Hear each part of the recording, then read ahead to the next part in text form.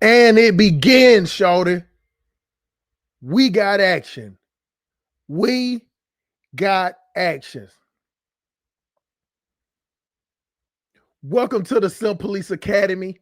I am Hustle Smart, aka Olga Adogu Pereira, aka High Value Tyrone, aka Olga Di Toto Kisa.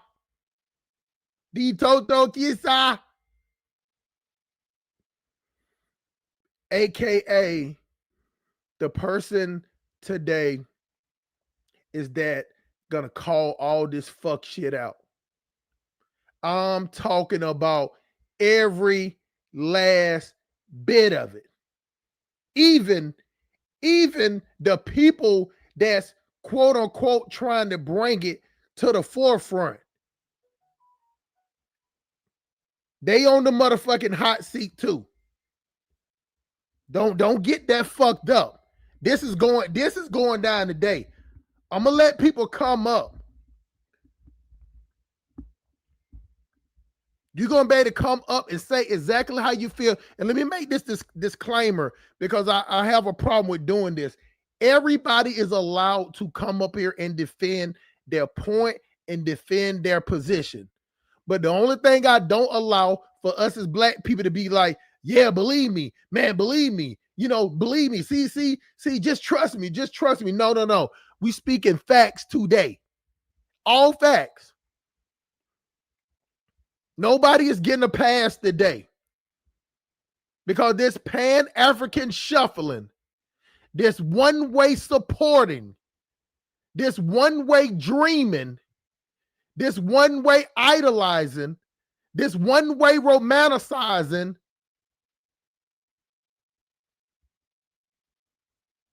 let me just put a disclaimer out first.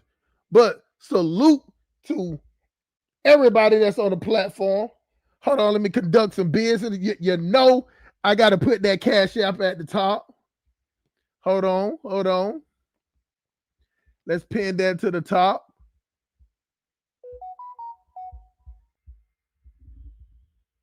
All right, let me turn this down. I thought all of this was silent.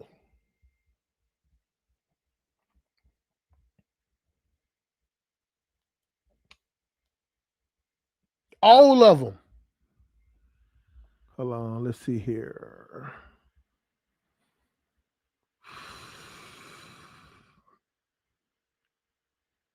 Now, the funny thing about this is,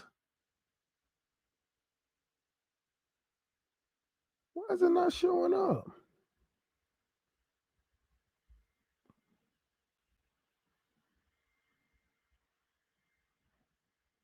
Okay, that is. Hold on, y'all. You can't post at the top until you go live, but it's gonna take 1 second, and there it is right here. Let's post that at the top, pin that mess at the top, and that's really it right there. That's all I need to do. That is all that I need to do. Shout out to Lewis in the building. Hey, Lewis, I must admit, if Lewis was one of the first people to talk about Ghana, and I was reluctant to talk about Ghana because I didn't like how Ghana was giving white people citizenship. I had a problem with that. But God damn it, I ain't got no problem with Ghana giving white people citizenship, and then dusty ass French speaking goddamn croissant and butter and jelly eating ass niggas over there in Burkina Faso is over there in don't get me wrong, it's a rebuilding country. It's rebuilding. But you ain't got to scam black Americans to goddamn help you out. You're gonna kick out the French. You're gonna keep their motherfucking language. You're going to keep they motherfucking baguettes. And then now you turn around and do the same thing that the white people did to you, to the people that, listen, we're going to get to it. We're going to get to it. Shout out to Collar Nation in the building, a.k.a. Collar Genesis, a.k.a. Thanos in the building. Drop the link, gas him up. He want the link already. Hold on, my fault. I ran it too late, bro. I'm finna drop it. Pause. And y'all see the Cash App at the top. I need y'all cash. I need y'all money. Support the platform. And you know what? I was watching O'Shea Duke Jackson channel. And then I don't know if maybe we just talked the same, but he kind of talked the same about when he asked for a donation, talked the same. But I need y'all niggas money. I'm starving out here in these ATL streets. You get what I'm saying? So, but anybody is allowed to come up on this channel and speak your piece and to say your spiel. Shout out to Gas 'em Up. Shout out to shout out, he said don't kiss the Toto. I have to, especially if she ran that Poom Poom Pandi Niger River. You get what I'm saying? Lake Victoria. She has to run the Poom Poom and soak it pon the Niger River, Lake Victoria. Those are her choices. E. Sosa. Learning all the Nigerian bad words. Hey, man, salute, man. Yo, hustle smart. What up, Dark Migo? Dark Migo, aren't you on Telegram? I don't know if he's on Telegram or not, caller. D in the building. Miss Leg Like Gray Leggings herself. Miss Fair Skin. Miss Goddamn can go and listen. Hey, y'all, we need to get Miss Didi to go into the Latino community and be a spy for us, because I think she can she can go past a taco and a burrito. You get what I'm saying? Put on a little taco stand, give her a little taco stand, and teach her a little Spanish on Rosetta Stone. She can get up in there. Shout out to Miss Didi, as always, in the building. You know what I'm saying? We got the OGs up in here. Straight up. Sosa, you know this conversation won't be leading nowhere. It's Ninja Dream. Hey, bro, I feel you. Mr. Sandman in the building, a.k.a. Philly Finest, a.k.a. Mr. All Philadelphia don't smell like piss, but 33% of it does. Shout out to my boy. Now, this is serious. This is serious. Shout out to Miss Didi, y'all. Y'all make sure y'all go over there. She got a channel. She put up little small stuff. But y'all shout out to my sis, man. She over there doing her thing, man. You know what I'm saying? But listen.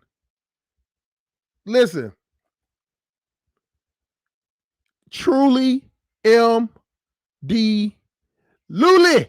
Shout out to you too, my brother. Lewis, don't make it too X-rated, bro. I got to worship the Most High still. Oh yeah. Hey, I'm going. I got some for y'all Most High niggas too. I got some for y'all Most High enablers too. You get what I'm saying? Believe me, it ain't the ones from Ghana. It's the Most High niggas from America. It's those niggas. It's your brethren from America, bro. You get what I'm saying? Left likes a God salute. Now, this is the thing, y'all. Y'all know that I prefer West Africa. You get what I'm saying? But I have to be on Lewis' side. Lewis kept telling me. Lewis kept telling me about Ghana. Man, you need to look at Ghana. Man, you need to pay attention to Ghana. You know what I'm saying? So I've been straying away from it because I saw Burkina Faso as a revolution. Now I wasn't jumping on the Traoré bandwagon or nothing like that. Shout out to Aubrey in the building also. You know what I'm saying? I wasn't jumping on the bandwagon of him or nothing, but you know, I say I like what the brother was doing. So, you know, a little while back, we was on Dinah's show and they had these like weird chicks. You know what I'm saying? I think her name was Woman.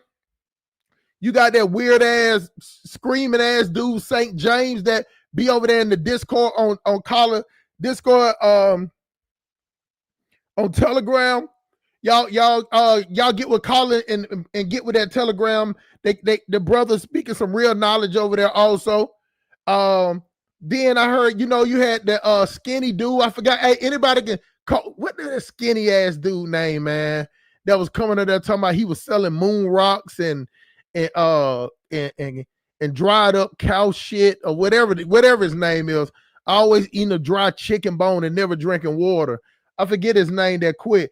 Oh, he was always on Dinah's show, and they was talking about the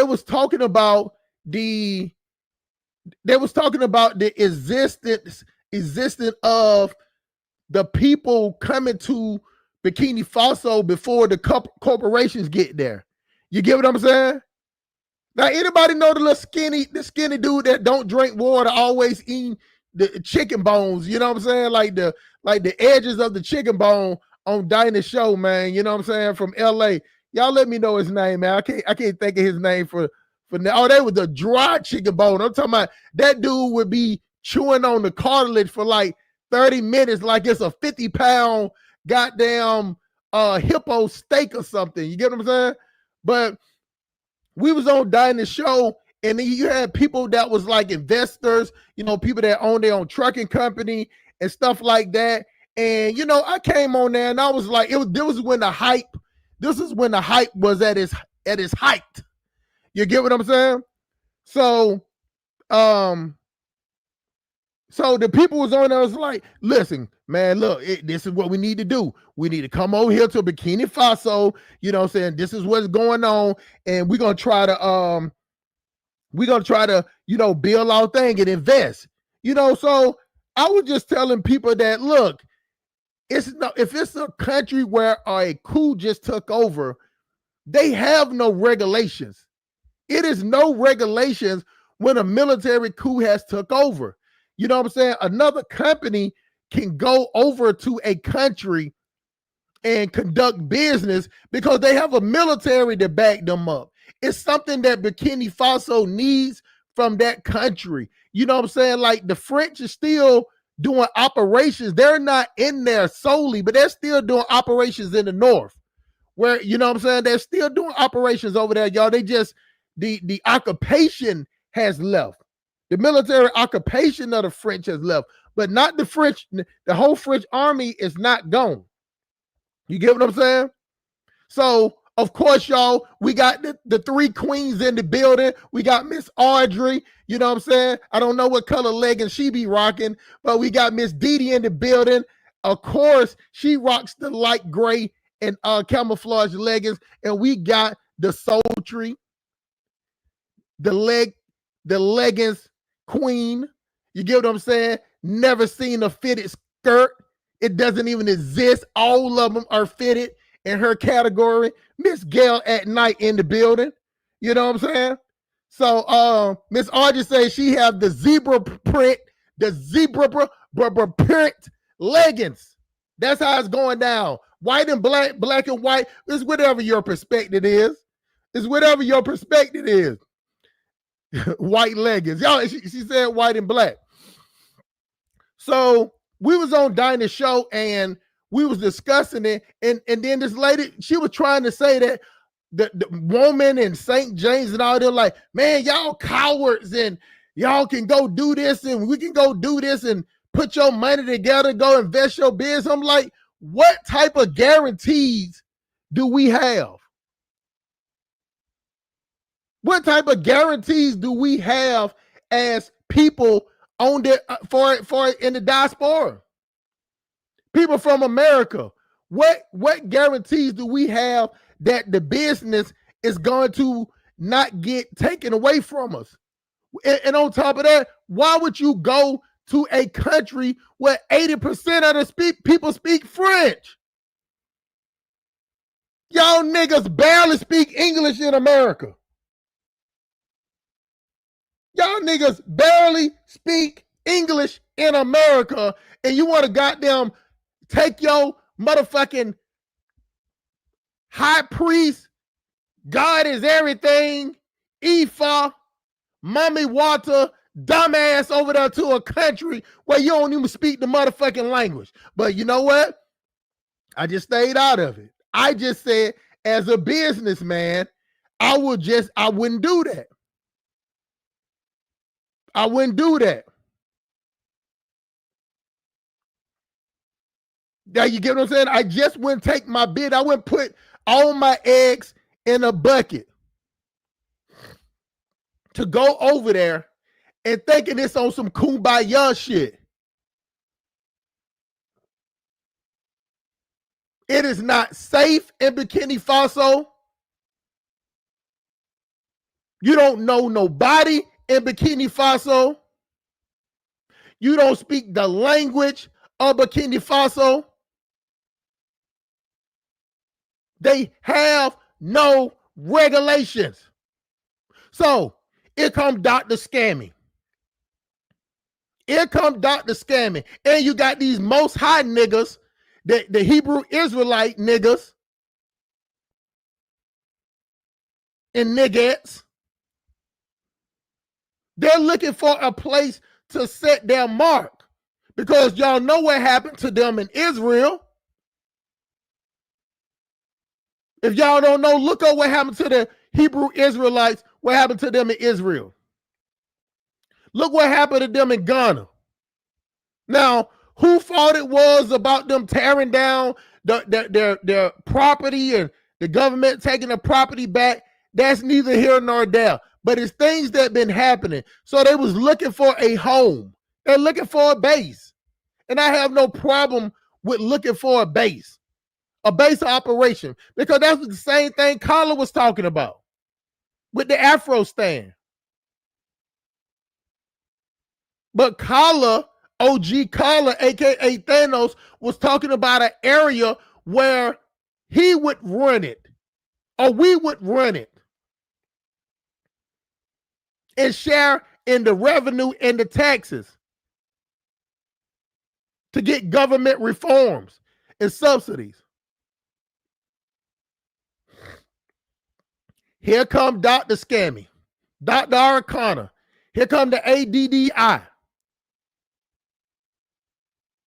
Yeah, she talking good for the brothers. She talking good. She always looking out for us and talking for us. Let me tell you something. You can talk good for black people and scam.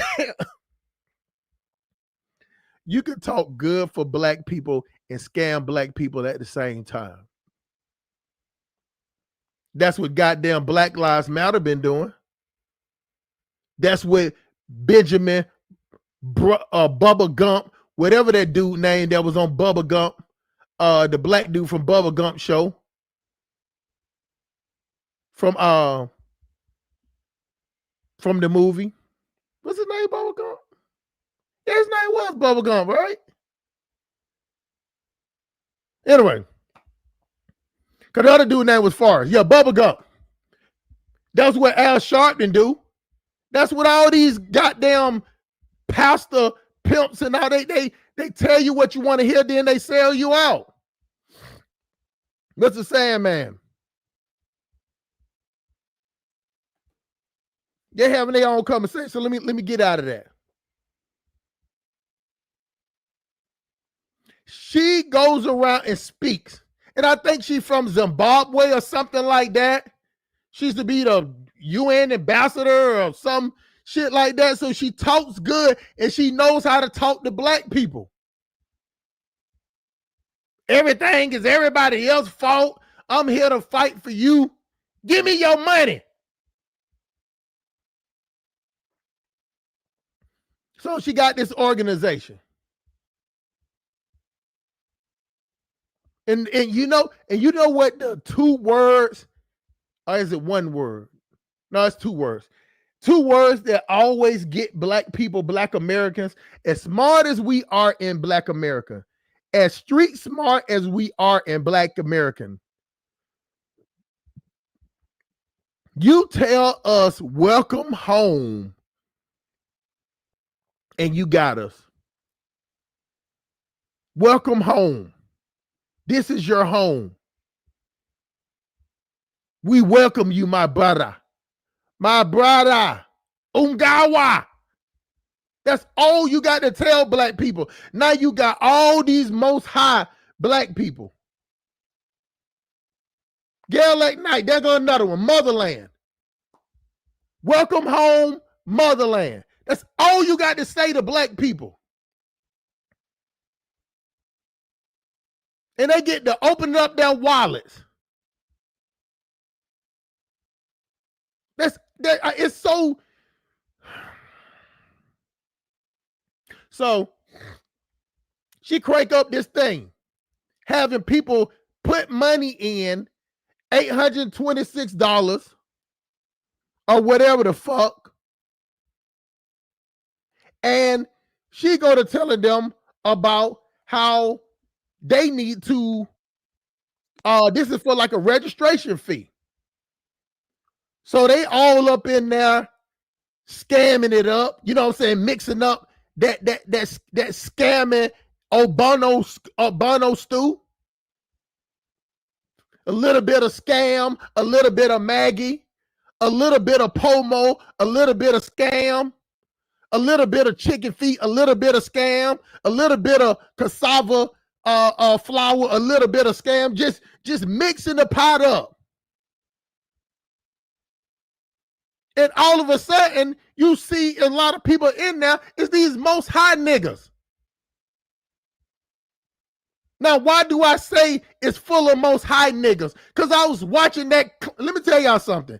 I know a lot of y'all like Go Black to Africa, but he's old fence hanging clown. I don't like fence hanging clowns. Don't want to call out people. So that's why you know they have an ulterior motive. And then how he talk. Now, don't get me wrong. He let them people, y'all go and watch the show. He let them people talk, but he didn't let them really talk. Because when you sit up here talking about people scamming the black community, you talking about people that's taking money from the black community. You don't let them get up there and start talking about you're going to get them 5 minutes. You're going to get them 5 minutes to talk about how they taking black people money? What type of shit is that? If OG Thanos is in the building and if Carla was on the platform and somebody was coming up and had information and facts about how another country, another organization was scamming black people, and Carla told them that he only going to get them 5 minutes, present facts, I would have something to say about Carla. But I know my OG don't act like that. Because as smart as Carla is, no matter if he's 100% against what you're saying, you bring Carla Genesis to 100% facts. And by logic, he had no choice but to listen because my brother is smart. So I heard that dude up there, and he was one of them most high niggas. Because every time they started talking, when he started talking, the little bald head Grace Jones chick started talking. They all started goddamn talking about praise to the most high. So how did goddamn Go Black to Africa just pull up a bunch of most high people? That's all the people that called in? The most high? How did they, nobody else end up on the show? So that just shows you as an operation, they was also on this idea of something that Dr. Scammy said about the government signed some type of declaration, some type of proclamation. And all y'all most high niggas so smart, why y'all didn't read shit? Why y'all didn't pray over it? Oh, it's because of that mango you ate. So you still getting punished by God. You get what I'm saying? You still getting punished by God for disobeying his commandments. So you deserve to get scammed. You deserve to get tricked over there. And then they start asking for $500 and they start asking for $500 to goddamn buy some motherfucking berets. some motherfucking scars. Y'all niggas want to go over to Burkina Faso and cosplay like y'all goddamn Traore, who got 18 motherfucking assassinations. That's the nigga you want to be like? That's the nigga you want to dress like? That's the nigga you want to hang out with?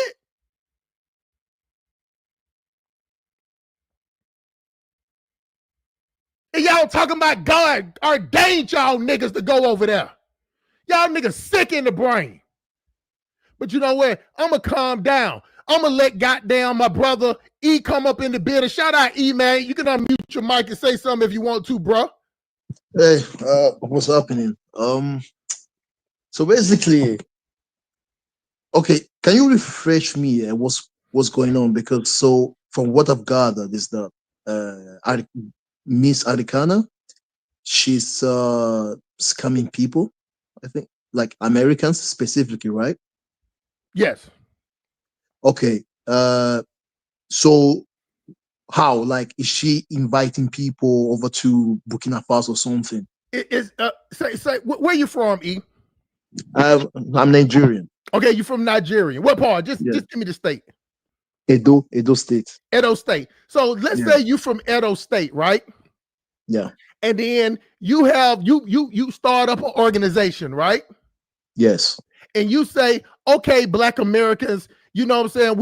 We know y'all was kidnapped and raped and took to America. You know what I'm saying?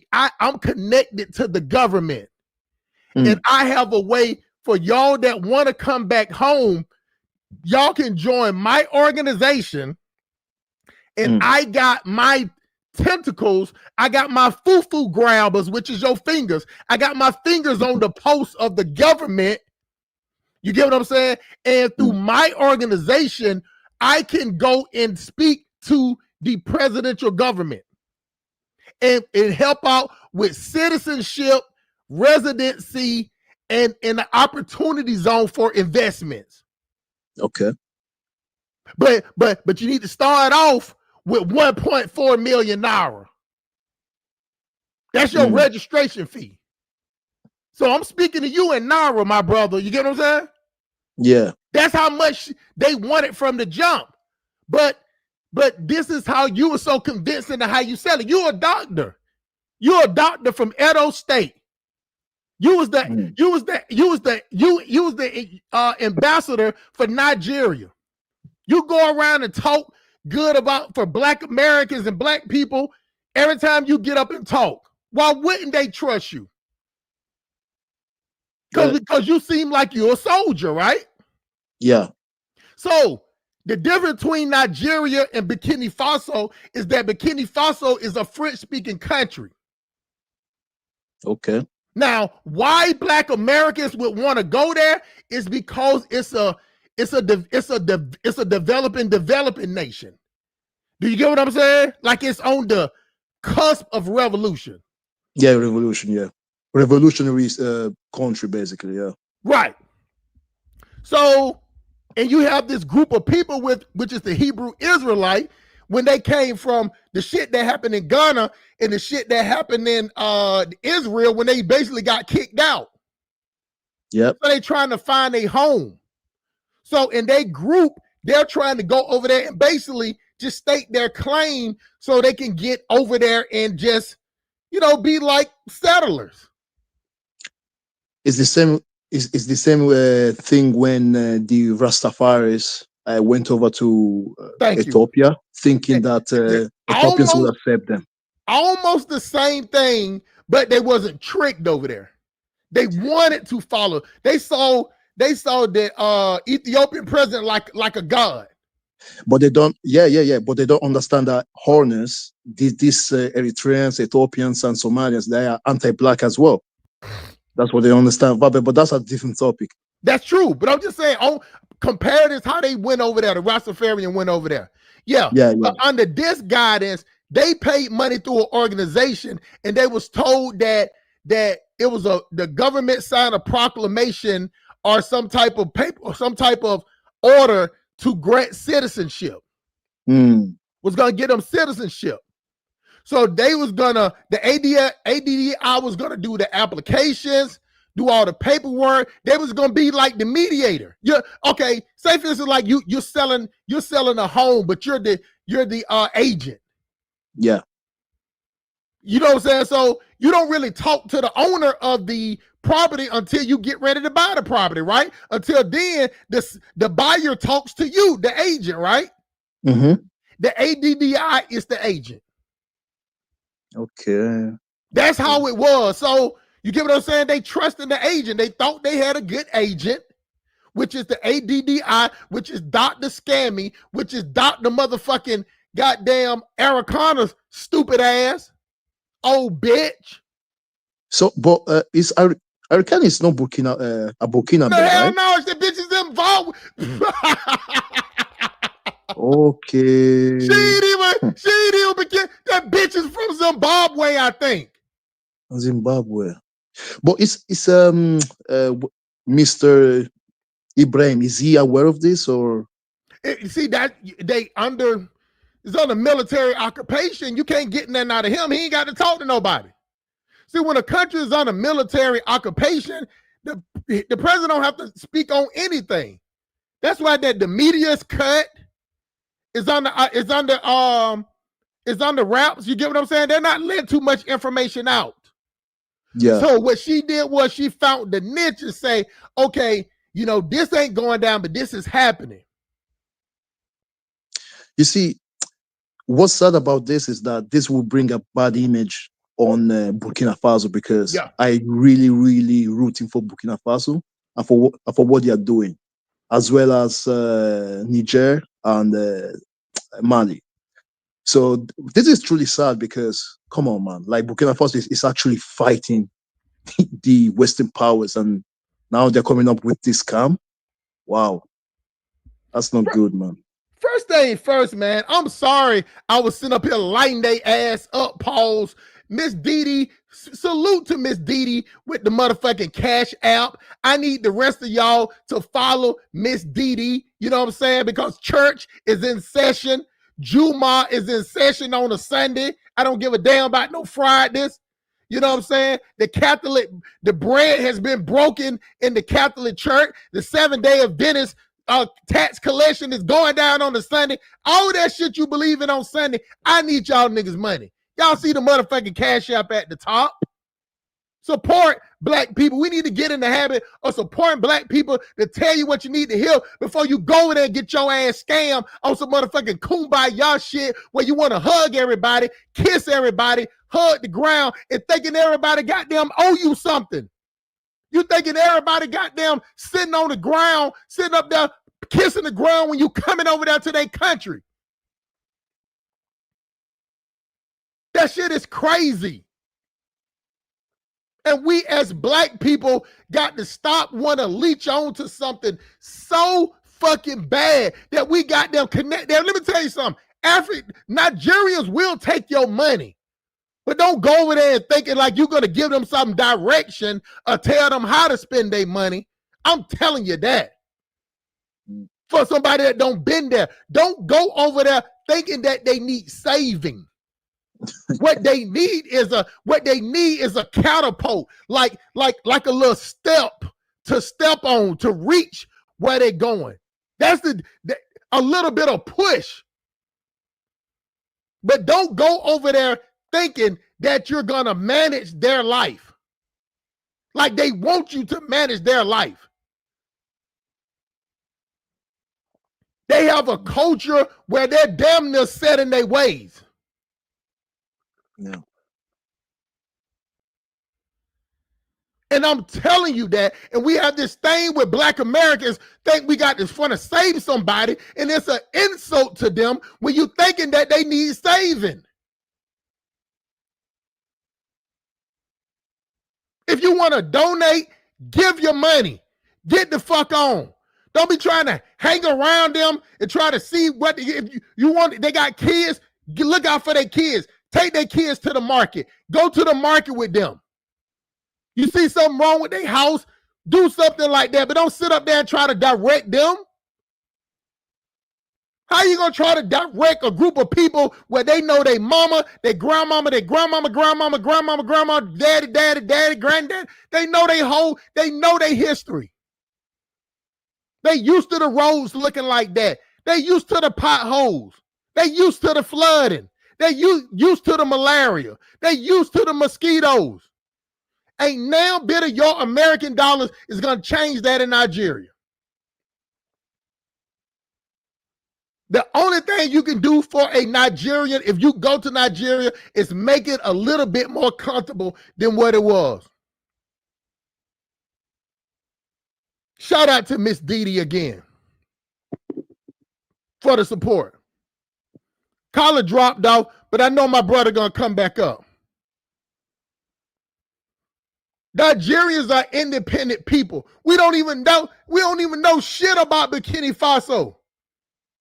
But for the ones that come on these platforms and make it seem like they got it all together in the Sahel. The fuck is that? The fuck is that? And then, and hold on, this is the fucked up part. This is the fucked up part. Then they get the money, start doing all these Zoom calls, and then start talking shit to y'all. Then start acting like y'all agents because y'all start complaining. Don't let niggas goddamn gaslight you like that. Telling you because you got an issue with a problem, then you're the problem. You're not gonna sit up there and let nobody just continuously take your money and not say nothing about it. And if you say something about it, then you're an agent. We throw these stupid words around because we complaining. And you want your money back. And they taking this money to buy some motherfucking costume. You motherfucking Halloween, Triare Halloween dumb niggas. Dumb ass fuck. Now, let's get with O'Shea. Let's get with Go Black. I don't like, because I watched the video that O'Shea did where he started talking shit and talking about he gonna start calling out shit. O'Shea, old face ass, don't been in Africa for 23,000 years. And just because somebody finally beat him out some money, now he want to start calling it out.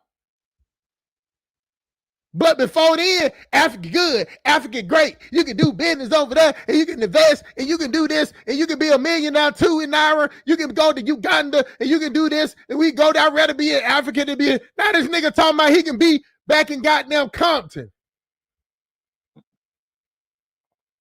In the hood.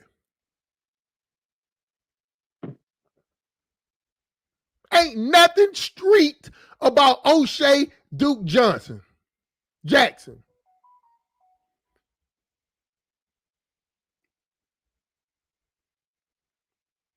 But he's one of those type of black people, which I don't have a lot against O'Shea. But I have some against black people wait until something happens to them before they goddamn start telling you the truth. Nothing ain't got to happen to Hustle Smart for him to start telling you the truth. You think I lost any goddamn money with that dumbass old ass bitch, Dr. Aracana? You think I gave one motherfucking regular ass dollar off the guy that I found in the street to the ADDI? You think I goddamn gave my email to sign up to the Most High niggas? I ain't lost nothing. But my people are lost as black people because we want to be attached to something. We want to leech on to something. And I'm telling y'all this. I'm telling y'all this from the bottom of my heart. I know the issue with black Americans. The number one issue with black Americans that Nigerians and the rest of them Africans over there, they know where they come from and we don't. With all the money that we have, with all of the cars, with all of the houses, with all of the bank accounts, with all the Gucci, Louis, Dolce Gabbana, Christian Dior, Creed, cologne, Chanel purse, Chanel perfume, we don't know where we come from. We got them buying DNA packs. We let motherfucking shoot needles up in there, taking our DNA, the cloners. They clone Tyrone ass niggas because we want to know. We really want to know. I Now, mean, if we was broke as fuck, we wouldn't care where we come from in Africa. But since we uppity Negroes now, you sit back. It's like when you're starving, you don't give a fuck about certain things. Then you get on your feet, you start worrying about small stuff. You want to know what part of Africa your people come from. You want to know what tribe you came from. You want to know what area you came from. We will never know. We will never know. And they know. All of them over there in Africa know. What tribe you from, my brother E? tribe, Edo tribe. What tribe is your mom from? Edo. Your mom and dad is Edo? Yeah. Now, go ask a black person that shit. They're going to start reading you some shit from one of these agencies that they don't send their blood to, to study. We don't know. Go ahead, my brother. I'm of the, also, my parents are from like Edo State, but I'm Benin, Benin City. Yes, sir. Have you been there? Yeah, that's where I'm from. But I was born in Europe actually, but I've been to Nigeria many times. I get you. Believe me, I don't have some fallouts with people from Benin City because I have a problem with Benin City too. I have a problem with Benin City because you would think that Benin City, for it used to be in the capital, it would be more developed than what it is. I went to Benin City and I went to Asaba. They was doing more building and construction in Asaba than they was in Benin City. I know. It's not as I don't know, man. Nigeria is just in a state of I don't even know what to say, man. It's in a state of flux. It makes no sense that, and let me tell y'all, let me give y'all an example. Asaba, Benin City is probably 5 times bigger, 6 times more populated than Asaba. Asaba is in Delta State. Benin City is in Edo State, right? South. And the smaller city is more developed than a city that used to be the capital. That shouldn't be like that. As Americans, that just doesn't make sense. I know. No. Like the situation Nigeria is right now, like we're not supposed to be this way. We're supposed to be at least at the level of I don't know, Singapore or something. I don't even know what to say, man. But the true change, you ain't gonna like the solution, man. To the solution, to Nigeria or for the whole Africa. You ain't gonna come through voting or peaceful protests. We all know what the actual solution is. What do you think gonna take that for it to happen? Oh, violent revolution. Violent. Let me tell you something. You speaking my language, because I tell everybody for drastic change to happen, it's going to be a lot of bloodshed. And for whatever reason, Nigerians are scared to die. They are scared to bleed. You know why? Because we've abandoned our spiritual belief. If like the Yorubas have Ifa, in Edo we still have like we do have this like Ifa thing because part of us are from Yoruba, but generally we've abandoned this Ifa. It might look animalistic to some people, but it actually isn't, because if you look at the other races of people, they do have their own quote unquote pagan belief. But what I'm saying is, okay, if you look at Haiti, the way they fought off the French, in the 1800s, do you know that they were performing voodoo rituals, before, even during the battles against the French? Do you know that? That's how they fought. Yeah, like that's how they won. They were performing ceremonials, rituals, and I mean, for a black nation to defeat a powerful, military like the French back then was unheard of. But guess what? They pulled it off. Because why? We were in touch with our spirituality. We were not docile like today. The thing is, like, we have a surplus of docile Negroes. That's the problem. You call it docile. I call it regression. Mm, Regressing, regressing. It's like your history of being a warrior is mm, now a history of being docile. Like, listen, let me very tell y'all sad. something. Ain't Nam African Nigerian is serious about revolution marching in some motherfucking flip flops. You going against armies with tactical gear, all this shit, and your ass out there hungry. No, I mean, it's no organization just marching with in motherfucking flip flops. Ain't nobody gonna take you fucking serious in no flip flop. What you gonna do? Sacrifice a chicken? You gonna run out there in front of the fucking army and sacrifice a chicken and goddamn and write an X with some goat blood or something in the streets? That spookism shit is dead, Nigerians.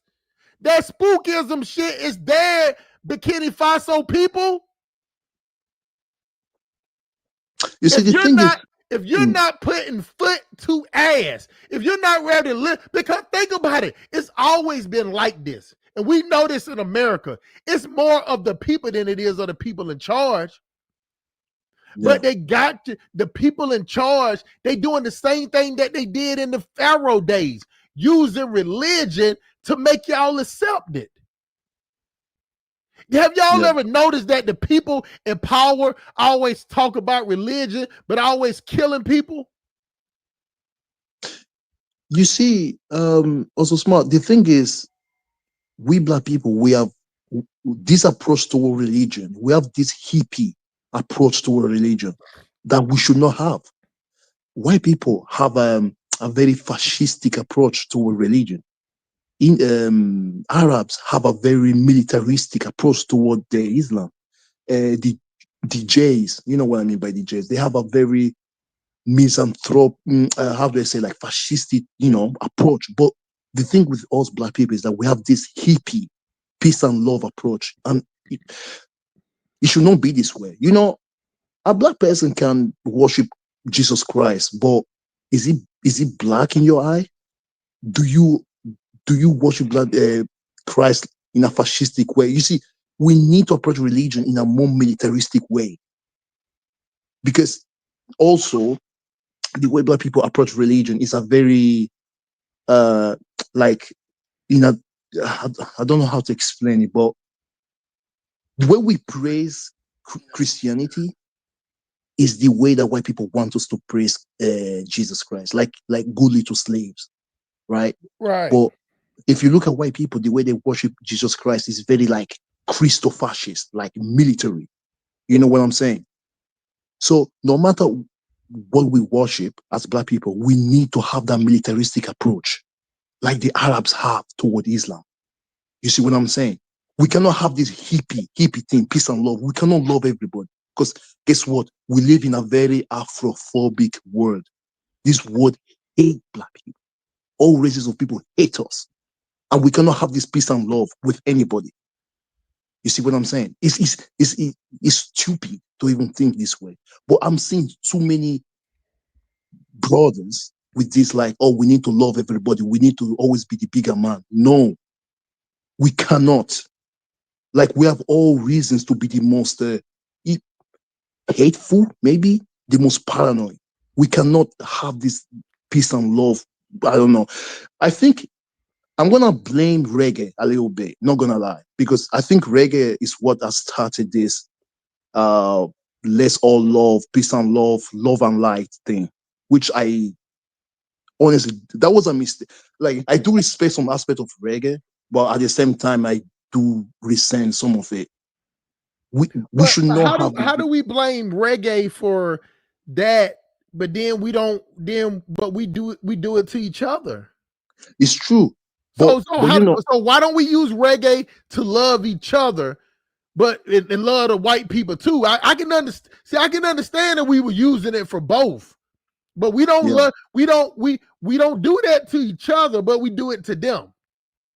No, my brother, the thing is, like I said, some aspect of reggae is very good, like loving each other, all black people, we should all be brothers and sisters, yeah. But the thing is, like, I think some black people, they have taken it in a more universal way. So now we have to love all races. No, that was not the message that maybe more some of these reggae artists wanted to, put across. Yeah, we should love our each other. We should love our black brothers and black sisters, but you should receive that hatred for other races. Because, my brother, what is happening? Okay, let me.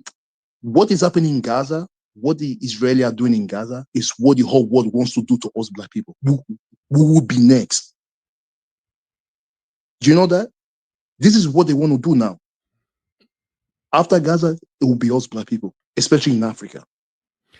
The reason why they wouldn't do it to Africans because I give you that they want to do it. The reason why they wouldn't do it because Mm, tell you the truth, white people can't stand the heat and the malaria unless they go over there and get rid of all the malaria and clean it up. White mm, people, the reason why white people made the slave quarters the way that they are because they knew that black people could deal with it. The reason yeah. why they picked black people to go out there in that hot ass sun and pick that cotton, do all that hard work because they couldn't do it. Yep. They had poor white people too. They could have went and got Chinese people, but they used black people because we could do it. And one thing about black people is almost like we deal with hardship better than any race of people for whatever reason. Yes. Somebody said it one day and they was like, oh, he's a coon and say they slave tough. Yeah, black people are slave tough. Slave talk, yeah. You can put black people in the most adverse conditions and we will thrive and survive. The only reason why black people we are today averaging 5'8" to 6 feet is because we're the best of the best slaves. No, I like I recognize, like, I acknowledge that black Americans are very, when it comes to like the black tribe, black Americans are very special because they were built into the struggle. I understand, yeah, I know. It's true, it's true. No, I appreciate what black Americans have contributed to the black race, really. We ain't contributed shit. Our goddamn contribution came from goddamn redneck white people. It's whatever white we fought. We fought. Sat at white countertops, got our ass whooped, got our ass beat. So some racist white people in the back can spit in our food and piss in it and serve it to her and be close to white people. No. I mean, the I've do you know that I've learned African history through you people, through you black American. Oh There yeah, was yeah. this No, I get that. I get that. We're definitely more adverse in the history because I talk to Africans all the time. They have yeah, we can tell them more about their history than they can. You get what I'm saying? Like you can talk to an African, a person from Nigeria, and I can mm, name a country that's in South next to South Africa, and they can't mm. name an average Nigerian can't even name me 6 countries in Africa. Yeah. But again, at the same time, it's like, I mean, look at our condition. It's not the best, isn't it? It's not the But best. it's designed to be that way. Think about it like this: you're in Europe right now, right? Yeah, So have you ever went to a junkyard where they sell old cars and old car parts? yeah, sure. Okay, that it's no different between Nigeria and a junkyard, and let me explain why.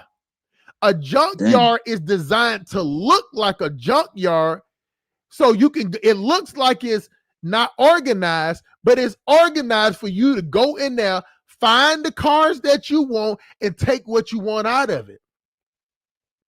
If it was a perfectly paved, cemented everywhere, it wouldn't look the way it looked. It wouldn't be designed like that.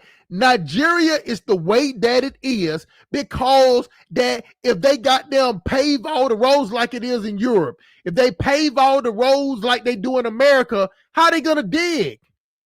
How they gonna grab the resources? Africa Exactly. resources are in the ground. Yeah. So why would they build concrete to dig in the ground? Yeah. It will be too conservative for them to extract the minerals. Yeah. It will be too close. Yeah. Shout out to the big dog in the building over there eating zebra meat and goddamn zebra with fufu. Dinah's a mirror in the building. Make sure y'all go over there and support my brother's platform. And don't forget Audrey Kimmy. She said last week that you was easy on the eyes. Pause. I just got to relay the message. What up, shawty? What's going on? Yeah, they say my boy over there eats zebra burgers with Maggi seasoning and spicy dip, Dijon onion mustard sauce, and it will change your life. I tell any of y'all, before y'all get caught up in one of these scams and one of these schemes, go to a verified, government verified promoter. Well, is it promoter? Hold on for a second. Go to a tour promoter, spend that money, go over there with Dynas or whoever you want to go with. I prefer Dynas because we know him. Go over there and see how it is yourself before you go over there and get scammed, and then you come back with these sob stories because you're trying to spend a couple of extra dollars. You're trying to save a couple of extra dollars. Go over there and learn how they act. Go over there and learn the different tribes. Go over there and see how they operate. Go over there and let them walk you. Somebody that walk you through the visa process, going through the airport, showing you how you have to go from hotel to get on. If you don't have a bus, that you got to get on a keke, then get on the moto. You have some of those places only drop you after the junction. Y'all don't understand how it works in Nigeria. Do not let none of these clowns trick you to go over there by yourself if you don't have a handler. Don't go by yourself, man. Don't go by yourself. Now, me, I am a street nigga. I go anywhere by myself. But believe me, I already done did the research. I've been studying. I'm studying like a CIA agent. That's how I'm studying it. I'm different like that. You get what I'm saying? Shout out to Lewis in the building, and I stand on this. I stand on this again. Lewis was right about black people need to pay more attention to Ghana. I'm going to say it one more time. We need to pay more attention to Ghana. It is less bullshit going on in there. And go ahead, Lewis. Go ahead, Lewis. Oh, you said 1 minute? All right, Lewis said 1 minute. I mean, is it not the best way for somebody that want to visit one of these African countries to actually befriend a guy or, I don't know, a woman, wherever, in the country where you are in right now, and then from there you can ask her, oh, can you maybe one day take me there, take me to your country so we can, for a visit? Like, is it not best to befriend? I don't know. Like, you know what I'm saying? I get it. Shout out to my girl, Edith, the dancing chief. What's the zebra burger? Hey, Akata girl. Shut your ass up. If you want to ask what a zebra burger is, what the fuck is pomo? What the fuck is pomo? All right. Hey, hold on. Let add this question. Are you Hustle Smart on PayPal? I can't find at 540. Yeah, it's Hustle Smart. But that's what I'm looking at right now, Miss. Yeah, it said Hustle Smart at 540. Let me see what I got. My PayPal is Hustle Smart at 54 the dub. That's what it is. I'm looking right at it right now. So yes, Hustle Smart. Just send it to Hustle Smart. That should be what it is. Send a request. Let's see.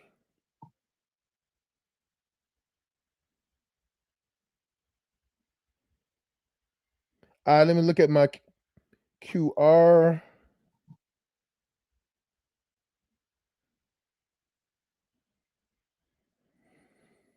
Mm-hmm. Is this still your primary address? Let's see.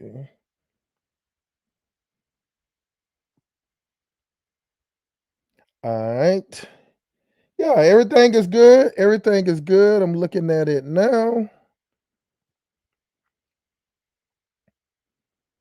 Yep, it says Hustle Smart. Scan to pay Hustle Smart.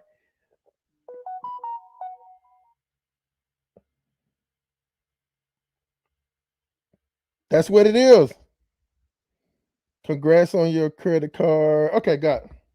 All right, they just updated my credit card. My Nigerian trick off card is now at 35K. So that's about 45. It's about 50 million naira now, y'all.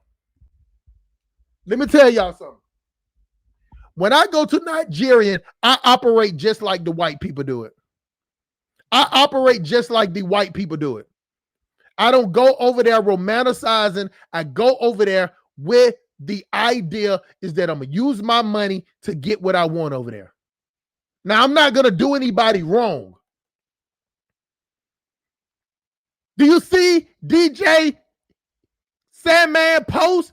Zebra meat makes you strong like lion, like grass cutter. You can chase grass cutter on over the bush. On over the bush. Let me tell you something, E man. Mm. I think that unless not it's nothing is gonna change in Nigeria because even though the people won't change, the people are so religious that they think is that their hardship is gonna excuse the bad dealings of the government is because they believe in God and they put everything in God's hands. So they go out and work hard, and they have this work till you can't work no more mentality. But the only thing different is when they can't work no more, they put all that stress and strain on their kids. Yeah. Like my child don't have to worry about is they gonna take care of their father. They got to send money to their father. In America, it doesn't work that way. But the pressure is on you to take care of your family in Nigeria, your elder Well, family, unless you come from a rich family. you see, man, as for me as a Nigerian guy, yeah, I have a whole my so you can say that I'm a kind of I have like this very radical view on how to change Nigeria. It's very kind of radical. So obviously, not many people will appreciate what Nigeria, like my views on Nigeria. But in my opinion, man, a violent revolution is just needed. Many people need to be discarded physically. But Give me a I must stop number. you Give right me a there. number. What you think? Give me your number. How many people need to die for Nigerians wake up? How many think? Give me just a ballpark number. We're talking about in the millions. Go ahead. Give a number. How many Uh, millions? half, at least half, 100 million. I don't care. I've said it. You know It's what? very I'm glad that he said 100 million. I was gonna say 50. I said 50 million only because I'm not there, and I don't want to sound like it's genocide. But for a person see, it's just like in the black community. See, in the black community, I think 85% of black people are useless. Yeah. So I'm even worse than you with black Americans. You're half. You're 50-50, right? You're 50%, right? Yeah. I'm 85% with black Americans need to go. Are useless, are cancer. And if you don't cut the cancer, the rest of the body gonna die. And that's what's happening to Nigeria. That's how I think. Yeah. I think like you, but for so many, my views will be too extreme, but it's literally not extreme because that's how Western, like that's how China, that's how Italy, that's how America, that's how the UK did it before. We need to be cut through with it. We need to be just boom. That's how things are. That's how things are gonna be. We cannot use sentimentalism. There's a lot of people that are just destroying the country. And there's a lot of people that are just useless. All too many old bunch of fools in Nigeria. Too many just. It's the old people that I have more beef with. You know that in Nigeria, the old people. Right. These people that we have to always show respect, no matter what. Like, do you know how much they fucked our generation? Yeah, and the so-called old people that we need to always pay respect to. I have so much mutual hatred for them, man. Because I've been to Nigeria. I lived in Nigeria for a while, and damn, there's so much shit to change, man. So much, man. It's just it's cooked, man. It's cooked. I don't. Oh, I have so much resentment for here again. Let me drop the link in here again. But see, let me tell y'all something. I appreciate guys like E jumping up here from Nigeria. They have family in Nigeria, regardless of where he at or where he live at. It's because of they have that more connection to it. I'm looking from the outside looking in, and y'all can say he's looking for an outside. No, he's not, because he got more of a feel of the temperature of the country than I do. I just go over there and make my assessment real fast. I'm real good at that. I'm real good at going to these countries, making a bad assessment. That's why I'm so mad at these most high niggas. And I'm mad with dudes like O'Shea Jackson that sit up there waiting until somebody do him wrong before he call out people. I'm mad at goddamn Go Black to Africa that sit up there and talk about, well, I did an interview with her once and I don't know if they scamming. What are you talking about? Those people came up on your platform and said, got video proof saying that she said that they signed the president signed the proclamation saying that they was going to give them citizenship. It is somebody in the chat came on anonymously and said that they're gonna goddamn not gonna give citizenship.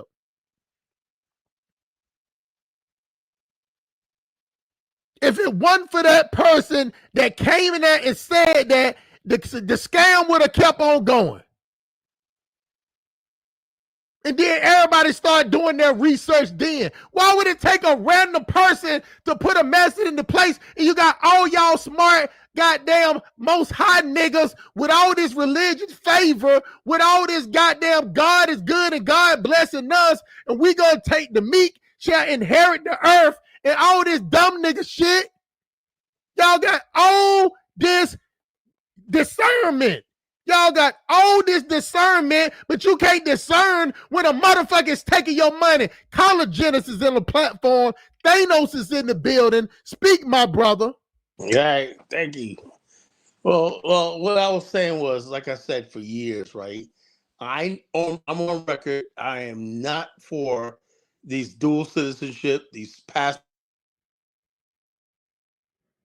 Kala got that Liberian MT. Talk about you went in and out. Start over, Kala. You went in and out. Okay. First of all, when you talk about a citizenship in another country, you know what the duty of a citizen is? One of the citizens is paying taxes, you know? In Rwanda, right? If you have a citizen, do you know they have a national cleanup day? Whether you like it or not, you got to get up there and start cleaning, picking up trash and roadside, participating and volunteering. That's like a duty. Every citizen has a duty in these countries, you know? Military thing, relief efforts. All those things are duties of a civic duties of a citizen. That's not really enforced in America. So what you got these semi-bougie Negroes going over there to my, oh, I got a citizenship, I got a passport, and they're not contributing anything to the burden of a citizen is the people on the ground, right? So when you talk about citizenship, are you going to do the same thing that the Burkinabes are doing, you know, the Ghanaians are doing, you know, the Rwandans are doing. That's what they call themselves, the Bakanis? Burkinabe, they call them Burkinabes. Burkinabes? Yeah, that's a They Burkinabe. should Burkina kick them right Faso. in their fucking ass, caller. I ain't never heard that shit before, bro, to the day. Yeah, but that's what they call themselves. That's what St. James called it. Burkinabe. I always hear him talking about the Sahelis. The Sahels. It takes out. I did a show. I was on Afro Dumbasses show yesterday. I tore them to pieces on the show because one thing I won't do, and like I said, I was angry, was the fact that these people that got scammed, a lot of them feel sorry for them. I'm still not going to mock them. Why? Because I do think they're making an honest attempt, right? I know my people. A lot of them make an honest attempt because they really do believe in these scam countries that welcome, like you said, welcome home, the motherland, right? Or when somebody calls himself a doctor. Those three things. All you have to do is call. If you said my name is Dr. Hustle Smart, man, your listenership will go through the roof.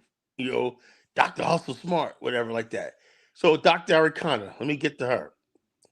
Now, years ago, as I recall, she was basically she got prominent by defending the white farmers in in Zimbabwe. Even though she's from Zimbabwe, she says, yeah, if the blacks own the get the land back, they should only get paid for what the land is, not the added value of the farms that the whites put there. The whites should be compensated for the added value, which makes sense and everything like that. But let the white people make that case, you know? Why are you as a black woman? And then she turns around and she becomes this Pan-African crusader. Something wasn't adding up.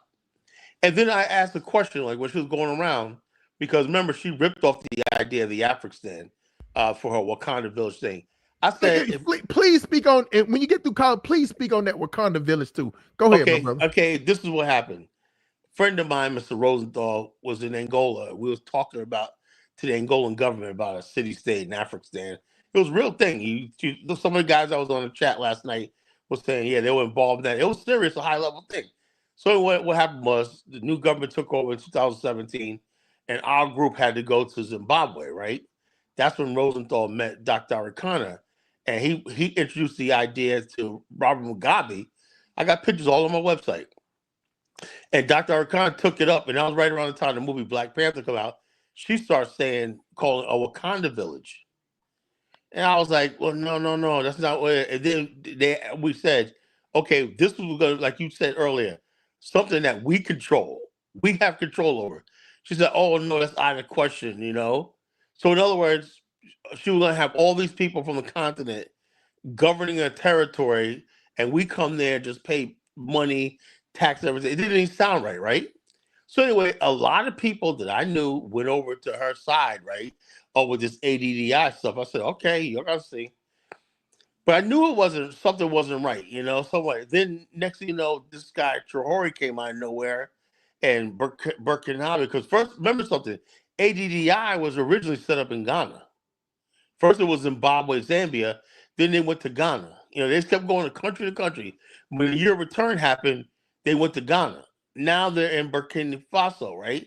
And there was people basically saying, in the ADI saying that they have an agreement with Traore and they want the diaspora and stuff like that. Now, here was like you said earlier, like the brokers. In my I do for a living, I'm a broker for insurance and finance. Like you're not allowed to bait and switch. So in other words, basically, you went to Traore, you convinced them that you have all these African Americans, and because she was in different universities, Fish University and all that. That he said, Troy said, "Oh wow, you got these African Americans that like, but those people are not coming to Burkina Faso." Can we agree on that?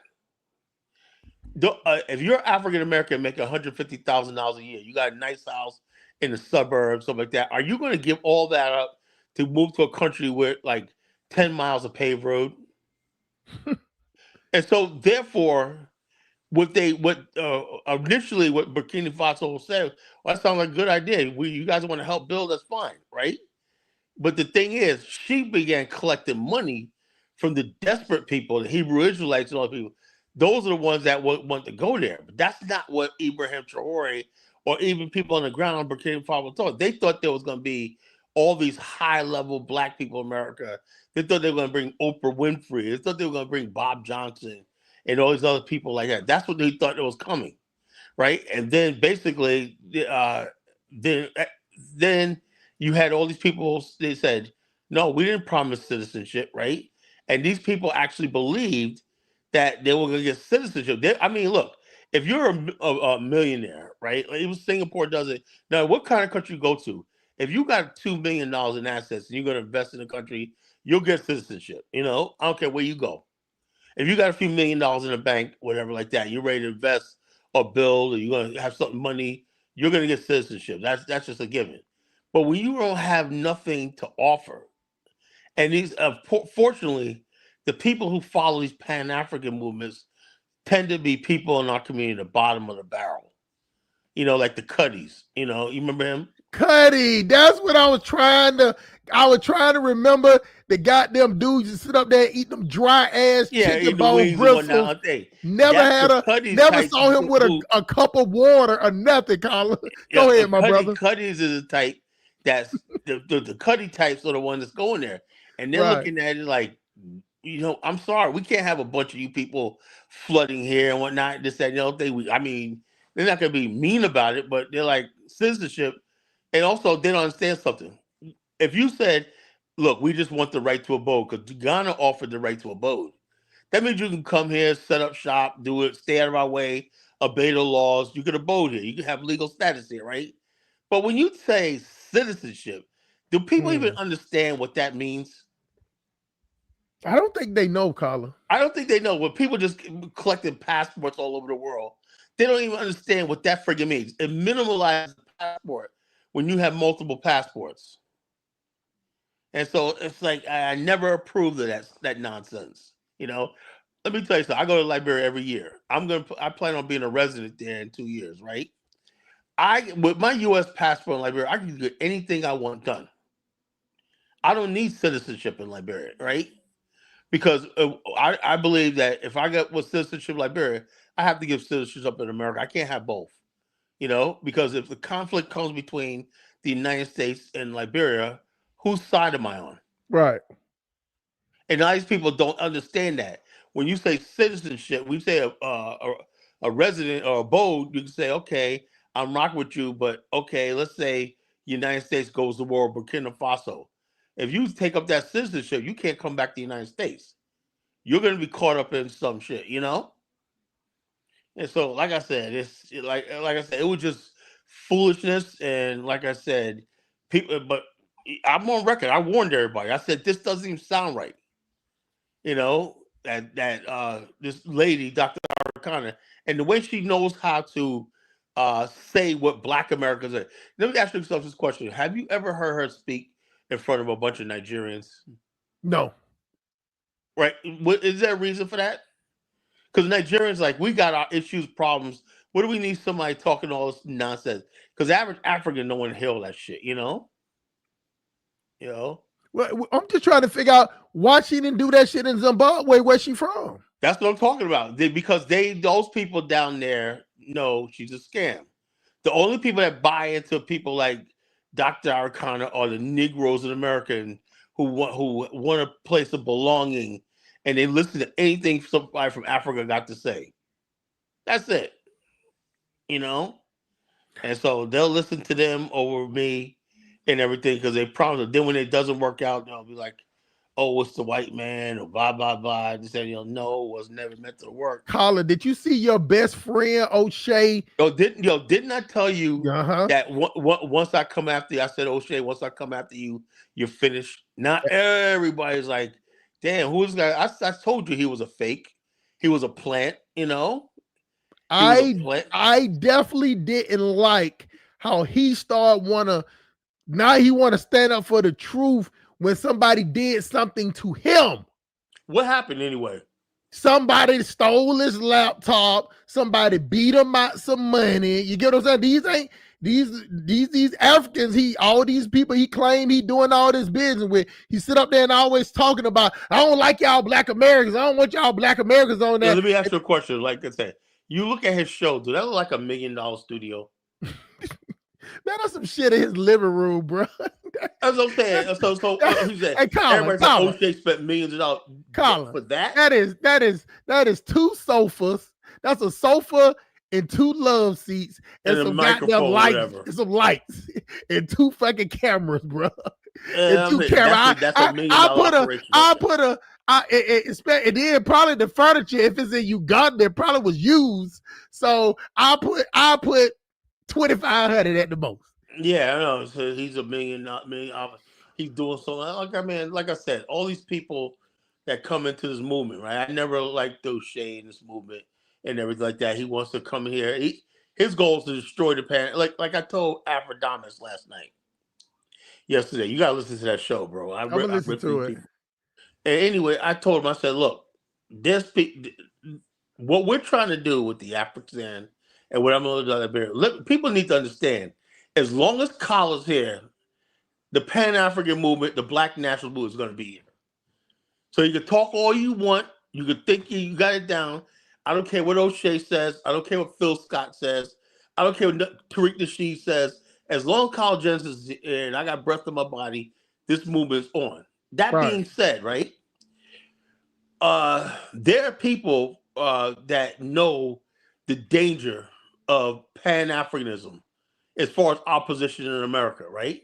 America does not like this, Malcolm X once said America does not want the Black man even looking across the border. They don't even like, I bet you any amount of money, you and me, because we travel to Africa, is on some watch list. I know it. They don't like us talking about anything outside of America. Now, if you want to be Tariq Nasheed, talk about domestic stuff and stupid stuff, yeah, you could do that all day and all night. But when you start talking about going to another country, foreign interests, and having foreign interests and stuff like that, the United States takes alert. You got large numbers of Black people in America, like me, who support Ibrahim Traore. I support that young brother. I don't give a damn what nobody say. I support him. Now, I know that I'm not a Burkinabe. I understand that. But when a young man like that says that I'm cutting the French off, the British off, and I'm going to build for my country, I have a duty to support that brother as a Pan-Africanist, as a Black nationalist. See, the whole thing is America looks at situation. I'll never forget this, right? I don't know if you guys probably remember. There was a man that was in the Black Panther Party, original Black Panther Party, out of the Bronx called Ben Wahad Daruba. You ever heard of him? No. Okay, he's the one. He confronted Malik Zulu Shabazz at an event, right? And Malik Zulu Shabazz, new Black Panther Party, because he didn't like the new Black Panther Party, right? He went down there and confronted him, right? And some of Malik Zulu Shabazz goons, young goons, jumped him. Now, he's an elder. He's in his 70s, right? They jumped him.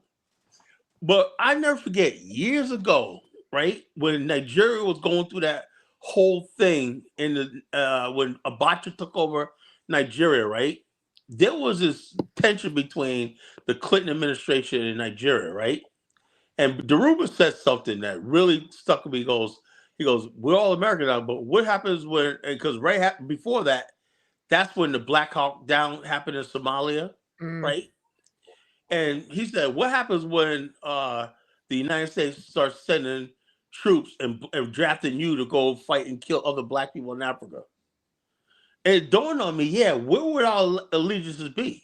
If someone said, something, we're going to Ghana and we're just gonna kill MAME and stuff like that, you know, and you're a United States Marine Army. Where's your allegiance lie, you know? Right. So the bottom line is this: there's a concerted effort to divide black people in America from black people in Africa. I'm not talking about divide. So I'm talking about to the point where you see now with Tariq and them that these people are capable of killing Africans or looking the other way or wishing genocide on their mother continent. That's what you at right now. So I told Afro Dumbass, right? This is what I'm up against. While you sit talking stuff and whatnot, they're blacks. They're blacks. you're talking stuff. They're training black people in America to be desensitized because a day is going to come where they're coming to Africa. The white man is coming, you know, and they want us to sit back and be quiet and be like, "Oh no, those aren't our people. Those aren't our people." And when that happens, and whatnot, Africa's finished. The only thing keeping Africa safe is the large numbers of black people in America, and Africans don't even understand that. That's why they're pushing this ADOS FBA thing so hard, you know. And so when you got people like O'Shea causing division, Afro Dumbass causing division, I'm gonna attack that shit, you know. With that, let me yield for a minute. Let my good brother Lewis, he got something to. Hello there. Can Oh you my hear me? God, man! The How are fun you, never brother? ends, man. How are you, brother? All right, I'm doing all right, bro. Good, excellent. So I had some technical difficulties because I'm coming on my laptop and I'm used to doing it on my And you coming through like low and Is it like low? a little Yeah, muzzle. you're usually outside on your phone, man, outside and whatnot, you know. Okay, because I'm on my laptop at the moment. You don't have a yeah, you need like a like, cause I'm using my laptop, but you got to have a mic for your laptop. Oh, I see. So you can't hear me at all. I can hear you. Just talk a little louder. Talk a little louder. Oh, okay. Can you hear me now? Come a little closer. Okay, can you hear me now? Yeah, it's just you just real low. Isn't he low, caller? Oh, he sound good to you. E, can you hear me? Yes, I can. Is Lewis coming through low or he coming through regular? Can you hear me? I hear him. I hear him. I hear everybody good. Turn that low. Speaking to the mic. Okay. Low. It's low. I can hear it though. I can't go. It's 12 in the night here in England, so I can't go. Okay, got you. Neighbors yet. Why you ain't using your cell phone? No, I'm having a problem logging in. I don't know if I have done some settings in there that's not right. But normally my cell phone it comes through perfectly. But today, yeah. Well, I'm go having a ahead. problem with it. Well, go ahead and go through. And while you talking, try it with your cell phone now. Try it on your cell phone while you're using the laptop. No, I've been trying, bro. It's telling me to reset all my StreamYard stuff, and it's just taking forever. Okay, got you. Go ahead. Yeah, so don't worry, I'll work it out eventually. This is my old laptop, so you have to excuse me. Oh man, you using old? See, you just like a old country rural village boy from Nigeria using old ass. Hey, you know I got my 80s top on, so you know that's. I see right? You got the feel on, man. Real 1980. Go ahead, my brother. Yeah. Oh, listen, I love your streaming. At the moment, Carla, you stop streaming. I don't hear from you. Oh, I'm taking a break for that. I got business, man. I have a business that I gotta run, man. Hold on. Let me interject this. I'm not gonna say Carla has always been the hustle smart whisperer and explaining things. And what happened on Carla's show is that he allowed so many contrarian zones to the point that he was having to fight 12 people at the same time. So you get what I'm saying? When you're doing that, it's gonna bring your temperature up. You get what I'm saying? And my brother's passionate about what he's saying. So therefore, it makes him it makes his voice go up and make his blood pressure go up. But see, on this channel, he can be cool, calm, and collected because if anybody say something to Carla, they're gonna go directly through me. I couldn't run his channel. He had to run his channel the way he wanted to run it. But on this channel, Carla is my OG. So if you got a problem with Carla, I'm gonna handle it first to the point where he can talk without being interrupted. Because I'm not gonna mute you. I'm gonna straight up talk you down because it's some fuck nigga shit to not let your elder speak when your elder is speaking facts. Now, if you got some dissenting to say to your elder, then you question him on that. But you don't sit up there and nitpick every fucking word he say. That damn show ain't gonna happen over here. So my brother gonna be adjusted. He gonna be over here like a fat baba in the goddamn village with 30 goddamn wood and tooth necklace around his neck, chilling with a bunch of that because, like I said, if people look, this could have been avoided. Also could avoid because I was basically saying, I said for a fact of the matter, if black people are serious about Africa, right, then we have to move towards some sort of self-government. Africa's Traore has his priorities is people. Ghana's priorities their people. You know, Nigerian problems they got their own issues and whatnot. We cannot go to Africa and burden these people with our problems. You know, my fault, Colin. I did interrupt Lewis, man. Let me go ahead and let Lewis go. Go ahead, Lewis. No, that's all right. One thing I love, and you know, but listen. Once I meet a brother, he's a brother. If I respect him, the length of time he's been in the game, no matter what happens, I'm not gonna say you can tell a true brother intention by listening to him. And I've listened to Carla long enough to know that he's passionate about Africa. And what he doesn't want people to do, take advantage of Africa. You understand? So as an elder that's been in the game that length of time, you've got to respect. So even though we will fall out this and that, but he's my man. You understand? So with the length of time that you put into the game, don't let nobody come in and try and push you off or this and that. It's your show, you run it the way you want to run it. You're in charge. Yeah. So don't let nobody put you off. You've been in the game too long to let everybody come Lewis, so what do you think about the topic? The topic's a good one. I haven't really been paying that much attention on YouTube recently. There's so much rubbish going on YouTube space where black people are concerned that oftentimes you have to let some of this stuff pass you by.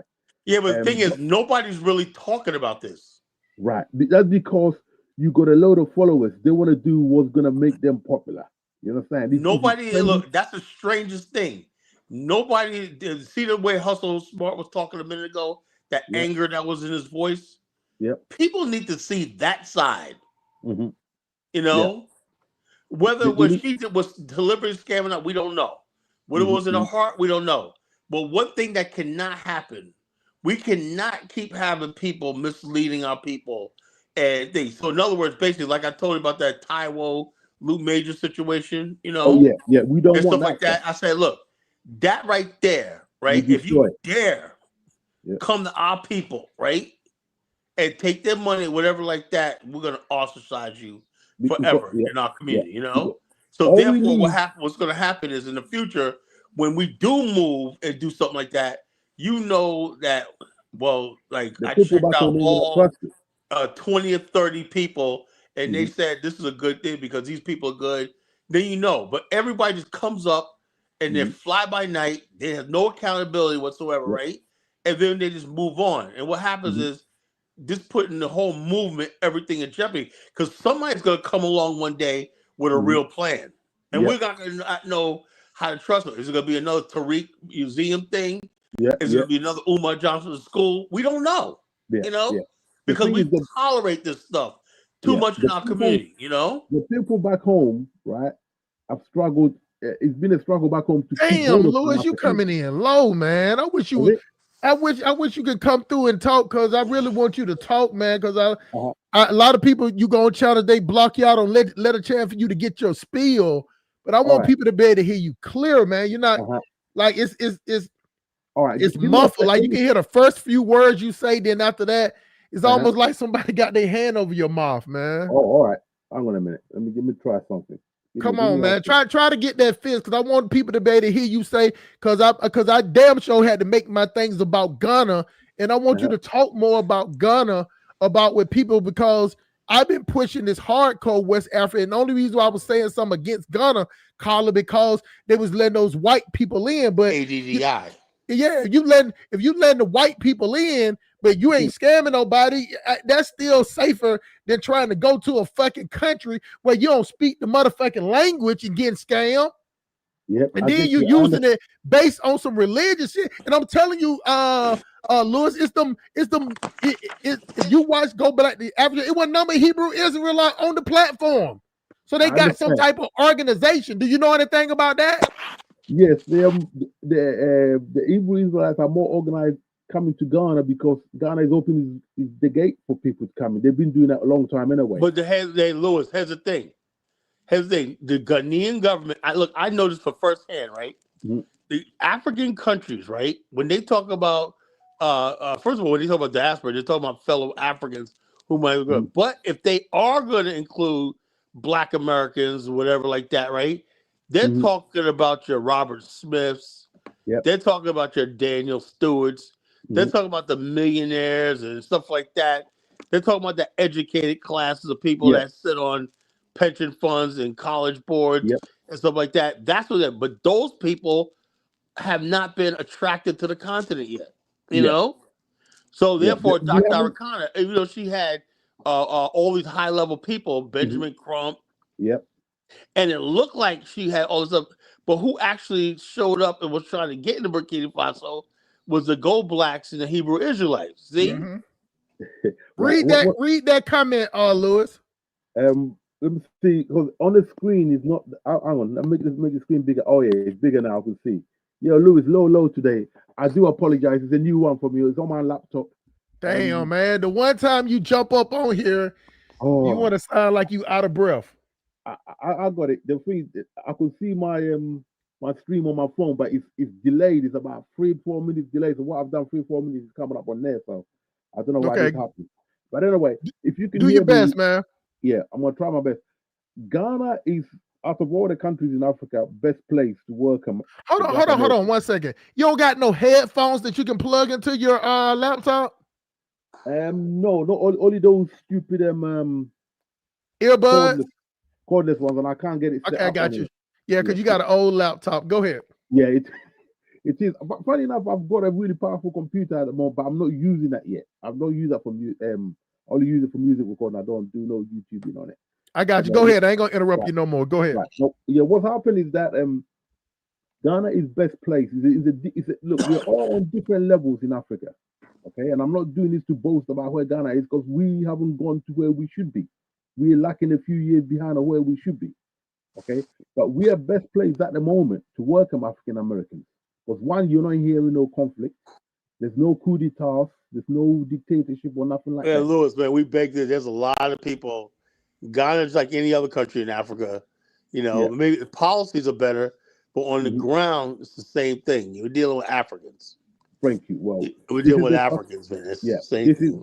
that's it. But don't This is you Africans the have think the government tribalisms and don't you land don't you issues. think the government is willing to, if you go, they got the policy set up to the point, Colin, that if you go through these certain things that you can get citizenship, like even though Well, if I would say like this. I would say like this.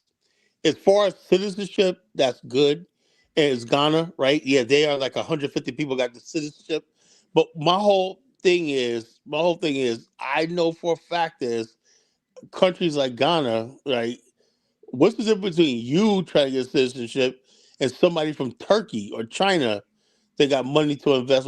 They're looking out for what's going to be best for their country, and right. rightfully so. Black people go in there on some emotional things, saying, "I want citizenship because that's where I come from," and all that Yeah. stuff like No, that. that's but not gonna. Colin, hold on 1 second, Lewis. But is Mhm. that Ghana fault that black people come over there being Well, emotional I and think, look, I would say, romanticizing?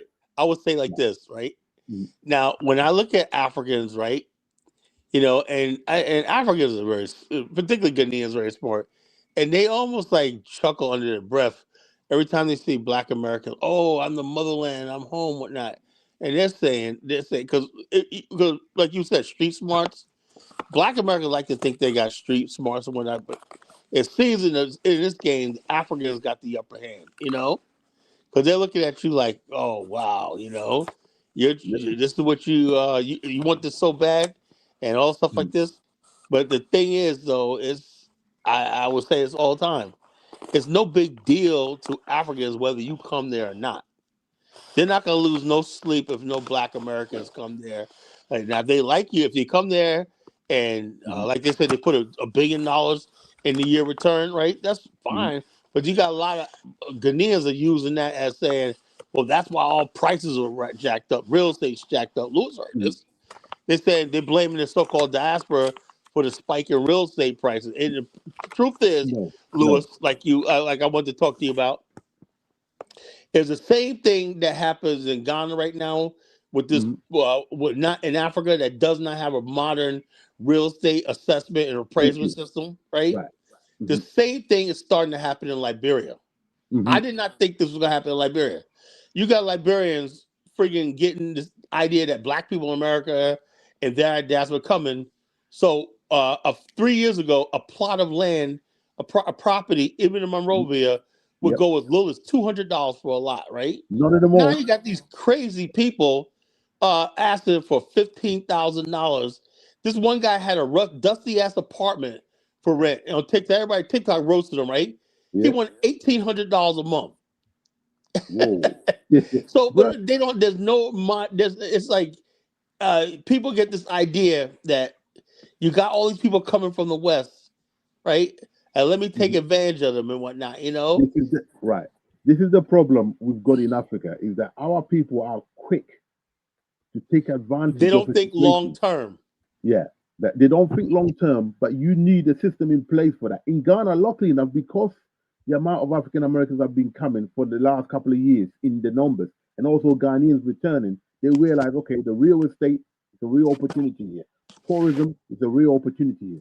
My frustration is that the African government, the Ghanaian government in particular, need to realize what it is that they need to do. What they need to do is to keep building the infrastructure, the roads, pave it, put electricity, just do those basic shit. Black people will take care of the rest. You understand? That's all the African government is do in Ghana in particular. Keep the country safe, build the infrastructure, okay? Make sure there's some law and order. That's all black people are looking for. That's why we've got freedom and justice. The Nkrumahs and all that realize this. They've done this in Liberia.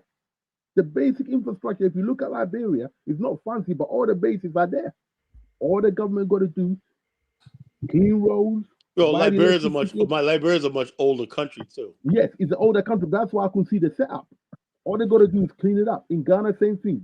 They continue to build new motorways. They've got to set that. Just keep building the infrastructure. Black people will do the rest. Ghanaians abroad will come and do the rest. Black people coming in will come and do the rest. That's Let me ask you a all black question, Lewis. government needs to do. Let me ask you a question though. But Go ahead, isn't the brother. same thing happening too with the hype of Americans coming through and that the price of the land is going up, but not the prices in the local the local prices of the food and at the market is going up, but the people is Right. not making any more money. No, listen. The reason why the local price of food go up because the people in Accra and the market women take the piss. Why do you think Ghanaians are always arguing with Nigerians? Not because we don't know Nigerians. We know them. Yeah, we know the bad ones. A Nigerian is a good businessman when he's selling things. He will sell it cheaper than the Ghanaians. And guess what? The Ghanaians don't really care for that. If your Nigerian is selling it and he's cheaper, I'm gonna buy it from him because he's black and African too. The only thing we want them to do is to behave. Don't get in that badness. Don't get into all that kidnapping stuff like that. We don't want that. But the good Nigerians know how to behave. They've been in Ghana for a long time. But the But Ghanaian people themselves, the Ghanaian business people are lazy. They're not thoughtful, and they like to grip off the Ghanaians. I'm telling you that straight. I know I'm a Ghanaian. I'll argue with any Ghanaian. One of our But ministers said it. you know what? You know what that causes though. So if you got one person selling this and one person selling this, and then y'all hate on the person that's selling, which is Nigeria, but all that does is that open up the market for the Chinese or the Lebanese people to Bro, open up a listen. shop Right, and they right. put their prices directly on the product, Thank you. The and it problem makes is you. that go ahead. No, no, no. You go ahead. You know what I was finna say. Go ahead. No African is producing anything. So that's the problem of the African. Even the Nigerians ain't producing it. He's just buying it in bigger bulk. What we've got to do is industrialize so we can make for ourselves what we needed. That's why the Nkrumahs became popular to this day. He industrialized, gave people work, and he was able to get away with the Pan-African ideology and policies. These idiots can't do that because they import everything, and yet they've got everything underground. Okay, So what happened with the most high niggas in Ghana? What Oh, I'm one of them. I'm one of them. I know you are. That's I listen. You know what I'm saying? It's fools and clowns and devils and shysters and scammers and rapists and child molesters and woman beaters and good brothers in every sector, in every splinter cell in Black America. You get what I'm saying? You just so happen to be talking to me and Carla that we don't even have to have discussions. It's just a part of respect. And I think that a lot of the Hebrew Israelites, y'all follow an ideology, but y'all don't follow a respect amongst each other to point that they hold each other accountable. See, like one thing about Colin, if I say something wrong, he's gonna hold me accountable and tell, you know what I'm saying? He might not do it live, but we talk on the back end, he gonna hold me accountable. I just think with a lot of Hebrew Israelites, so as soon as a motherfucker say most high, you go ahead and just give them the keys to the fufu market. Lovely. Okay, well, let me just say this. I have not yet joined a particular group of the Hebrew Israelites, but I do follow the IUIC. Right, I do follow the IUIC heavily. I mean, I'm mature enough to know how people, charlatans, can use religion just to, especially blind Black people. So I'm not one of those. Well, let me ask you, Lewis. Let me ask you something, right? This is one thing I wanted to ask somebody, right? I wanted to ask somebody something. I'm like this, right? Black people, the same logic that the Hebrew Israelites, the Moors, the Pretendians and whatnot, right? Everyone is always, every Black man in these groups are always the real somebody else, right? We're the real Moors, right? No, not the North Africans right now, okay? We're the real Asiatics, you know? We're the real Jews, you know? We're the real everything else, but you never hear somebody, any pseudo groups and whatnot say, we're the real Benin people, we're the real Igbos, or we're the real people from Cameroon. Whatever that is, never anything from Africa that they glorify. It's always never. I tell you why. Because in modern times, if we're honest, apart from the independent movement, there hasn't been much that that Africans have to scream about. Okay, that's because we have no. Well, how about this? How about this, Lewis? Right? I never forget this. Right? Every group of people, right? Right? Can look inside themselves and say, like at one time, the Japanese weren't doing that well, right? They looked at China like, but guess what? Japan pulled itself up. You know, there's something in them, right? That says, I'm great if I want to be great. And next thing you know, like that, people just come out of nowhere. Rome, which once ruled the world, was a backward province, right? That was invaded by Celts and these other people, Greeks, everybody else. And then Rome just said, you know something, right? Their self-actualization image changed, right? And then they said, this is who we are. This is what we're going to be. And then they began conquering and imposing themselves. So they got the world believing that the Romans were gods, you know? What is this about the Black man, right? Instead of saying, okay, I'm an Khan, I'm a this, that's what I am, right? Let me build my ideology around it. Let's build universities. Let's build all the stuff like that to make myself great, right? I'm not great now, but I'm going to make myself great. I'm going to pass that down to next year. Like you said, Rome wasn't built in a year, you know? Right. And so therefore, Rome was built in a year, but it became the capital of the world, you know?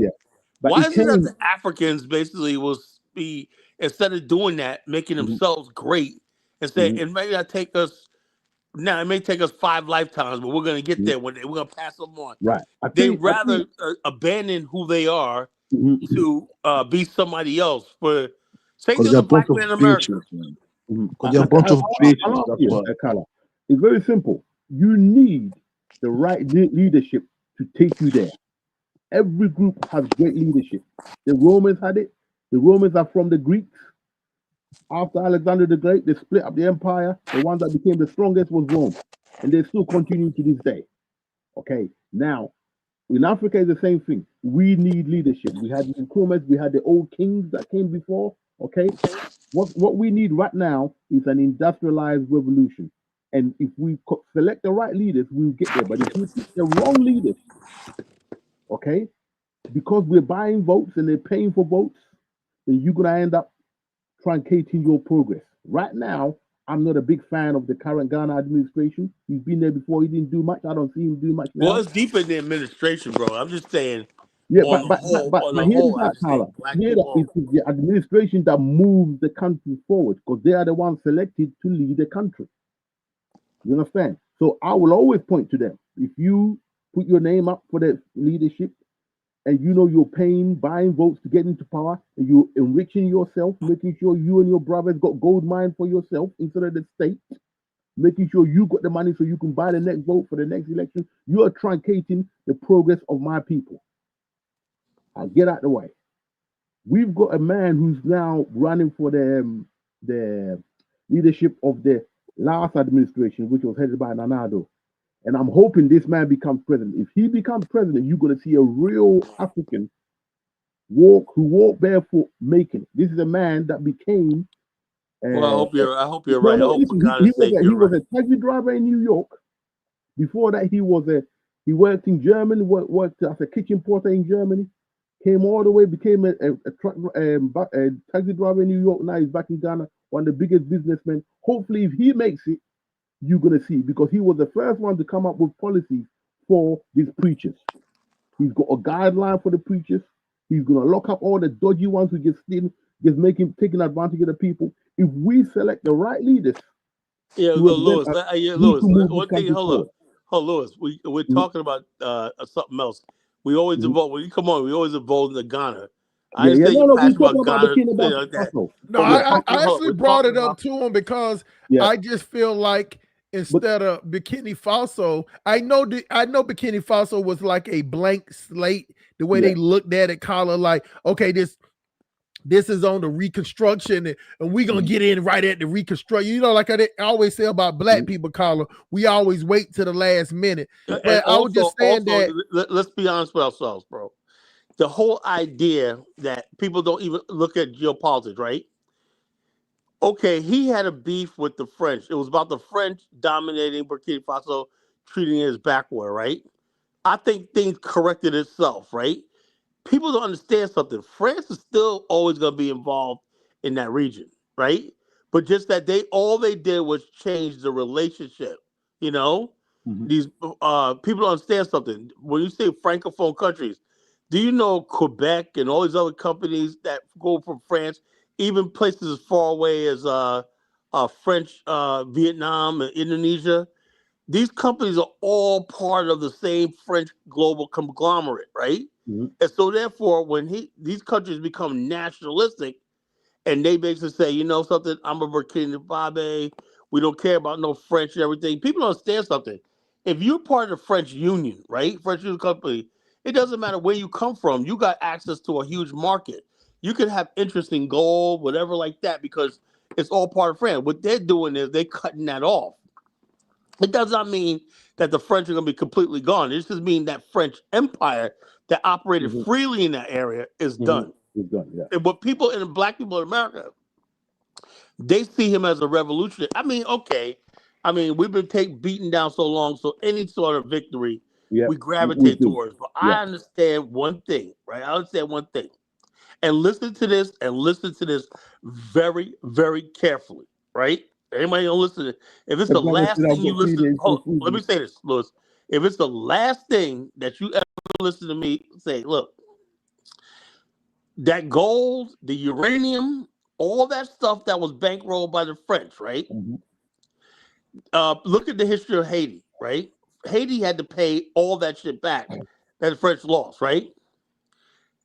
Vietnam, right? Only reason why Vietnam won because the communists won. America withdrew from Vietnam. The mhm, United States, right? The U.S. dollar, right?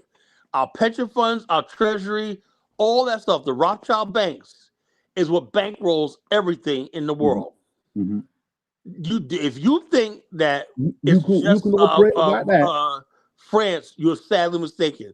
Sooner or later, the Yep. United States has to recoup that money and that Mhm, loss. You know, so you have not seen anything yet. You yeah. know, And it's ain't a matter of time because, like I said, the reason why Trump and them are just playing along with Traore right now because they know in the end, they know how this is going to end. You know, yeah. I mean, and people. I guess Trump probably admires a young man for standing up for his country and everything like that. But if you think that this is some revolution where you're going to walk in and the goal and we're going to start off new, no, look. When the French invaded that region right there and set up shop 100-something years ago and whatnot, wars have consequences forever. Right. You see, wars have consequences. The Europeans will probably never leave Africa. They're so entrenched in the French in the Congo, all these places like that, they're entrenched there. It may take 1,000 years to uproot all these people. It may take Armageddon to uproot all these people, right? You see, what you can do, Carla, I hear what you're saying. What you can do is not that we know, we're not saying that you can, I'll support the Traore. I'll support the cause and so on. We all support Traore, but I know the reality. That's it. Thank you. The reality is the fact of the matter is, even if you go over there, do you know United States and Traore still have relationship? Yeah. People think they're going over there because they think Traore is the enemy of America and they're doing this black power salute. That's why they're buying the berets. You heard about that? Right? All that, to me, listen. They think but they don't understand when it really comes down to it. Traore is not going to try to poke the bear with the United States if not necessary, Listen, at the end of the day, there are certain moves you can maneuver. When Rawlings came in many years ago, he picked up the gun and he actually said in the interview he thought he can go to the Arab states and get loans that way. And this one, the Arab 10-1 said, "Where we getting our money from them?" In the end, they're running the market, and if you can't come into the market, you're gonna have problems. That's why Putin had to build his own secured market. That's why they started the BRICS. If you think you can just operate and then everything's gonna be all right in the long run, you got. I'm just trying to tell black people in America, right? If you want to go to Burkina Faso, not ready if they give you citizenship, that's fine. But if they say nah, that's fine too. I want black people in America to start thinking like adults, right? Yeah. There's first of all, if you get citizenship in a foreign country, right, it has to be clear with the U.S. State Department because they're U.S. citizens. Yeah. That means Marco Rubio, whoever runs the State Department, is going to know about it. Thank you.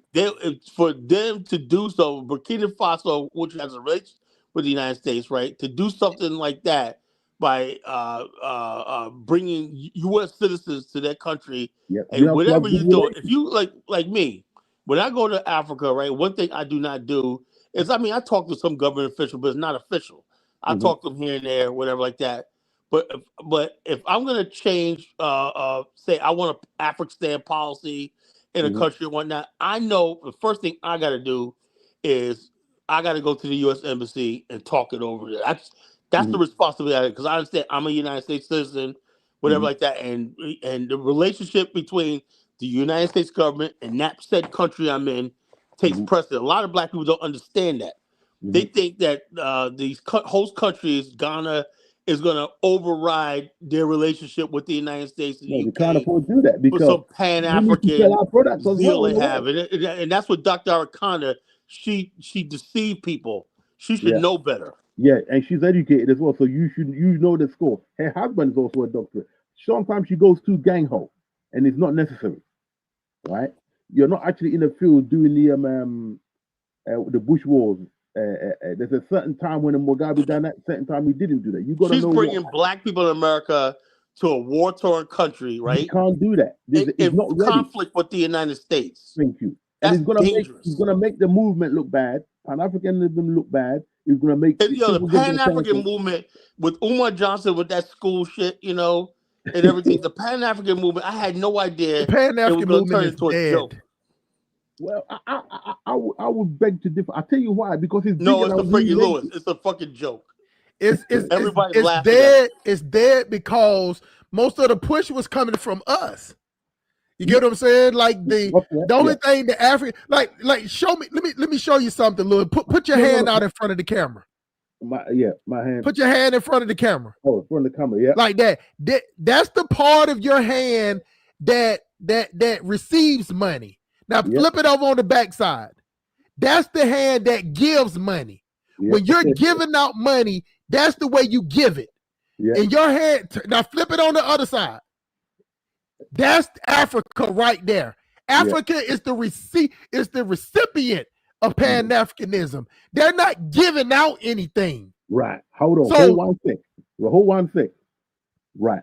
The country that you're in, that you went to, Nigeria, by and large, not everywhere, but by and large, they're not generally Pan-Africans. I'll be straight out on it. So they ain't Pan-African at all. What you talking about? It is 0.000.1% Pan-African. Nigeria don't give a fuck about no Pan-Africanism. Thank you. They don't even know what that shit is. Yeah, thank you. That's why it was quite difficult for the early leaders to bond Nigeria together, because it should have been about 2 or 3 countries, generally speaking. But we don't want to go into that too much. Okay. Once you go to the other African countries like Liberia, Ghana, you see a bit more of that. You understand? You see it's a Pan-African culture, but the Pan-African has never translated to business and geopolitics. Well, you know, it was killed before it could do that. Well, no, I don't think it ever did, because the reality is, reality in the world is what really matters, Louis. Is the just like in America, right? Yeah. Do you know what the reality is of Black America, right? Right? When people say, "What's your religion?" My religion is getting up every day. The Black person religion is getting up every day, going to punch that clock to pay the light bill. Yeah, for most and of that us. car note. That's a religion, because that's your reality. Yeah. You know, well, anything is just a faith. Believe it. Yep. But Pan-Africanism. You cannot have Pan-Africanism if the United States gives you aid. I just saw a thing where Nigeria is getting $250 million from the Trump administration for aid. But I thought Nigeria had billionaires. Yep. It's because you see what I'm talking about? But it's just like in America. Hold on for a second, look. It's just like in America, Carla. We got all these billionaires here, but they don't help the homeless. No, they don't like this. That's reality. It's all about power, you know. You don't even hear from them. Carla, think about all these. You got over 300 players in the NBA that makes over 10 million a year, and ain't now one of them helping nobody off the street. We have 2 million Black millionaires in America, right? Right, 2 million. You know, we have billionaires in America, Black America. We have all these people like that, but so why are we always still talking about economics and problems and whatnot and everything like that? You know, because says I'm obsessed with Nigeria. No, I'm not. No, he ain't obsessed with Nigeria. If anything, I'm obsessed because I'm telling you that when I went to Nigeria, my penis went soft. That's how much disappointed I was in Nigeria when I went. I had high hopes. I had high fucking hopes when I went to Nigeria. My penis got soft and I was just disgusted. I was disgusted with all that talking, with all that dancing, with all that bravado. You know what I'm saying? That everywhere I turned around, all I saw was trash, mosquitoes, and flies. I was shocked. Something else. Mr. E, I was shocked when I got off that plane and started traveling. As long as basically the Black race cannot produce its own, create its own wealth, whatever like that, you're never going to have Pan-Africanism.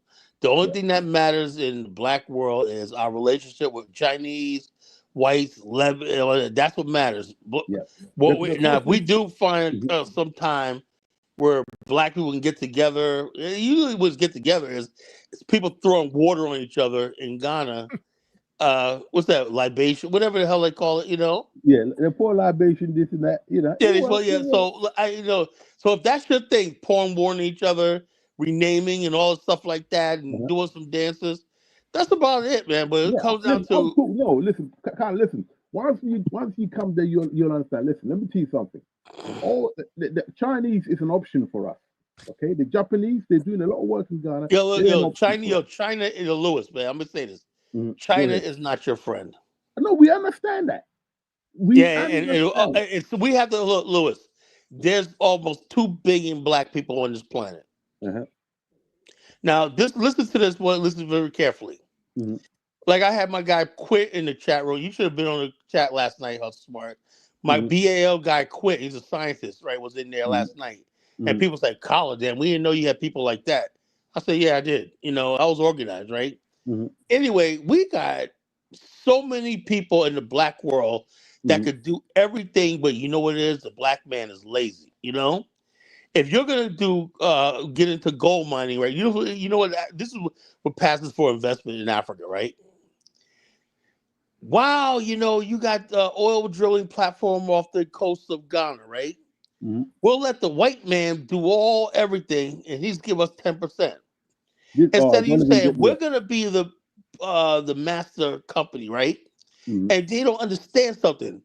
Every operation part of that drilling platform are independent countries that you could put together under Mm-hmm. your corporation, and you pay thing, and you own 99% of the wealth that comes in there yourself.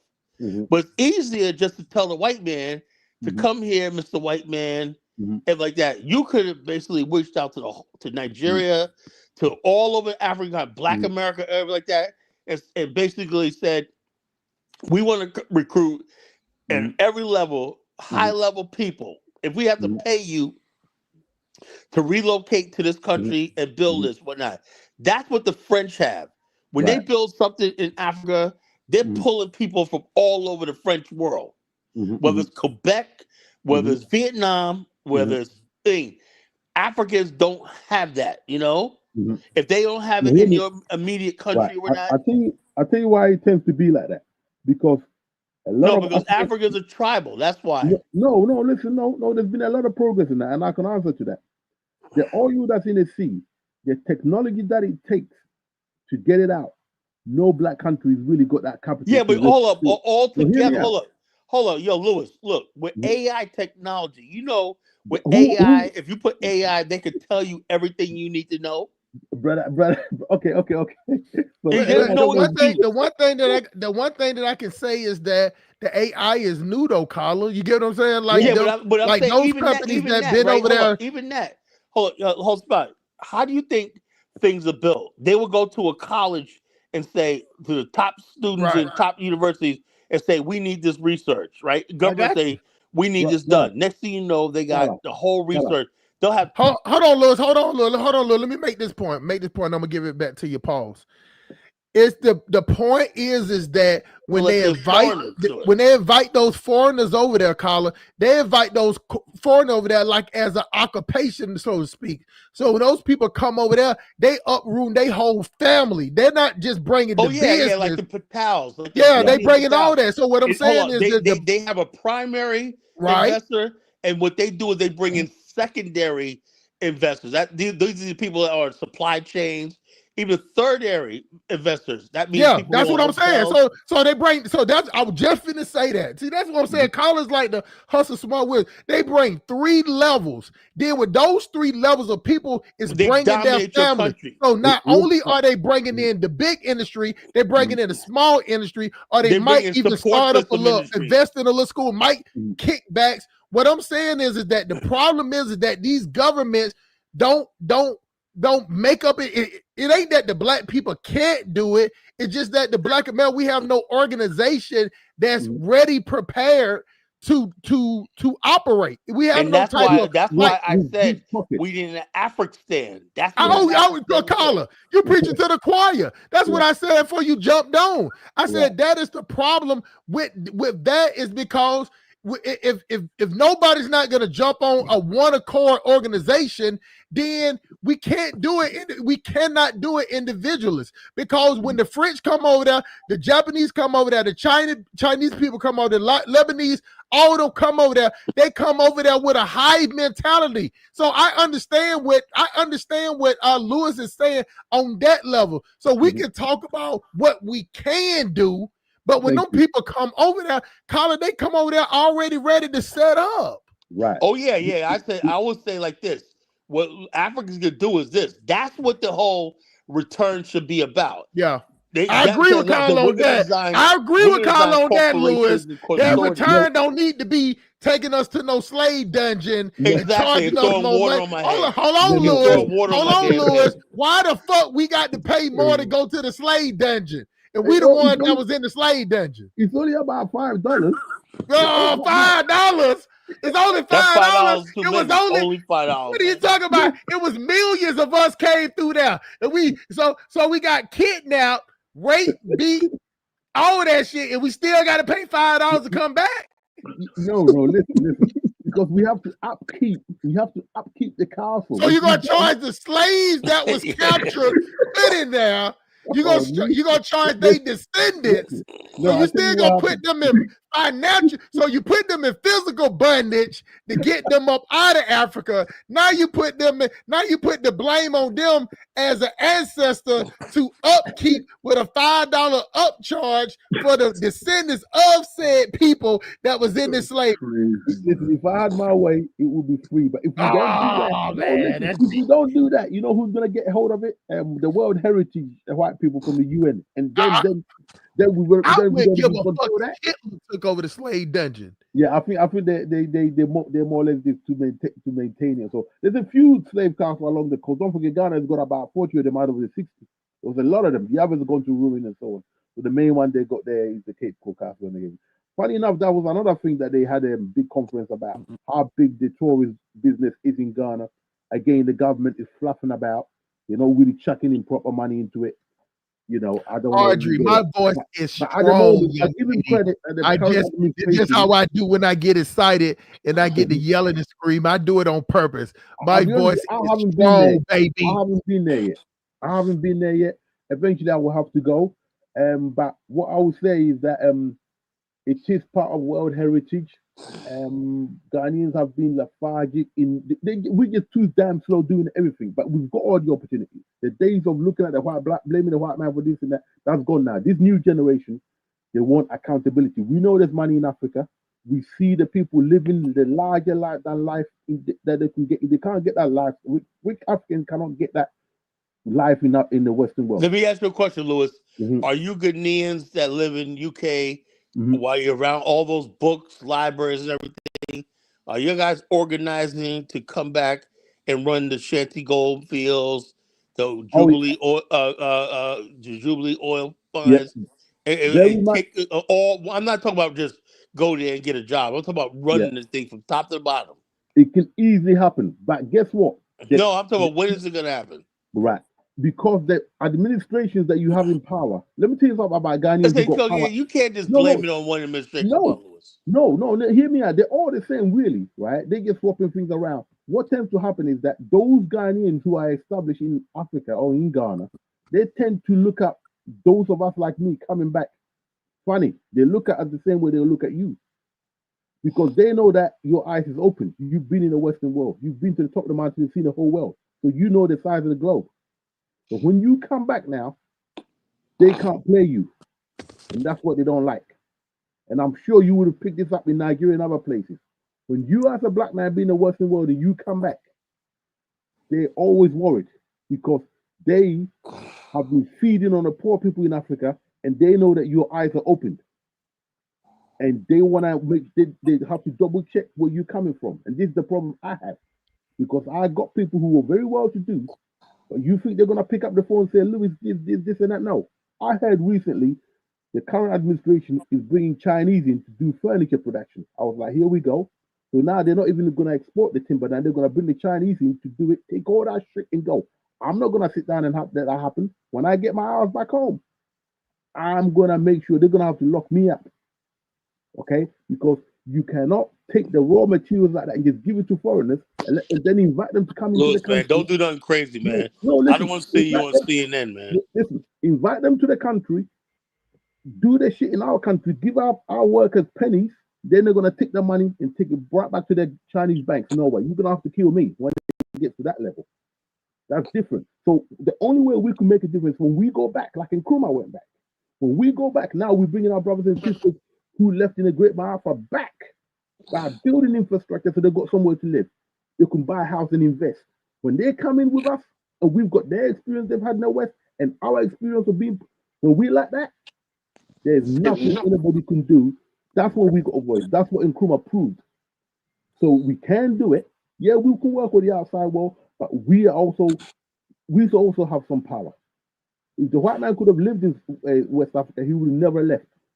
But Do like you I think said, God that the help us. Ghana have already made their picks on what ethnicity they want to run the show though? No, we're running it. Ghanaians are running it. It's not run the way we want it run. The Properly. government ain't running it. No, the government is running it, but they don't have full power. The people at the end of the day have the real power. You understand? But those people need to come back.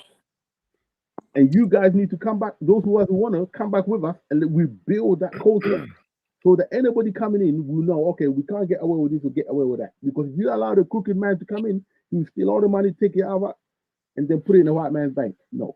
I just say that this right here, that the one thing that all those other race of people have on over us is that when they come over there with a 3-layer system, and they're bringing families. You get what I'm saying? They come over there to stake a claim. Do you get what I'm saying? Like only to an extent. When we come over there, we basically come over there individualists. Like they uprooting they're uprooting their whole immediate family and then making ways for other people to come. Like that's what the whole idea of the African is all about. I get it. You know what I'm saying? So that's what I said. People don't want to listen to me. Don't listen to Colin, but you know, no, because we want our leaders to be No. Let's be real honest. We the only group of people that want, with all the flaws we have, we want our leaders to be 100% we want leaders to be like Jesus. Like you get what I'm saying? Like motherfucker got to have 6-pack, 12-pack, 8'6". You get what I'm saying? With long 34 dreadlocks. teeth. Like got to say the right. He got to be a Christian, a Muslim, a Hebrew Israelite, a Mormon, whatever. Kemet. He got to goddamn know all of that shit. Know all the greatest rappers in order, the best basketball players. You get what I'm saying? Like he has to be young Pharaoh or Hotep Jesus. You know, he got to be young Pharaoh, brother polite before he wanted to start messing with kids. Sinetta before he got on crack. The dude with the ponytail and this hanging out the side of his head. On crack? Before he went crazy. You said Sineta's on crack now? Goddamn. Oh, he was on crack. He was. I said before he got on crack. Oh, okay. You know them guys? Yeah. Okay. Yeah, the bottom line, I knew something was up. Anybody from Harlem, I just,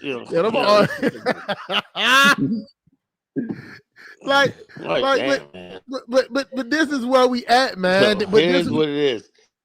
But this is where we're at, though. Like this is where we at to the point to where that's why it's so easy. It's so easy for black people to be street smart, but then get on a plane, and then when they get to travel over all that water, I don't know if it's the mummy water energy coming off the water or something. They don't goddamn sacrifice the chicken, you know what I'm saying? But the motherfucker just come from off that plane and then just get stupid and just like you want to lay down in a docile posture and just like I'm home.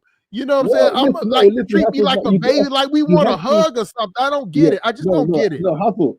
You have to excuse the brothers and sisters when they come back home and they get it's natural. We are emotional people. Black people, we're like that. Okay, coming back on the motherland after what we've been through, even for those of us. Yeah, I know that, but that's how I felt when I first went. After like 3 or 4 times, you're like, good. You feel like you're around Negroes. Now you're around African Negroes. Same thing. So you always feel that when you first get there. Yeah, the animals do the same. Listen, the reality kicks in. The reality is you got to have an income.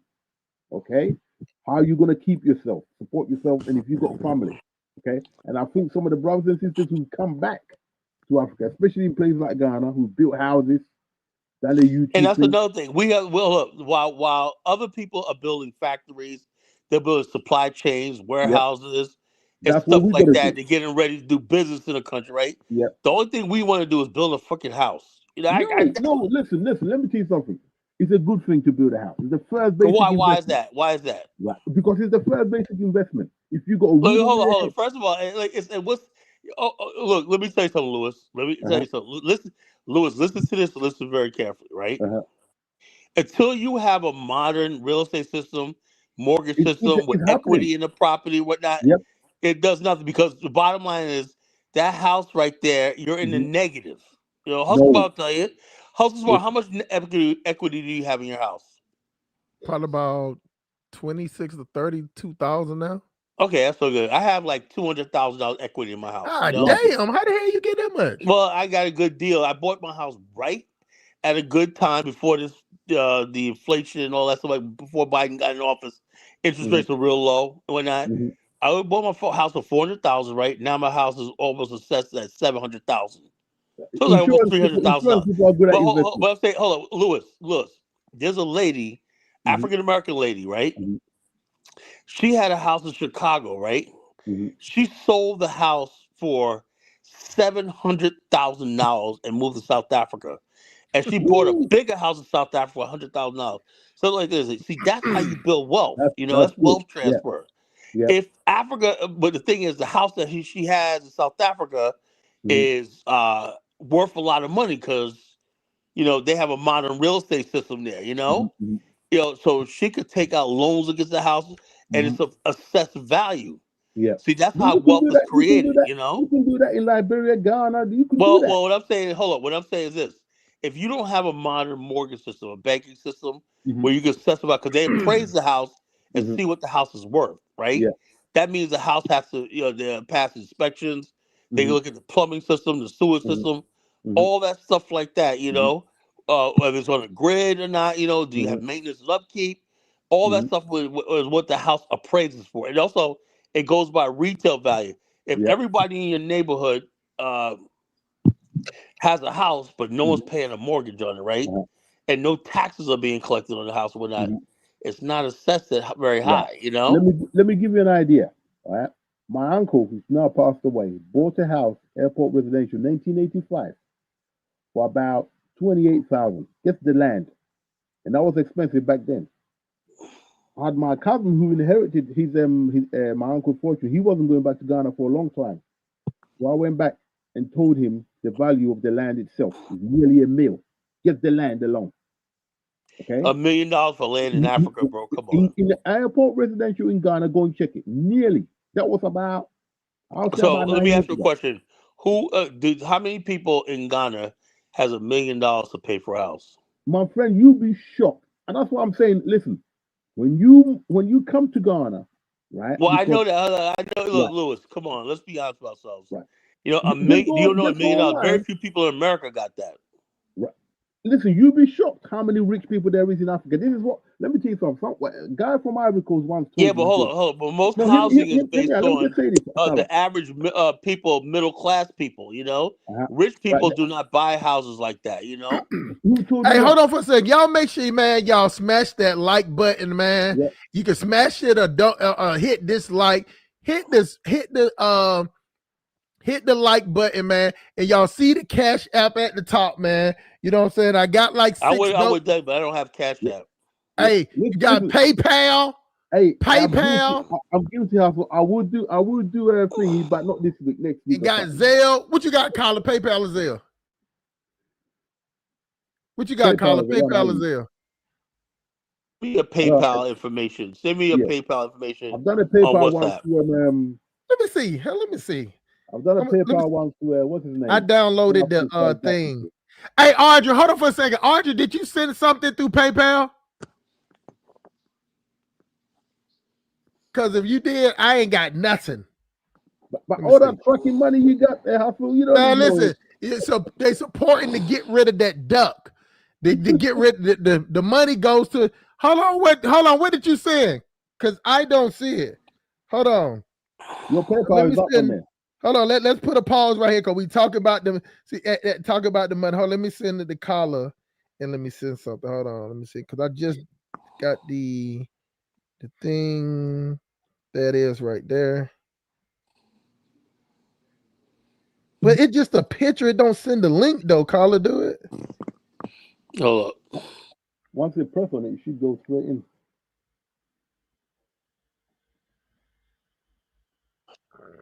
I'll figure it out, man. I'll figure it out.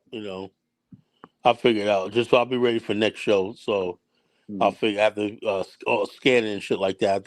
Hey, Audrey, do me a favor. Send me a request for money. Just send me a request for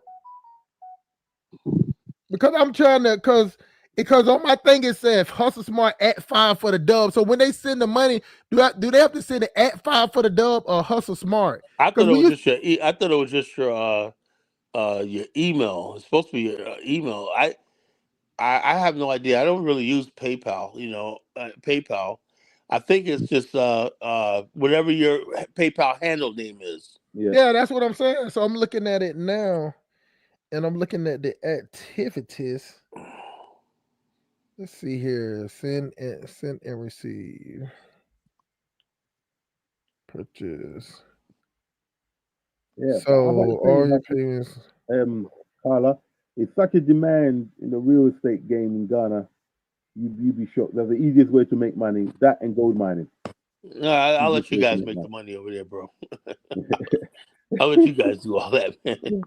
I am not fucking with no real estate in Africa, man. I'm not doing it. It is a gold mine. I mean, unless you really know what you're doing, I better put my charger on. Like I said, no. Me, my brother, my niece, whatnot. We do real estate over here, man. We make real money. I know what you got. Our houses sell within days of putting it on the market. Whatnot. We make real money. So Africa, like I said, I would love to believe that, man, but I have yet to see anybody come and say. But now, the thing is, right? There's other people making money out of the real estate, big time investors. Carla. So if they doing it, but you got to have somebody to sell the prop. Let me say something, Louis. Let me ask you a question, right? Yeah. So, where are the jobs at in Ghana? You gotta make your own job. How are you gonna buy a house and make your own jobs? Well, this is another thing I don't understand in Africa, right? Mm-hmm. Why is it that we can't have it so that there's tech jobs, there's Silicon Valley jobs where people could get a job, and a young Ghanaian should be able to come back to your country and make 6 figures. Right. Carla, if you and wanted buy a job right now, how come we can't have that life in Africa? Right. If you wanted a job right now in Ghana, right? Why has everybody got to hustle? That's what leads to people thinking they got to hustle and scam and cheat and stuff like that. There should be real opportunity in the continent. My family employs a lot of people in the insurance business. If you wanted a job in insurance right now, all I got to do is your CV. Yeah, but okay, okay. And let banking. me ask you a question. And banking. Hold on. I make my money because people pay into insurance for like 20 years, right? My uncle and then they roll over their insurance trust to me for a policy, right? Right. And so therefore, I'm saying like that. I'm talking about literally millions of people in our area, in our country that retire every year and whatnot, and they need someplace to get insurance and stuff like that, and put their retirement and stuff like that. Because these are industrial workers. These are people that retire from tech, retire from the military, retire from like that. I'm talking about millions and millions of people. And these people do not have to leave the United States to get a job. They're right here. This is a job market right here, right? Right. Africa is a place for skilled workers at the moment. Ghana in particular, skilled workers. If you want to get job in insurance, you can do that. My family employs loads of people, especially with experience from America. I can get you a job tomorrow, Carla. If you're experienced, I don't need a job. I work for myself, bro. Right. I have my own business, man. I work for myself, man. I don't work for That's how my uncle started. And I got my own business. I have my own agency. Right. Work for myself. They ran banks and insurance, and it's the biggest. Yeah, but it's not on the level or the size of what you got in America. When you come to Africa, you need to bring skills. You need to be able to start your own business because the opportunity is huge. Yeah? Well, I would like to see. I would like to see more people. I said I'm like this. I would like, instead of having. I think the onus is when people come to the continent. I think you should come there. If you're retired, that means you got a steady income, right? Yep. At the moment, they're the You're best part of people. some consortium Hmm. or business group. I think that's risky too, right? Yeah. Also, my thing I advise people all the time: if you go to Africa to live for 5 years, rent. Don't Yeah. buy any house. And I'm just telling my Until you're observation, there. right? Yeah. Just Until you're find a there. house in a nice neighborhood and buy it up for like 3 years, 4 years, whatnot. And also buy yourself a vehicle, your own Hmm. vehicle. Buy yourself all the modern amenities in that You can. apartment Yeah. and house, everything like that. Hmm. Now you are living on the continent and you're living a good life. Hmm. I would Hmm. not tie tens of thousands of dollars up into some property in Africa Yeah. that you're trying to build. That's foolishness. And It I'm getting depends. people It out of that. depends. It You can go depends. to you can go to Africa and get a Hmm. house for rent, right? Spend less money and you're enjoying the country, right? That again depends. After 5 years, you Hmm. should have found a business opportunity or something like that, Yeah. and then you might be able to, if you're lucky, Hmm. get the good job or business one night, and then when you get lucky, if Hmm. you're lucky, which most people won't be, then you could buy a house. But people think about as soon as they get off the airplane, they're Hmm. gonna start trying to build a house in Africa, like that crazy. Remember her husband, that Which crazy one? chick that got beat up by Ghanaian police Oh, from listen. California. She, Yeah. she, no, she didn't You know, get beat she up she again. she was an Uber driver. She gets off the damn plane thinking she's gonna buy some beach. That's what the foolishness I'm tired of. Yeah. No. She's gonna Right. buy some. And Lewis, you don't help any when you keep telling these black people in America that they're gonna do that. Stop telling people No. that. No. Listen. Listen. I You am not. sound like Dr. Listen, Arakanda, man. no. Hear me out. Hear me out. No. No. Listen.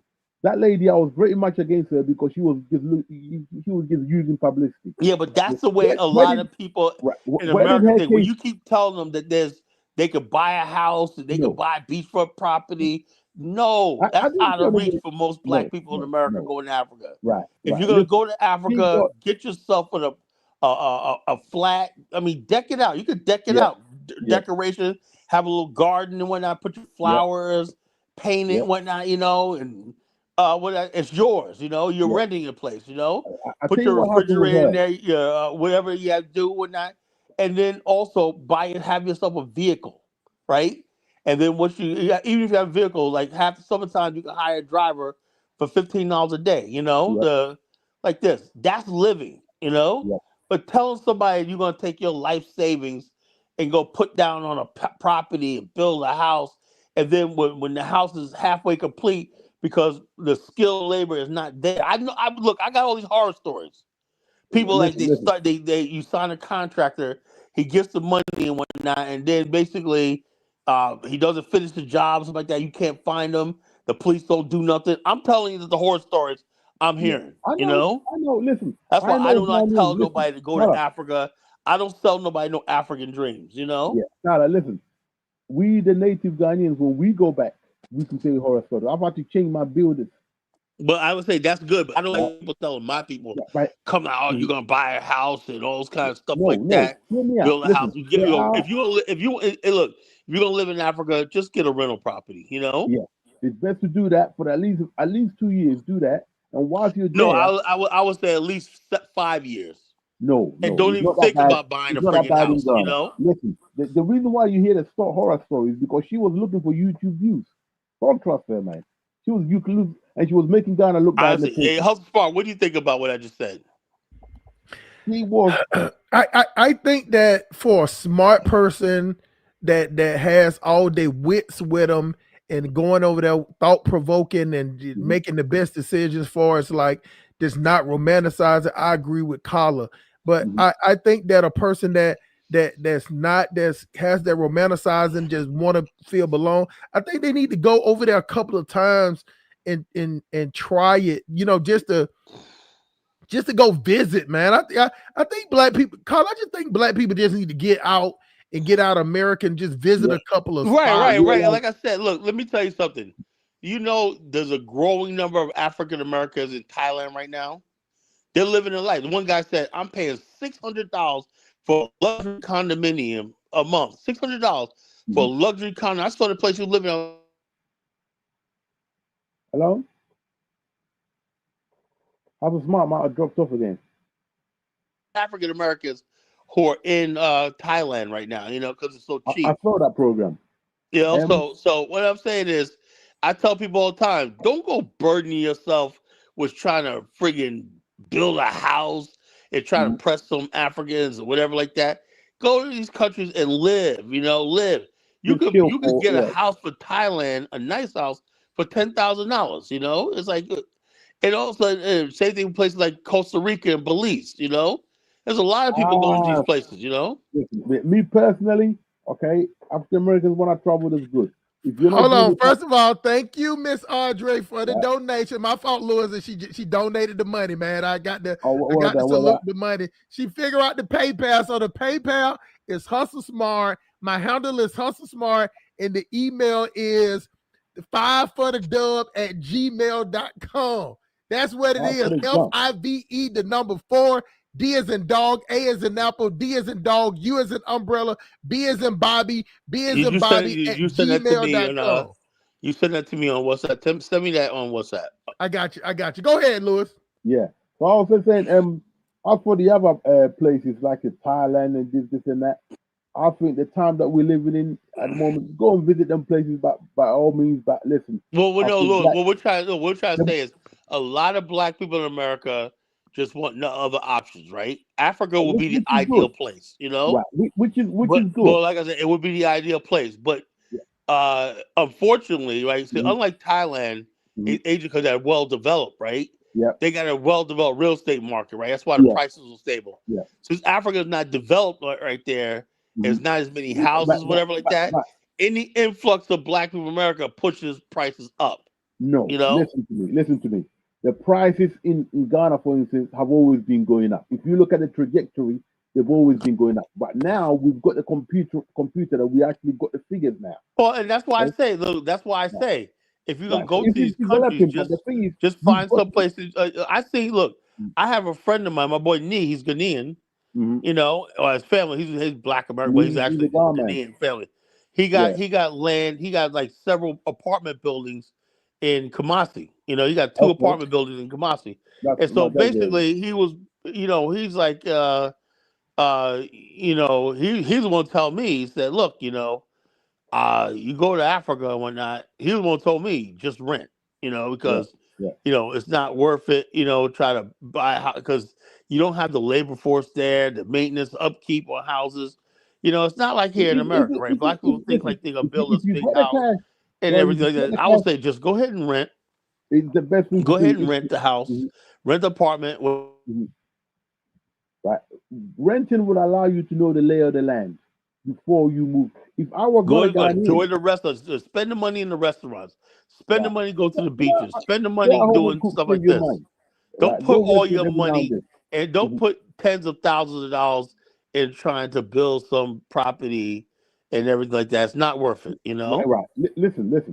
If you get the right property, okay, the right land, okay, you will do very well. So there's no right land because you don't own it, Louis. Right. Listen, Carla, listen to me. 80% of the African Americans who have gone back and built have done well.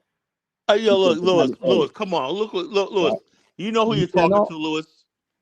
I know all these people. Every one of them are complaining and they're friggin' struggling. Why come they not doing? Why? All right, because the bottom line is this system is not set up for that. No. Listen. The Ghanaian system is not a mortgage. I get it. You got to sell your country, man. I get it. Listen, but the bottom line is just like what you call it. You're like Dr. Arcana. They got to sell black people in America this dream about going to Africa. And Africa is not set up for that yet, bro. Listen. If you wait, who's gonna set it up? If you wait, you're gonna wait until. Yeah, but hold on. It's not. Look, what do you mean wait? What's the rush? Listen. If you're gonna wait till everything is set up, my friend, you're gonna pay. No, it's not set up. I just don't think it's possible. I think the Ghanaians that live in the West abroad need to come back to their country and build. Right? And then once that model is there, then you might see a couple of us come over there and stuff like that. But I am just I'll say the same thing about you. I'll say the same about Dr. Arcana. I do not like people selling our people dreams about Africa one night and it's turning this to a disaster, you know? Listen, we've got technology now.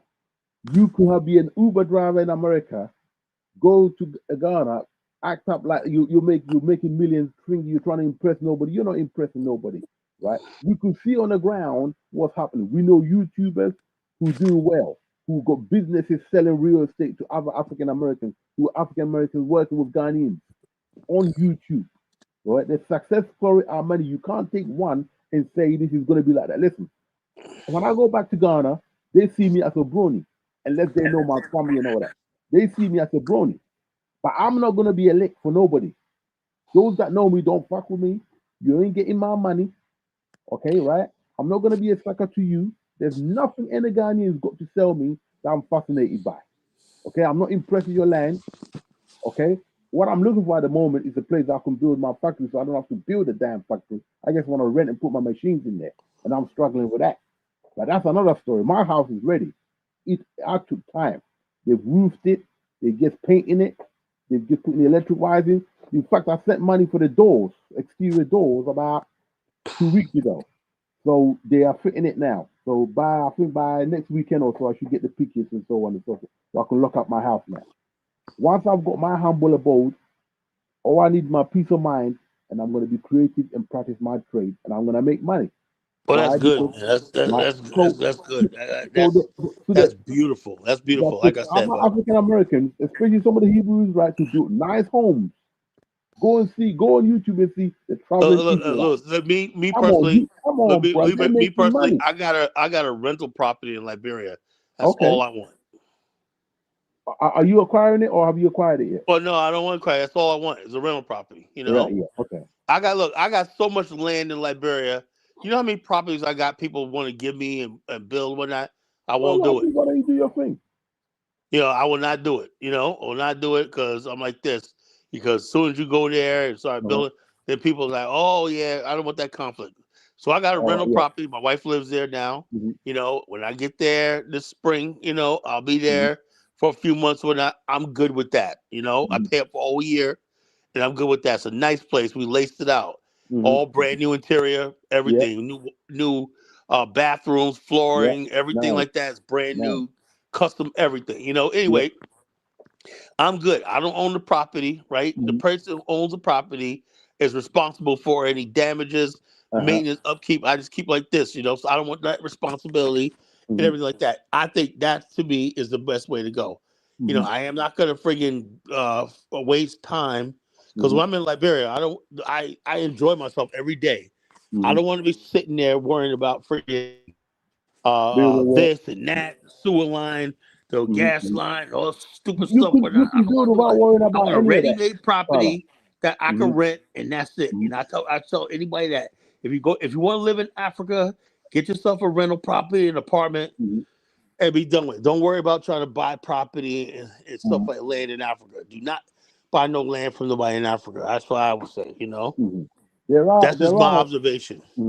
There are responsible companies who are now doing that and taking the burden of the people, and they're making good money by being honest. The Royal. Oh, hold on. I did all that by myself. Yeah. I did all that by myself. When I'm in the country, when I all the stuff that you say people could do, I could do myself. You can do. I don't need nobody. I really don't need. When I'm in Liberia, once we go to Liberia, I don't need local Liberians to do anything.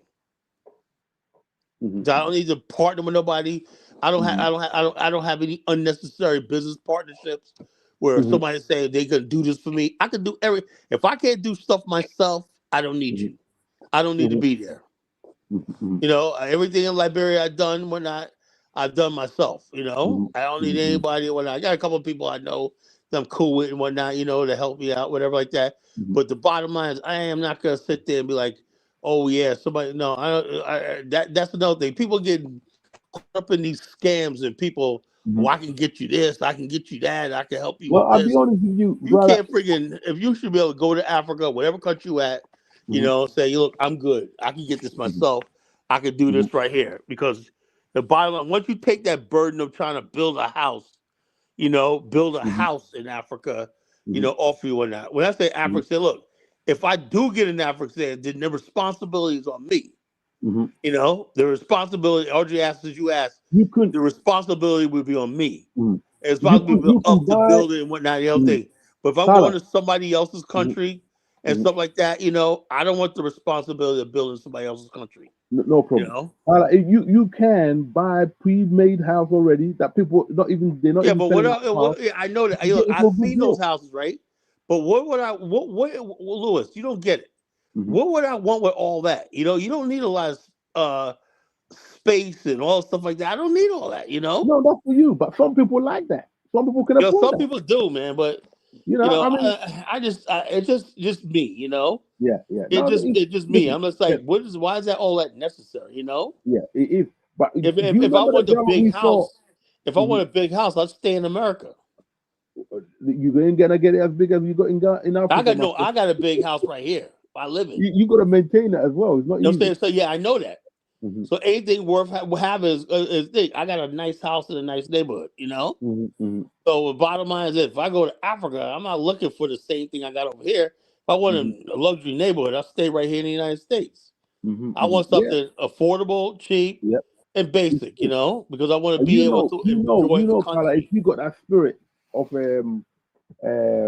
shall we say, black freedom, shall we say, you're not gonna find that in a white dominated country. You gotta be in a black Well, country. I don't think so because in my area where I live, Mhm. Virginia, this is a Yep. pretty much a black dominated state. I'm around mostly black people here. Listen.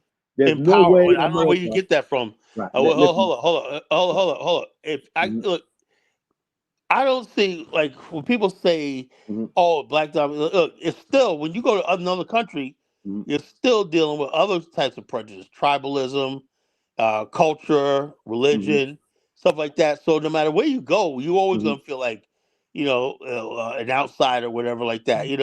Now, Hmm. as far as like living in a majority black country, that's why I like Liberia. It's a majority black country, right? Hmm. So if I Hmm. live in a majority black country, right?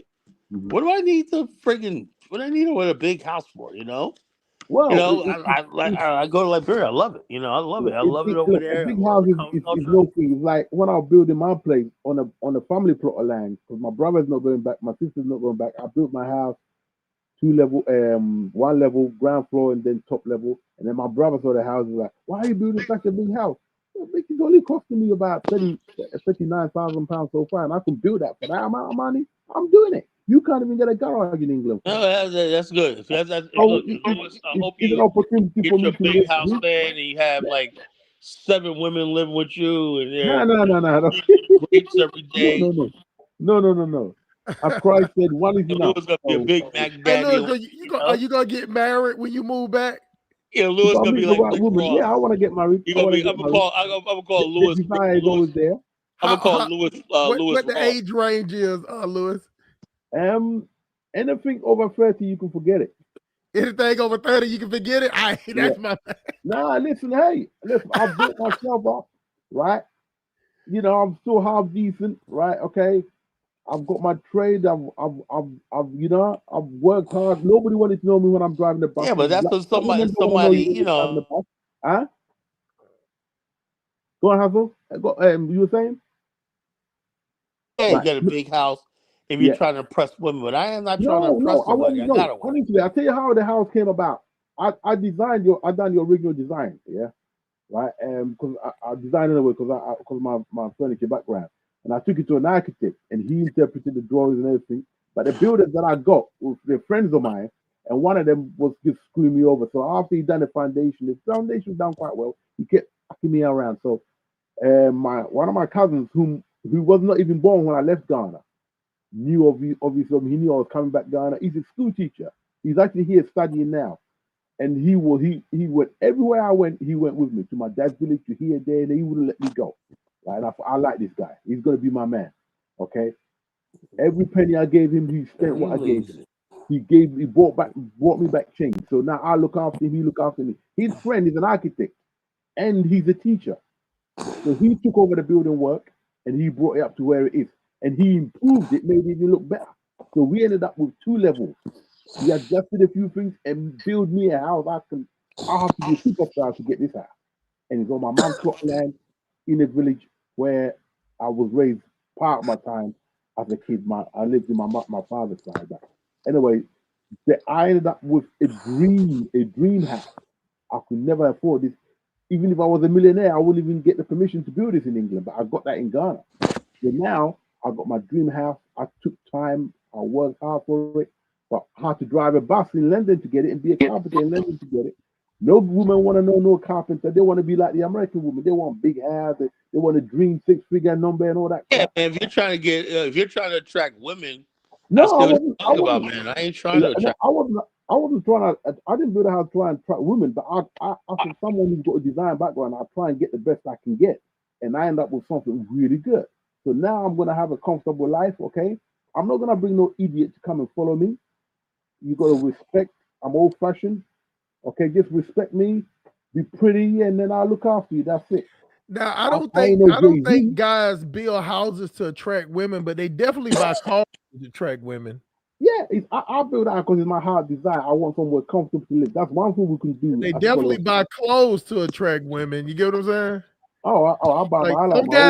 some guys say they do it for themselves, but you know what I'm saying? Like most guys be like, you know, when they get in the mirror or see them at the shop by a car, you be like, man, they first thing guys be saying, I hear them say it all the time when we shop, be like, man, these hoes gonna love this. Like, man, I'm gonna get them tonight. Like I gotta love it. I gotta love it first. If they like it, great. But I got to like it, but I'm just saying though. But the name of the game, like Collar, you got to remember, Lewis. Collar's already out the game. He's lockdown mode. You know what I'm saying? So when he go out there to work, if he go out there to work in some Pan African pajamas, he's okay because he already got his shit. You know what I'm saying? But I'm not trying to mess with nobody over there. And stuff like that. So what else is, you know, bottom line is this. Me and my old lady, we're cool what we got, you know? That's I ain't trying like, what the hell I need another expense for to build a freaking house. It's a headache. It's a headache. Now one day, if look, I always made this thing. If the things I talk about are successful, you'd be all right. Only then and only then. And what happens is this: I have yet to see anybody that Black America that has any real success in Africa. I have yet to see it. You know, I see people all the time. They go over there and they have all these dreams and everything like that, and nothing ever materialized. Now, if you go over there and you have an investment idea and it kicks off and you make $1 million, what like that, feel like that. I'm like this. If I go over to the continent and I'm there for a couple of years and then something happens where, I got a whole lot of ideas, right? I have a lot of ideas how to make money and get rich in Africa, right? But the thing is, you know, and I know, from dealing with Africans and dealing with Black people, right? Nothing ever pans out. It's like Martin Luther said, I have a dream. That's all the thing that fucking they give the Black man is a dream. The white man, he has reality. These motherfuckers have so much reality that Donald Trump talking about he wants Greenland. They can want anything. He wants Norway. They take whole countries. You know? The Black man can't even get his own gold fields to himself. He can't get his own oil wells to himself. You can't get nothing. You can't get anything. You have no manufacturing, no anything. You know, all we have is dreams. All we have is money. And then we sit up there and talk about a dream. You get what I'm saying? Because we got the money, Colin. We don't put it to work. Yeah, that's what I'm saying. We don't put it together to form no type of organization. And I have yet to see people come together with money, put it together and say, look, this is what we're gonna do. Even now, the only time I ever seen it really is you did have Tyler Perry did buy that studio, and I think 50 Cent built a studio in Shreveport, Louisiana. That's the only couple of times you see that. Now that's why I will give. It ain't business. It's basically entertainment. So that shit can falter. You know, entertainment is not nothing that's. But that's the only thing I see us actually saying we're gonna do is entertainment. You know. But hell, Tyler Perry can't take that faggot shit to. But as far as Africa is concerned, I have yet to see anybody with a plan. I haven't seen it either. I haven't seen no I'm black. not gonna lie to you, Lewis. I haven't seen no Black American go over there and make a substantial or a standing business I mean, they built where some real estate, but you haven't seen anybody say, "Oh, there's one guy over there built a sustainable community in Ghana," but every last single one of them units are empty. yeah, You that's the know? one that Mhm. Dollar Bill put up, right? Yeah, every one of them was empty, and he Yeah. wants What? 100. That's why I asked Lewis, if someone's gonna pay $130,000 for a house Mhm. and God looks nice and everything, but Mhm. in the middle of nowhere, No, you don't have 30 to build miles it in from the the middle of nowhere. city, Right. what Listen. exactly is he gonna? Right. What is he Right. thinking? Right. Right. Those people who build in the middle of nowhere, right? You have to understand we've got the like anybody else. You've got the they say location, location, location. Accra is expensive. Some locations you can't afford. Like I said, some properties, land alone is Yeah, going for but a million pounds. even if you built 30 miles outside of Accra, Yeah, it's is still it all right. possible that people have a job in Accra Yes, and could yep, commute to their yep. property? No, that's what's happening now. We live in upstate New York, right? We Mhm, moved from the city. My father worked down in Jersey. He used to work 50 miles, travel 60 miles a day round trip to mhm, go to yeah, work. So that's doable, right? mhm. But I'm saying like this, are there jobs in Accra and There stuff are like that jobs. that you could Right. Listen, justify? you can get a job, right, with an international What company. job? What job, Listen, man? What you job? can get it easily. Like I said, insurance work, there's banking, there Okay, are yeah, all many right. jobs. Okay, Lewis, man, you're Listen, talking you have out to of your mouth. remember that they can pay the local Ghanaians cheaper than you can get. But there are people The who jobs get in paid in dollars Ghana. I notice this, Lewis, every year like this. Mhm. People, the consensus is in Africa. They always say, "Don't come to Africa looking for jobs." Have you Yeah, ever heard you're that right. hustle smart? Because there's not a lot I of hear jobs. it every time. And you Area. know Because what? So Most why is people Lewis telling me the you can most get a people that's job for? there, they coming over there with some type of, even from the stupid ass smart dumb people like Afro Stink Tank and that other guy Austin whatever, all they got Yeah, some type of military or some type of pension or social security. They got some type of money that they have you and cannot they coming in. making They're money. And not they really making money off of YouTube. yeah, they listen. You making money know. off YouTube. So they're not making money in Africa. Right. And That's yeah, why I say right. O'Shea makes his money off of YouTube YouTube. Yeah. trolling Black America. He ain't making no damn money in Uganda. Right. I have Listen. yet to see, yo, look, I have yet to see anybody from Black America go to Mhm. Africa and say, I'm making so much money here, whatever like that. I have yet to see But that yet. Kyler, that's the beef that I got with O'Shea now, the super beef, that he gonna say that he stopped doing his podcast and he finally came out and said because people were stealing from him. All those people he claimed to be so cool as managers and managers and no matter who all these. He ain't paying him nothing. Of course he don't steal. I steal from his He, ass too. he Mhm. said they start stealing his laptops and his equipment. And I Listen. If you go to listen, if you go to Africa and try showing a weakness, bruh, trust me, yeah, you gonna be as tough as nails. You're gonna have to be tougher there than you are here. Don't listen, be going man. in there, right? Me I, personally, I'm from Africa. If I'm going to somewhere like Uganda, I have my finger even worse than you guys. Yeah, that's just the way I am. God knows what I would do if Ghana didn't exist. But if I go anywhere else, there's one country I wouldn't go, but I won't mention it. But if I have to go anywhere else, you've got to have your wits about you. Yeah, I'm sure Shea will survive. He won't be there that long if he wasn't surviving. So he's not struggling. Yet sometimes I wonder about his intentions. I don't mind him exposing people if he's got the facts. But if you expose people the wrong way and there's no facts there's going to be you might, you know, He don't have no fact. First of all, he blamed Traore for the whole situation. I don't yeah, think he's Because got know anything why? to do with Because that. he's sending a dog whistle to racists in America. They know you got a lot of racists in America, young Mm, millennial racists, and Gen Z racists, right? Who are mhm. praying for Traore's downfall. These are racist motherfuckers. Yeah. So I see them. O'Shea is trying to jump on A it. lot of them are He's in like black spaces trying to get. Yeah. Tariq Nasheed is taking shots at Oh, definitely. Traore because the Yeah. bottom line is He's Traore working. Listen. symbolizes Pan Africanism, right? And Tariq Nasheed is against that. Tariq Nasheed is trying to transition into I'm not an African. I was already Yeah. here He's already and stuff like this. transitioning. Yeah. Look, hold on. Let me say this about this. How's smart? I'm listening. Have you ever heard of the sickle cell trait?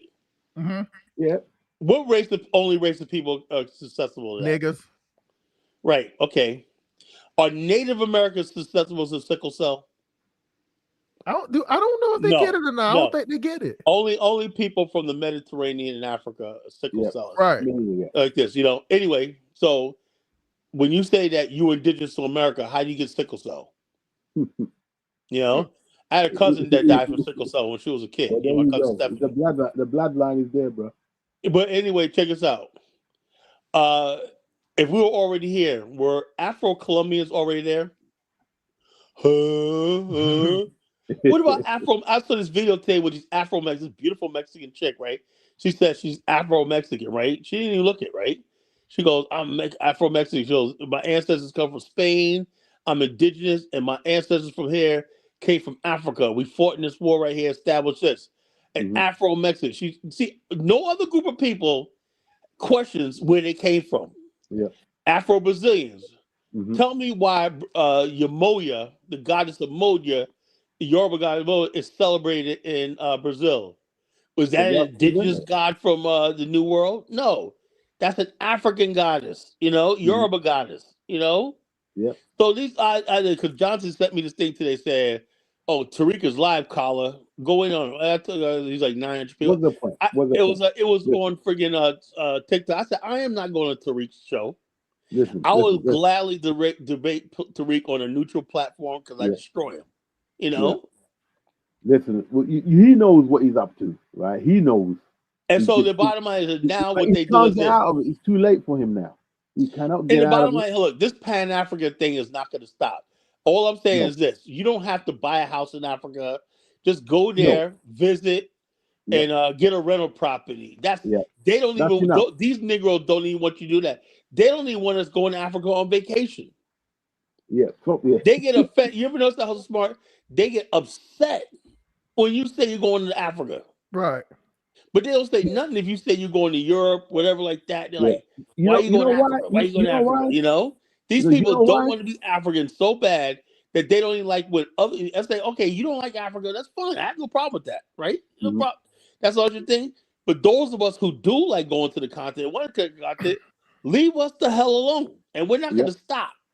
Yep. And look at Tariq when not because of this clown. And O'Shea is Tariq's agent, which I don't understand. I think Tariq got dirt on O'Shea. Yeah, because I don't understand why O'Shea is a very big YouTuber. He's good at his job. I don't understand why. No, he's not. No, he's not. No, he's not bad. Come on. O'Shea's problem is he tries to sound objective, and he comes off as annoying as shit. He did this thing the other day, or I think on the Hodge Twins. I don't know whatever. He was saying something, right? It was like 8 minutes long. I said, O'Shea, thanks for wasting 8 minutes of my time. I learned absolutely nothing, and you explained absolutely nothing. But just 8 minutes later. But thank you for taking 8 minutes of my time. I'm never going to get back. Yeah. I've been taking shots at him all the time, Don't forget, he's entertaining people on YouTube. So, every now and then he's going to he adds nothing to the conversation. When you listen to O'Shea, even when he talks about anybody else, right? Do you ever get anything but rambling and incoherent stuff? Just cracking jokes and he'll give a little bit of information, but when it get personal, he gets real rambly when it gets personal. It just rambles on a bunch of nonsense and whatnot. And then you ever notice that most of the time he never takes a position. It's like me when that's the same thing with Go Black. That's why I got a problem with the Go Black when he had all them most high niggas on there, and then at the same time when they got through telling their story, he's still gonna sit up there and say, "Well, I ain't gonna say they scamming." I'm like, how the fuck you're not gonna say what they did? One thing I freaking hate is when people try to sound objective and they just really cowardly, and don't want to freaking take a position. Me, if I have a problem, I'm gonna say it. I'm gonna give you my opinion. Yeah. I'm not gonna beat around the bush. I watch Go Black and all that, but even from a Hebrew Israelite perspective, sometimes I think he got me blocked, man. Yeah, right. Sometimes he's not fully in. Sometimes he's like, okay, you're a Hebrew Israelite, but then you go and listen to some other stuff, and I'm like, where do you get this information from? You gotta stick to the Bible. That's your basis. Then it's like he's in, he's not in. I mean, cool. I don't know. I watch his show because I like to support black people. But sometimes I have to look back and say, come on, if you're in, you're in. You're in. If you're in properly, you're like Bishop Nathaniel. That's how you be in. You know. He interviewed them, and then when they asked him a few questions, he was like, "Oh, okay, I belong to this company, this sort of kind." I'm like, "Oh, come on, man. Either you follow it or you don't follow it." Yeah. But no problem. I don't have problem with him. Let me hear the man. I'm glad he's recovered from his he had an illness or something. He wasn't well for a while, so I thought he wasn't going to come back. But he's still here with us, which is good. Which is Oh, good. go black. Yeah, go black. Yeah, because he was over there for a while, wasn't he? He wasn't well. Yeah, the Most High let them be sick because it's still that punishment when they ate the mangoes and they gonna get up out of bondage, and that bondage is helping them get sick. Man, Yeah. listen, after what I heard them people say, Collar came up on this platform, told him exactly what happened, showed evidence on the Zoom. They recorded the Zoom and saw that she told them that they signed a proclamation that they was going to get citizenship and that they need to pay a extra 500 and some type of fee or administration fee, and then come back and found out that it was a random person caller that came in the chat and said that they're not giving citizenship. And then all of a sudden, people started like, what? They ain't getting citizenship. What the plan was, Carla, is that they was going to use that money to give people over there residency. Right. Also, hold on. This is the catch part. They got all of this on the Zoom call, and this goddamn faggot, goddamn Go Black, sit up there and say, well, I ain't gonna say they lied. What the fuck you talking about? They literally showing you the Zoom, and these your most high niggas. Yeah. These that's what I was telling Lewis earlier. You got predators and fence hanging niggas that's scared to pick a side. That's why that dude, I forgot the dude that was used to come on your panel, just always on the fence, everything, trying to be cool one way or the other. You got to pick a side. Oh, you talking about that Steve? Yeah, when you see your people getting oppressed, when you see your people getting scammed, and you see that one girl, the little bald-headed goddamn village girl looking chick that fetch water, walking up the street with 5 miles, she moved her whole self over there she tried to get it before the hike came. She like, well, I'm gonna go ahead and move over. She don't uprooted her own like stupid as fuck. And then you gonna sit up there and say, after listening to them, and then then some chick named Lizzie came up there. She was exposed to it all. Then a nigga gonna sit up there and say, well, I'm just gonna give y'all 5 more minutes. I was like, what? What you give somebody 5 minutes to tell you why, and like because you talked to her? Cause he told me he had an interview with her a long time ago, and then you still trying to get an interview with her, and also whatever happened to another thing that's missing is there's also an ADDI investment group. Whatever happened to them? I haven't heard from them in a week now. Listen, I wouldn't. Why the hell you want to go and join an investment group or some crap when you're going? Well, and also this gets me is this, and I'm not gonna try to sound like a male chauvinist and like that. But anytime you get silly, middle-aged, single black women or anything, run from them like you would a rattlesnake. Right. Go in the other direction. Right. I don't want to hear nothing no single black woman in her 40s and 50s got to say about anything. Unless that single black woman is running a business, not business off of trying to get money from black people. She got a legitimate business, like she's a hustler. If that's the case, those are always the exceptions. That's the only exception. Believe me, I'm hard on a bitch. I am hard on a bitch. But I will these women, because I know for a fact that the matter is, okay, I like Ibrahim Traore. I love him. But there's some women like, oh man, they saw it all him. They're not thinking about the ramifications. And Traore is not even doing this, right? There was this one guy years ago, man, when the whole Michael Brown thing, Black Lives Matter kicked off, right? I remember I was with the BAO. I started the BAO and whatnot. This was back in with Michael Brown. That was 2014, whatever, 15, whatever. Anyway, there was this one chick, right? And I was doing my show. I was doing a Block Talk radio show. And this chick come on my show, right? I thought she was cool and everything like that. And then she starts saying, Kali, have you heard of Boom Shakalaka, whatever the fuck his name was, right? I said, no. She goes, okay, you should listen to him, right? And some guy went that with that. He had a whole Hey, following. Colin, go ahead and talk. I got to go get some water. Yeah, he had a whole following of females, right? And what they were doing was going around to different dudes to say, join, man, we need you in our movement, whatever like that, right? And he would sit back and be like, so this is the type of dude that could not get nobody to join him because he had no knowledge of that, right? So what they do is they get females to go and recruit dudes to the cause because they can like, you're going to get, you know, this female's, she was bad too, man, you know? And then I said, nah, I'm independent. I don't want to join. No, man, you should come with such and such, man.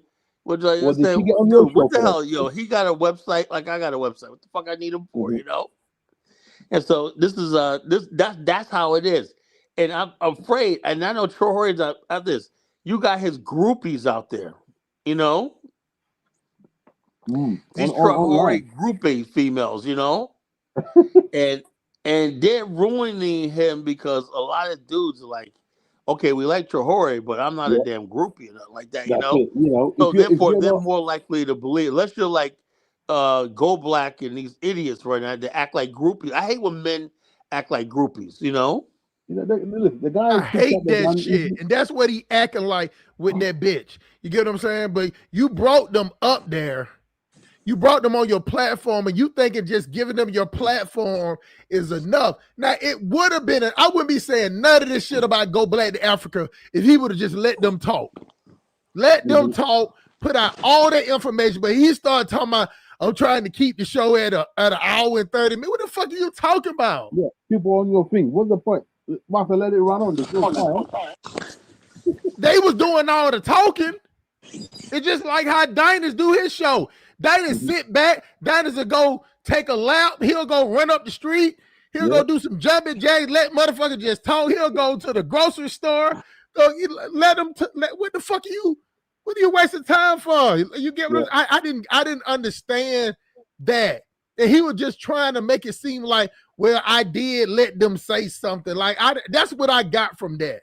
Yeah. Because you kept stopping them from saying, for them going into details.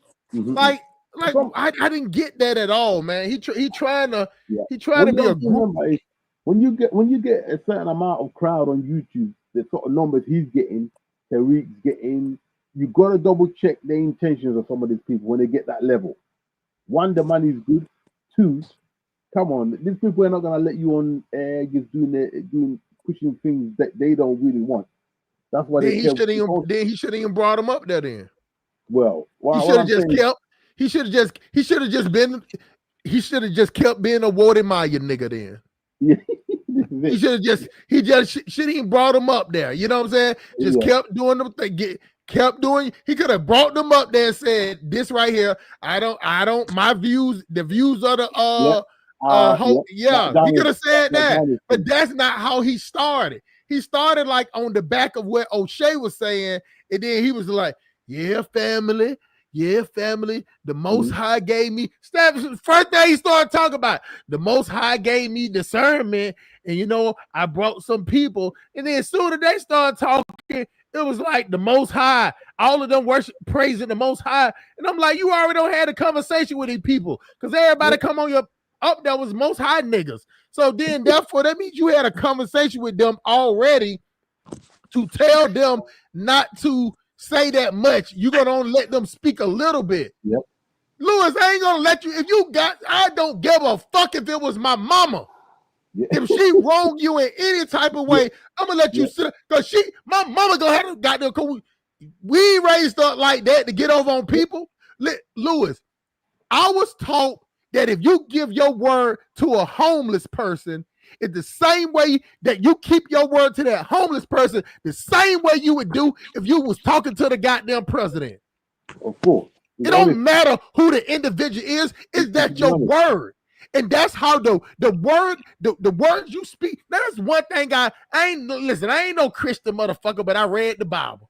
And you let the words of your mouth to be a meditation to your heart, to be accepted, and you keep to your motherfucking word.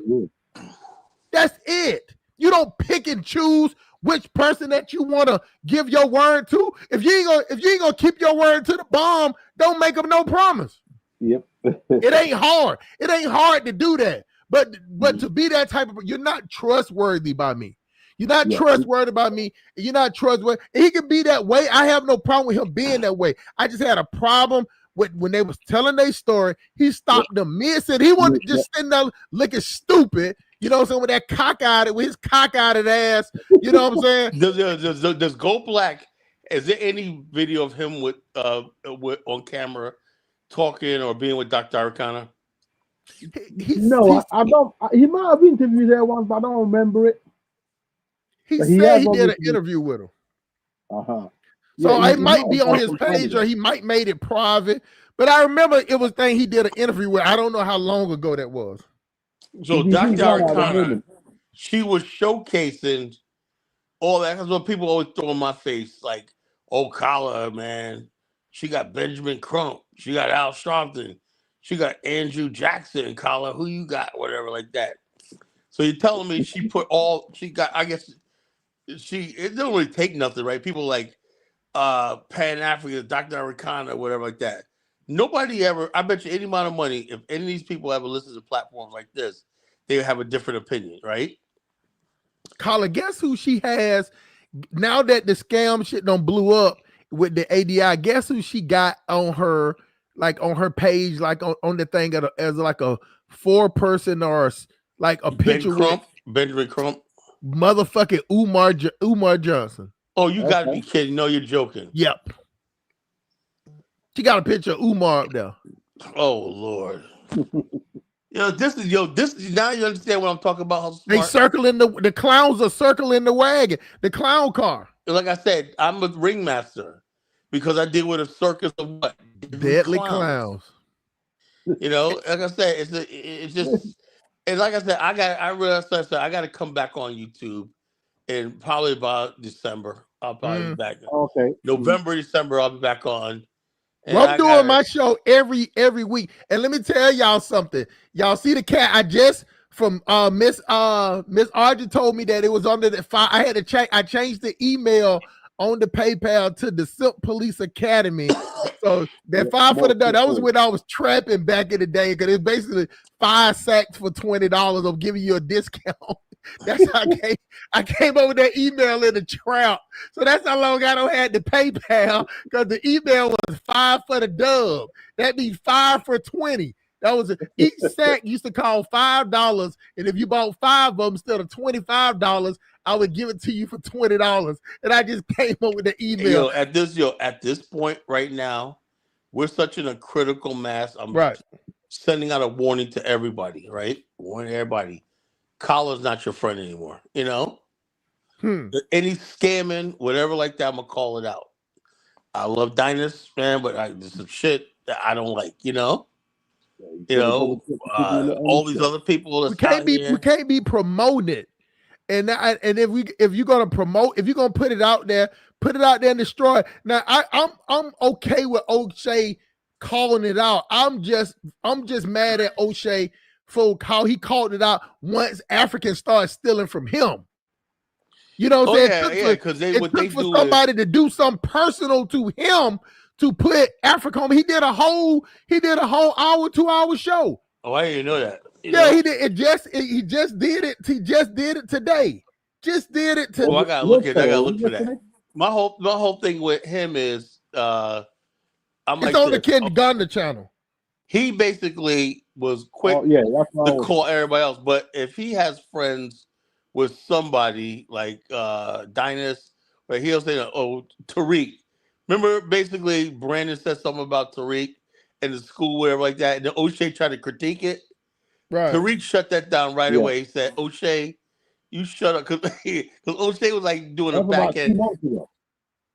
O'Shea was like, "Yeah, but to Brandon's point." I'm like, what the hell? Also, I Brandon was mean, like, "Yeah, well, Tariq's a grifter or whatnot." And then O'Shea said, "Well, let's examine this." And Tariq said, "Oh no, O'Shea, you don't. You say nothing. You say nothing." He goes like, "O'Shea, you were too easy. O'Shea yeah, was that in was the one. terror." That's why I thought he must have something on O'Shea. He must have something. No, he when O'Shea could Teresa roast him. Teresa roast him about his looks and stuff like that. And that's No, O'Shea. That's why O'Shea's afraid of him. man, why would you? But O'Shea can roast. Why would you be afraid of someone like Well, Tariq Terry? will roast him about his color, like the way he did Tommy Sotomayor No, and stuff listen, like listen, that. listen. That's the That shit type of Tariq's roast, on. listen, that type of roast, right, will only can easily backfire. All you got to do is just make a few slip ups, okay? And I've seen people But get well, O'Shea right. basically evidently Listen, believes what Tariq thinks about him, whatever like that, because he always backs off. And every yeah, but day he's like, "Oh, see, Tariq." why do you He said, care? No, why do you care? "Well, he's a You guys, a lot of O'Shea's followers follow uh-huh. Tariq. They with that ADOS Oh, FBA yeah, nonsense and I whatnot, see. you know." And But I saw, O'Shea's in Africa as a spoiler. He's uh-huh, not there because he's a real Pan Africanist, right? He's uh-huh, there spoiler. He's there to show all the bad stuff that goes on between Black America and Africa. Now, uh-huh. from what I'm hearing, Host Smart saying that he's attacking Africans and stealing from whatnot. So his whole thing is to try to help Tariq push the narrative that we need to be distance ourselves from the African continent. You know? He Yeah. was sitting out But there then you talking just know about, I'm man, thinking, told my money, they stole money, they don't want to work with me, and they don't want to do this, and they going against me. And I'm like, what the fuck you been talking about for the last? All you been talking about was booty, booty, booty, ass, and how fine the girls is. And yeah, now you yeah. talking about you feel now you talking about, you know what I'm saying? You'll go back to Compton. Then somebody gonna go back to Compton. I'm like, ain't nothing about O'Shea Johnson, the street nigga. He always holler about something. I'm from Del Paso, Yeah, California. California. That That's don't a fucking joke, matter. man. That's the same play where Dinah's from. Del yeah, Paso Heights, whatever. Yeah, like that shit don't mean that. He's not a street nigga. What's up with these California niggas, man? Man, listen, bro. That's all that sunshine and that goddamn that zesty. Those of us on the eastern seaboard of America, the South, we're just different, man. You know. Yeah. Well, you know what? You know what? Though, let me say this, Lewis. I'm gonna let you talk after this. I just know that the same way how it is in Africa, to where you can get people that in Senegal, they're different from the people in Cameroon. You get the people in Ghana, they're different from the people in Gabon. You get what I'm saying? Not just the language, just basically they're just different. And just same way in the United States. And we don't see it that way because we can travel. Like you can wake up, you can go to sleep, you can take a trip and go from the equivalent from Sierra Leone to Gabon in one day in America. In Africa, that would take you 2 or 3 days, unless you're on a plane. You got to get you got to go through immigration, you got to go through this, got to go. You don't have to go through that in America. We like to think we're the same people. But one thing that I know to realize, and I realize now, that geographics makes us different. I don't know if it's the climate, the way that the food, you get what I'm saying? Like I'm a little bit more cautious in how I say things now, because it's the same way in Africa. You get people that's in North Nigeria, boy, them motherfuckers is way different from the motherfuckers in the South. Yep. And I've been paying attention now since after all this stuff been going on, for the last week, because I had somebody else email me about this before this even happened, about that for they called it out. So I started studying in Ghana, and I see that if you don't like Accra, the place where you need to go to is Kumasi. Yeah, the second. Well, it's hard. Yeah, you should go if you want if you don't want that pressure of trying to sell you something because you're a Black American, go to Kumasi.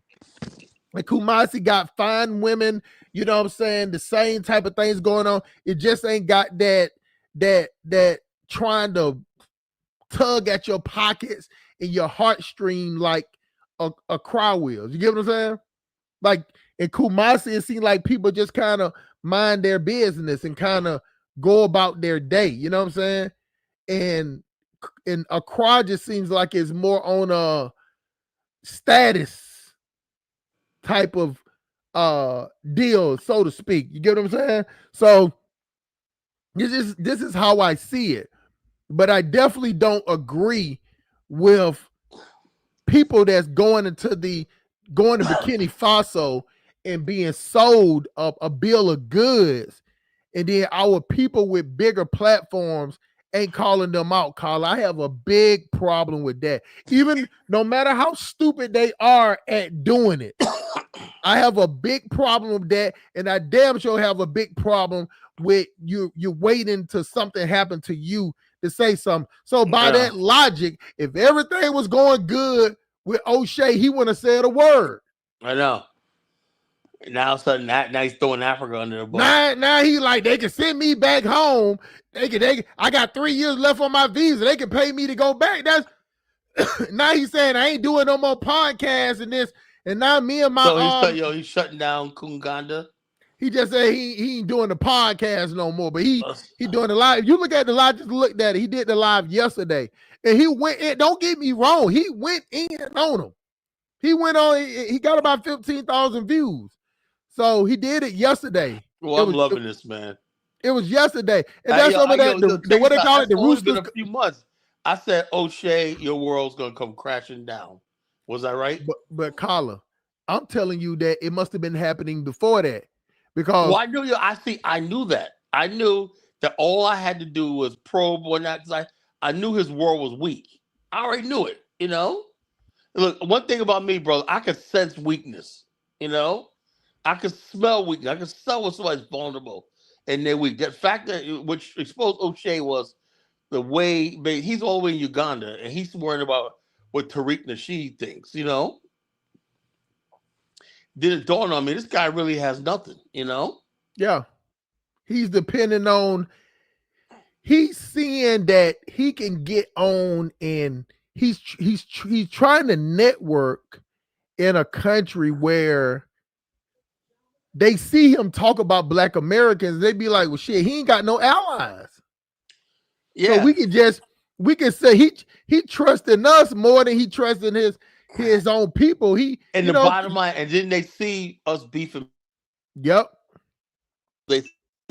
They're like, oh, he's completely vulnerable, you know? Yeah, he's completely vulnerable. We can go steal it. Shit. Then he started talking about, hold on, Colin. Then he started talking about how he paid the police to come over there, and then you had to pay them and do something. Then you had to pay them to do it. But what the fuck you talking about? You already knew that how they were. Yeah, you knew now that, you're complaining. Know? In the beginning, you was like, well, it's okay. You have to pay them to get something done, and it's okay, it's just part of the life. Now when they do, now it irritates you. Now you got a problem. Now you got all these bitches you have flown with trying to do a dating show, and all these chicks. Listen, chicks will steal from you, especially if you idolize. You got all these different chicks over here. You're dealing with people that are hungry, man. Hey, Carla, I always say this, even when you ain't on this show, bro. I say it all the time. They are hands to mouth. Hand to mouth people. They're starving. They're hungry people. I said that on the chat room the other night. I said, look, one thing I won't do. I say, well, Carla, I said, look, it's gonna be a while till I do real business in Liberia. Until I can get together with enough people that ain't hungry, then we can sit down. If you're hungry, hustle smart, right? And you're hungry, you're going to react like you're hungry, you know? You're going to be impulsive. You're not going to think, you know what I'm saying? Yeah, you don't even care about, when you that hungry, you don't even care about the bridge you burn. You don't even care if you get caught, really, because if you don't do it, you might starve to death. Like, that's where your mind is. Well, when you're dealing with that level of poverty and hunger and desperation, man. What do they call it? Lewis, the people back in the days? I like Lewis. But he comes up here, I said, look, Lewis, I like you, but I am not going to sit on here and let you sell our people a dream, you know? I said, if a Black person in America go to Ghana, right? What's wrong with them renting a property for 10 years or whatever like that? They're enjoying the country, getting acclimated and whatnot. Why are you going to tell them to pay all their hard-earned money to buy somebody's land and then build? You know what it takes to get a property built because you don't have enough contractors. Why would you put somebody through that nightmare, right? And then you got to be there to watch them do it. Yeah, a lot of times black people doing from overseas, and they'll say next thing they go there, the project is not complete. And there's nobody you can go turn to. It's because the paperwork is muffled. Everything that you got, it's just a mess. They don't have the court system set up to deal with that shit. So I tell people all the time, okay, I have no problem with people going to Ghana. I have no problem with people going to Africa. But I tell you right now, right, before you start investing in a business over there, investing your money, you better think long and hard in the house, whatever like that. Just go over there. If you want to be in Africa, just do your thing. And live within your means. Live modestly. Live within your means. That's my advice to people. I said, why? Because you got all these Africans selling you these get rich quick schemes, and I have yet to see anybody go to Africa and get rich. No, you I think Mufasa took $100,000. I had that's what one these of my people guys doing. They selling all their stuff to go and on these dreams. And I can call it. We can sit up here and tell black people to not be stupid. That ain't gonna stop them from being stupid. Yo, check it out. One of my guys in the BAL, my guy Quick came on. I said, where's Mike Akins? Oh, he's back in Arkansas. He's not even in Chicago no more. He was in Tanzania. He was supposed to go to Burkina Faso with Dr. Arcana. He went there with Dr. Arcana. He's another one. He had $100,000 burning in his pocket. Now he's back in Arkansas. And I said to myself, and I warned him. I said, man, don't get involved with these Africans. He showed me these fucking. I said, look, Africans know how to make what's those flyers you make? You know what I'm saying? Talking about business conference, Pan Africa's business conference. He showed me stuff. I said, yo, man, anybody with a computer could have made this. So yeah, it's the business conference collar. I'm in this. Are you going? I said, no, I don't know who this fuck these guys are. Some Tanzanians, He said, but these are brothers. These are brothers, collar. I said, do you know them? And they play. And when you go to Africa, look, if you go to Africa, talk about my brother, these are my brother, you are a fucking fool. They're going to pull out a big ass straw, ready to stick it on top of your head. They're going to freaking suck you dry. And so you live and you learn. But I have experience dealing with people on the continent and Africans and whatnot. You don't go there with your emotions, And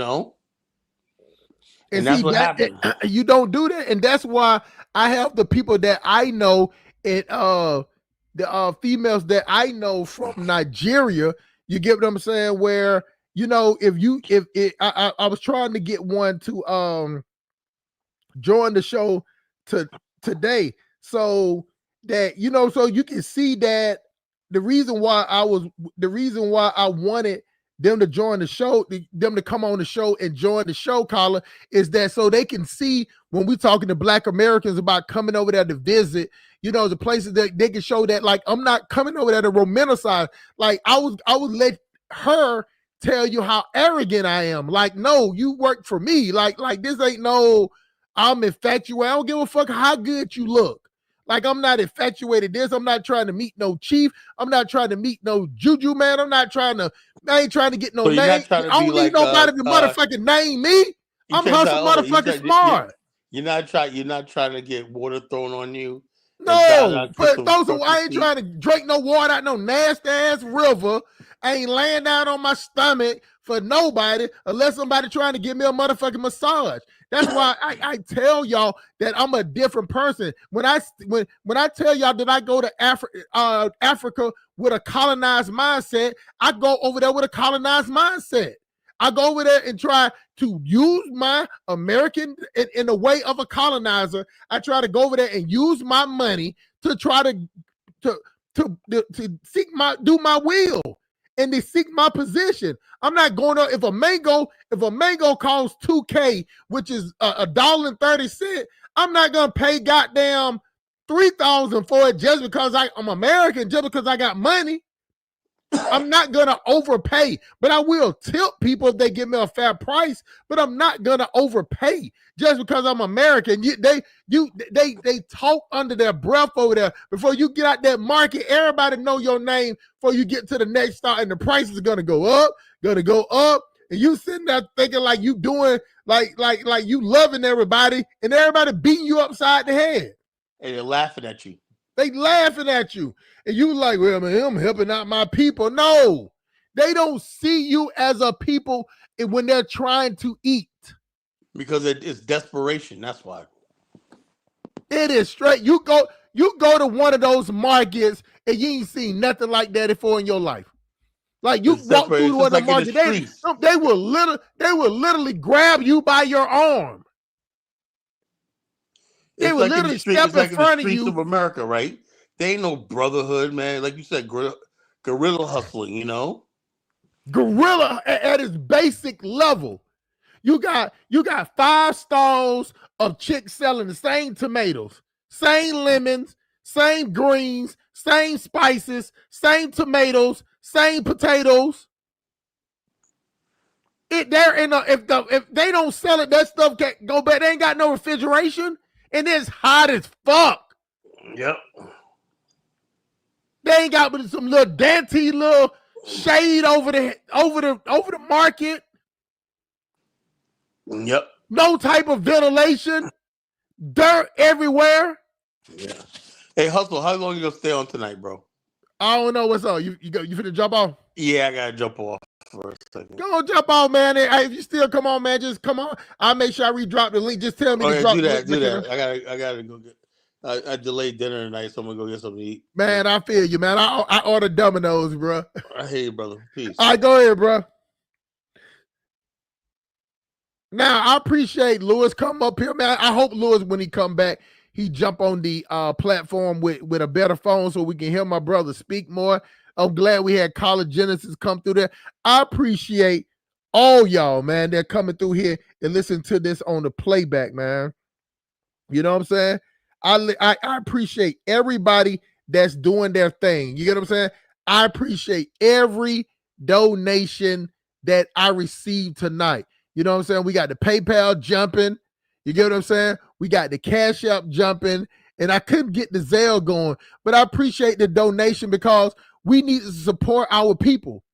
We need to support each other in the process of we giving out good information. If y'all need to know what hotels you want to stay at, if you go I only can tell you about Kenya and Nigeria. And those clearly are the 2 places that a lot of Black people want to go to. I can give you that information, but we have to donate to the platform, bro. Y'all see the Cash App at the top. And the PayPal is Hustle Smart at. The email is the Simp Police Academy at Gmail. That's how you can donate. You know what I'm saying? And the platform. And on top of that, I'm talking to a chick in Port Harcourt because I know a lot of people want to know about the southern area, and that's basically like Calabar, around the Calabar, is that River State? It's River State down South Nigeria. And I'm trying to get it to where we can get like some market videos, some of the area videos down there. Because when I was there, it was just for a short time. It wasn't even that long at all. So I'm trying to get some more so we can get that view from a person that's there. You know what I'm saying? So I'm gonna use some of the donations to get them to go out and if y'all got any videos y'all want to watch or street food or whatever to try. It's just to have something extra on the video because I know a lot of us as Black Americans, we want to go to Africa. And we want to go to West Africa. We want to go to the place where it's mostly Black people. You get what I'm saying? So I feel y'all on that. I know we don't like I don't like South Africa like that. But I'm gonna have to take that trip down there at least once just to see how it is. But we dealing with West Africa because most of us come from West Africa. So you know what I'm saying?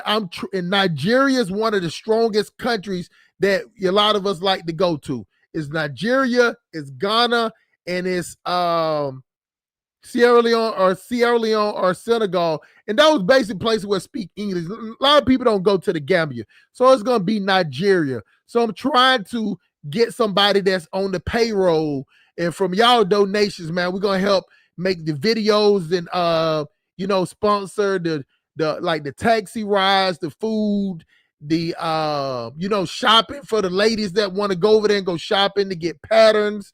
You know what I'm saying? I think she does tailor work too. So these are things that you can get fitted and get done when you go over there. So, but that's where a lot of the donation come. I don't keep the money for myself. The donations all go to the platform. But I appreciate everybody that's watched this on the playback. But let's get back. Let's get back to these Pan-Africanists, these most high enablers. Let's get back to that. I'm gonna get back on topic with that. Which do you prefer visiting, Kenya or Nigeria?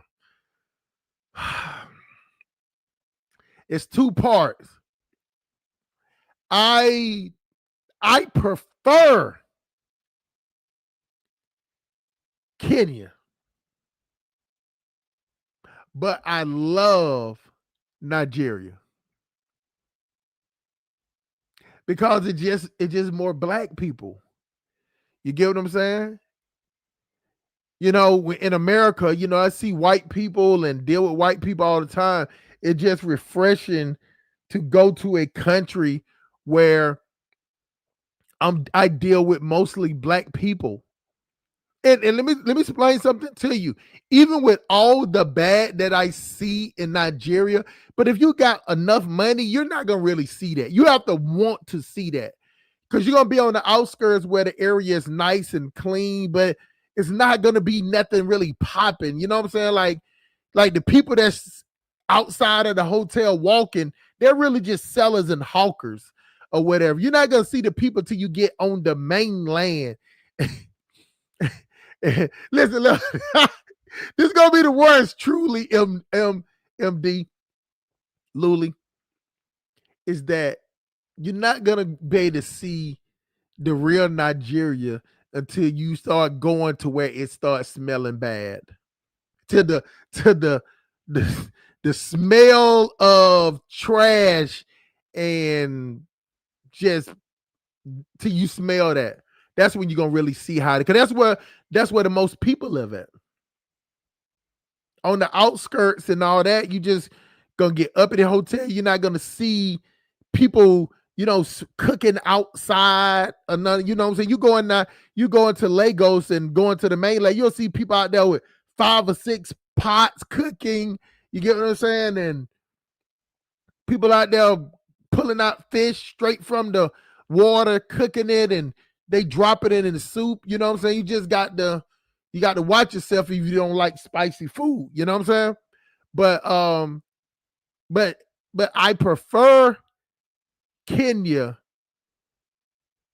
because of the amenities. You can, hot water, cold water, you get pressure. The internet is more stable. The Wi-Fi, I don't know, I'm still old as hell, y'all still saying internet. The Wi-Fi connection is more stable. The the grocery stores are easy to get to. The roads are better. Now, don't get me wrong, they still got bad roads, but you ain't seen no pothole where I'm 6'3" and you step in a pothole and now you 5'2". You get what I'm saying? Like, and ain't no type of putting no dirt in it, no rock. They don't do that, putting the rocks in it like they do in America. They don't do that. They don't do that at all. And they don't put dirt in it because if it rains, they just leave the potholes open. But I think Kenya also, the food is better in Kenya because Kenya makes food just like how we do in America. In Nigeria, they eat a lot of innards and organs. And everything is like fried hard. You know what I'm saying? You go to a place in Kenya and get something to eat. They're pulling the stuff fresh out of freezer, a refrigerator. You get what I'm saying? Like you in Nigeria, it's not like that. You'll see a whole station with them cutting up meat.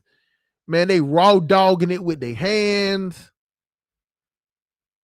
No gloves. Flies everywhere. Mosquitoes everywhere. Nowhere to throw, like people just throw trash right on the floor. There's no trash. Like, let me tell you something. This is another thing about Nigeria. It's no trash cans. And what I was told was that the reason why it's no trash cans is because they steal the trash cans. Kenya just not like that. The water is better. You know what I'm saying? The water pressure is better. You get hot water, cold water. You can get like most of the apartments, you can get like washing. Like some of the apartments have washer and dryer where you can go wash your clothes. Nigeria ain't really like that. You got to pay somebody to wash. If you don't have wash and dry, you got to pay somebody to wash it. Or you got to send it to like a service where they pick it up and wash your clothes. It's that's the only reason why I would prefer Kenya over Nigeria. But the way that I talk and the way that I act, you know what I'm saying? The way that I talk and the way that I act, it's more lenient towards Nigeria because Kenyans thought that, you know, like I'm just too arrogant, I talk too loud. Like Kenyans are very, very quiet and, you know, kind of don't really say anything. You know what I'm saying? But Nigerians, you know, they kind of boisterous in your face. You know what I'm saying? Like people will come up to you and be like, you know, hey, buy me something to eat. Let me get some of your part. Like, you know what I'm saying? They're up in your face. You know, you just can't be scared of it. But you know, it's more on that level where I'm at far as Nigeria. But I would love if Nigeria was on the level of our amenities, the roads, the infrastructure, the internet, the water, the sanitation. I would even think about going to another country. But Kenya is better. But I love to visit Nigeria. That's the truth. But when it comes, that's the difference between the West Africa and the East Africa. You get what I'm saying? So this is where we at, people. And like I told y'all, I'm calling out that bullshit. I'm calling out all those people that came on Dinah's show was talking about people that need to invest and black people need to invest and black people are cowards if they don't invest and need to get behind Traore. If anything, Traore need to get to behind us. How hard is it for him to put out a statement? That's not hard to do. Mufasa, parts of Lagos Island and parts of Abuja have decent. Yeah, you got parts. You got hits of parts. You got hits of parts that are decent infrastructure.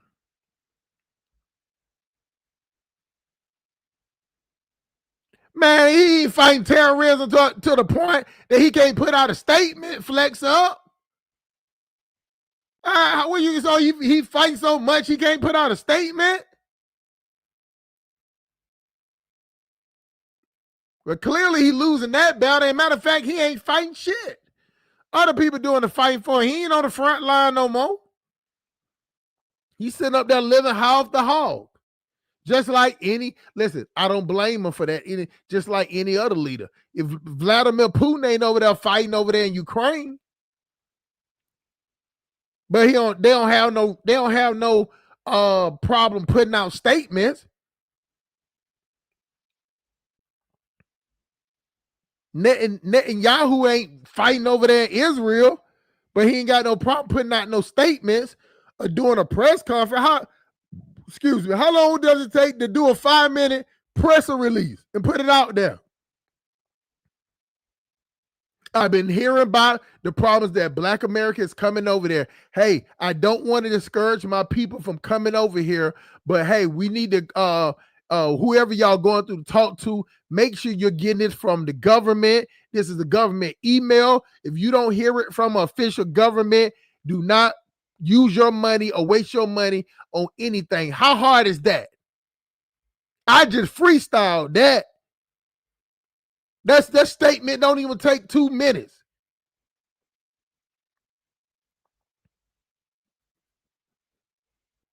So I'm not putting it on him, Troy. I'm not like O'Shea putting it on him, but what I am putting on him is that not making a statement of.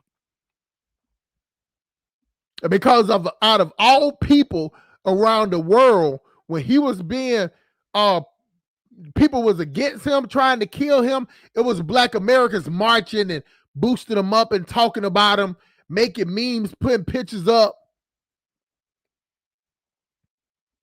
So just put out a statement if you know or heard about what's going on, because you can't help to say don't know about it. It was that many people that was heading there. It's over 1,000 people. Well, it was over 800 people.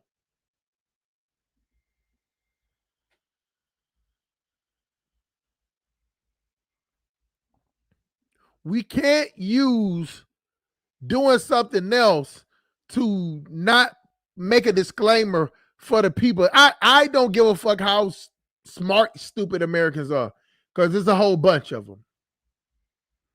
But clearly, it was mostly the Most High niggas, the Hebrew Israelites, that was signing up for this shit.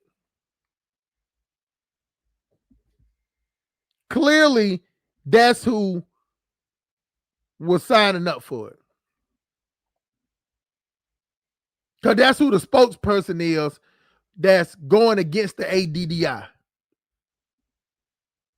And the ADDI ain't said nothing.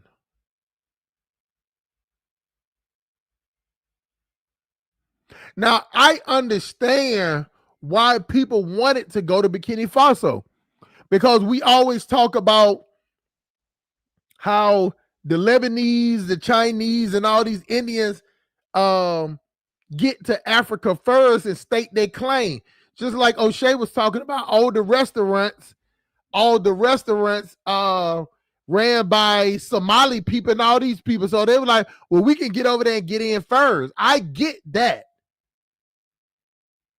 But not while and a country is under military occupation.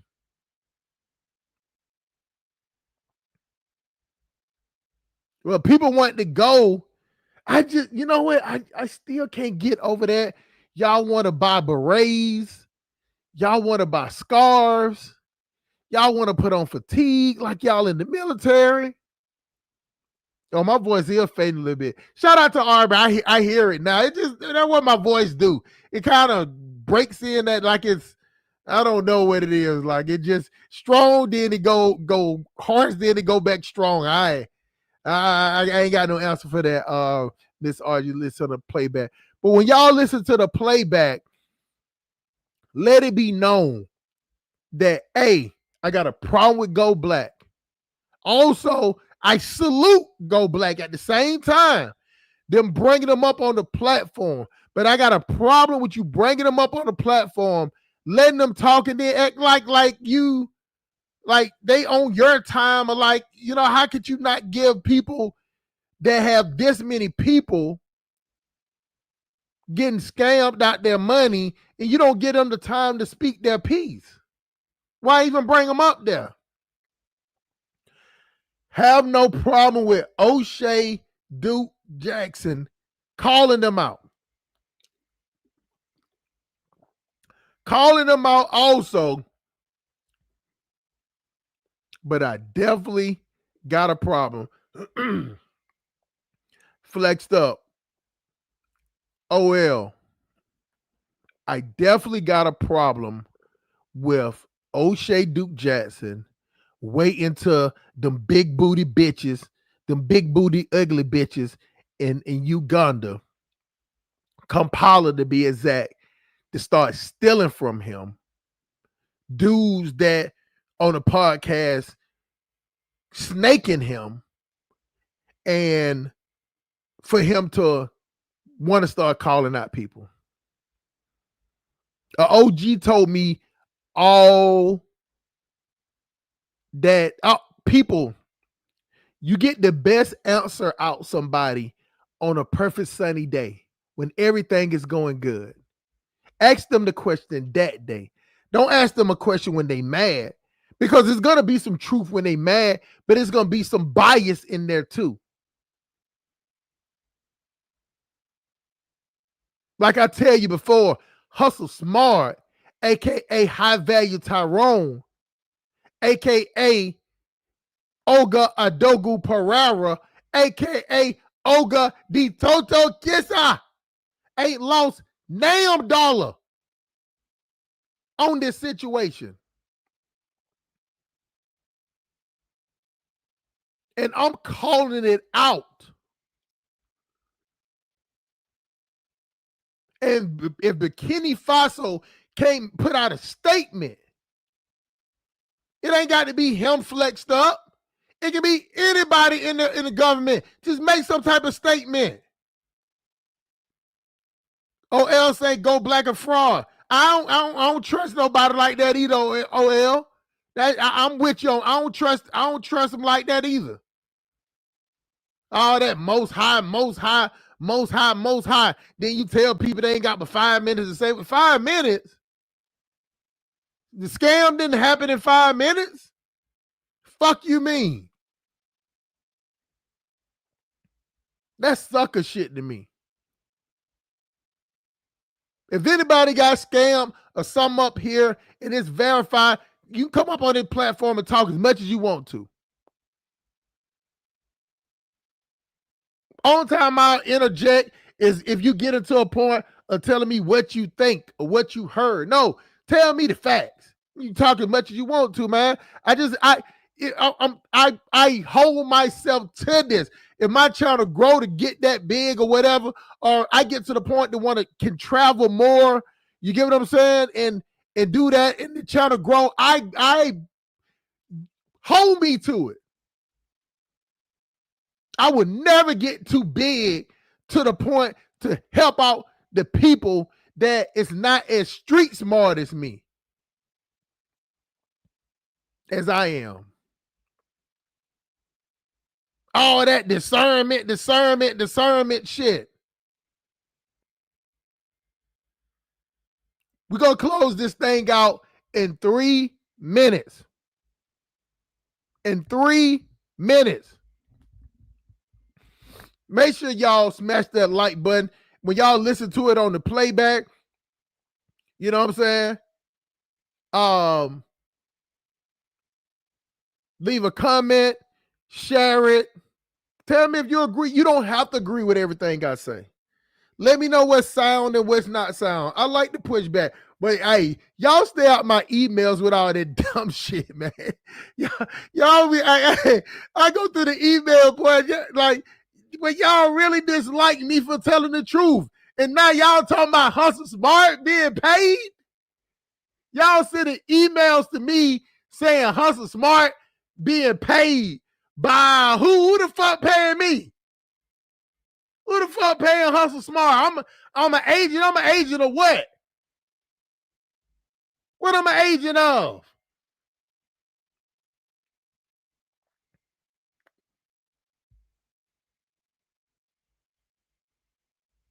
I ain't know. I'm an agent of not letting niggas getting over on you as a group, because it make us look weak. It make me look weak when I go over there that it's that easy to motherfucking get money out of black people, black Americans. They just want a hug. Black Americans, they just OL. Black Americans just want a hug. They just want to let them know that they welcome back home. And Mama Africa gonna put them in their bosom and wrap their arms around them real tight and tell them that they love them and welcome home. And they sorry that they sold us into slavery. Marx Me Africa, Black Acres of the Gambia, Art Cathy, Blacks It, the list go on. They're all motherfucking scammers. And I added the motherfuckers in there because OL did not put the motherfucker in there. I did.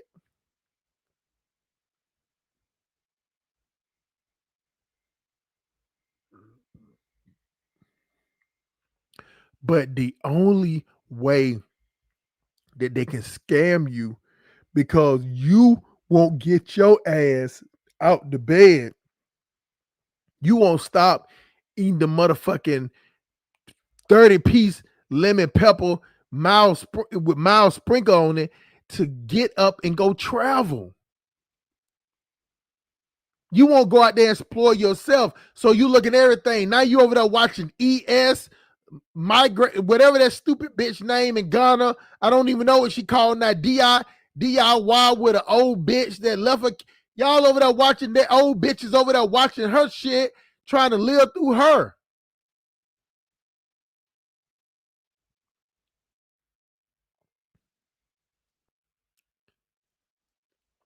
I don't know anything about the Black Acres of the Gambia. I just think, they just, I don't think, I put Black Acres in the Gambia the same way with Tariq Nasheed. They're not really scamming. They just keep asking for donations. Because I don't think they really promise nobody nothing. Now, the March Me Africa, I understand that point. Art Cathy, come on now. Yeah, just she's the poster girl. But you know what the funny part is that with Art Cathy in her bag, when she's in her bag talking that shit, boy, if me and her was side by side, they would hunt us down and hang us. Because she's animated. She animated as fuck when she go in. You know what I'm saying? I'm just straight up cutthroat. She's animated with the cutthroat. You know what I'm saying? But at this end of the day, what made her look bad and what made black people not be on her side is how she went at it. How she went about it with black people. So you scamming black people, then talking shit about the Gambia. You burning the counter at both ends, shorty. How the fuck you thought that was gonna play out? And I like Art Cathy. I wouldn't trust her with $5, but I like her. I mean, if I found $5 on the ground, I wouldn't say, Art Cathy, hold it for me for a second while I tie my shoe.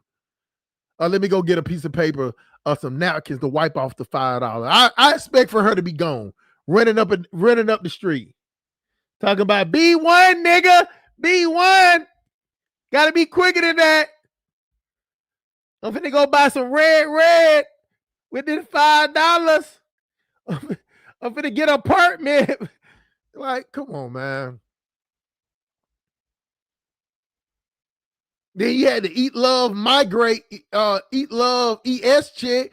This chick up there dealing with the ugly dude in Ghana, the prince or whatever, sitting up there, rubbing up cows and shit. Then get caught up in that situation. Then she's a Pan-African prostitute. She was just jumping from dick to dick till she got her audience up. And what old black chicks love drama too. So that it just helped get her channel up. So she living off of donations too. Don't get me wrong. If I ever relocate, which is not going to be for the next 3 years, y'all, because my son got to graduate, and that ES bitch, she trifling because she got kids that's still in school and shit and doing a thing, and like she left her kids there. That ain't gonna happen like that. I don't get down like that, bro. I gotta make sure my kids graduated, and I'm gonna give them the opportunity to come with me. But I definitely want to do like a year. I want to do a good. Now change that. I want to do a good 3 months in South Africa. I mean, not fuck. Holy Ghost fire. Subhanallah.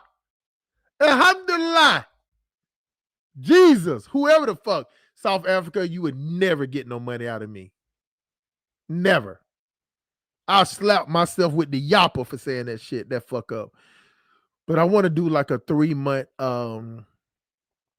West Africa thing. You know what I'm saying? I want to do a month in, let Nigeria be my base or Ghana. I want to do Ghana, Nigeria, and Senegal. Those are the 3 countries I want to do. Cameroon, go to hell. I watch my brother, the Happy Companion. Shout out to him too. I watch how he went to Guinea-Bissau. Hell no. Hell no. Same way that all the other countries got flies and mosquitoes, but they got roaches up. But them, you stand in one place and roaches will get up under your feet and carry you down the street, bro. Nah. Some countries I'm not gonna touch. No Benin Republic, none of that shit. None of those francophone countries. I'm not touching them. I'm only going to English speaking countries on the west side. Gambia is not even in there at all. Gambia is just I don't even see Gambia as an even viable option. It's not up there.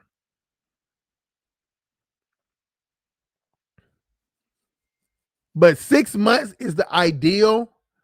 But I just got to get to the point. It's just now with transportation, man. I don't know if y'all know it, but since transportation kicked in so hard, man. Like I have to force myself to take a day off. Cause that's how it's running constantly. Fresh air, warm sun, food, and good people. That's all I ask. Yeah. Mr. Sandman, that's what I was saying. If you stay in the good parts of where the wealthy people at, I ain't gonna say well. Let me give it an American dollar mark, because I don't want to keep saying like it's wealthy. You got to be wealthy. I appreciate the cash out, man. Hold on. I got another cash out, and it's somebody's name that's got their real name, but appreciate it though on the playback.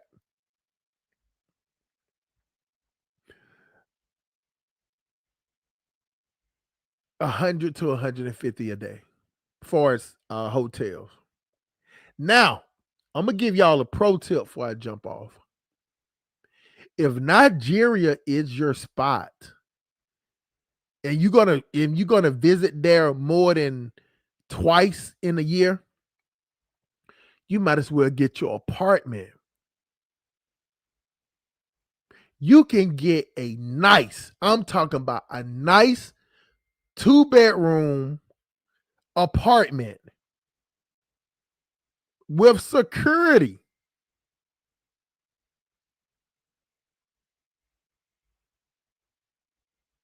for $2,000 a year.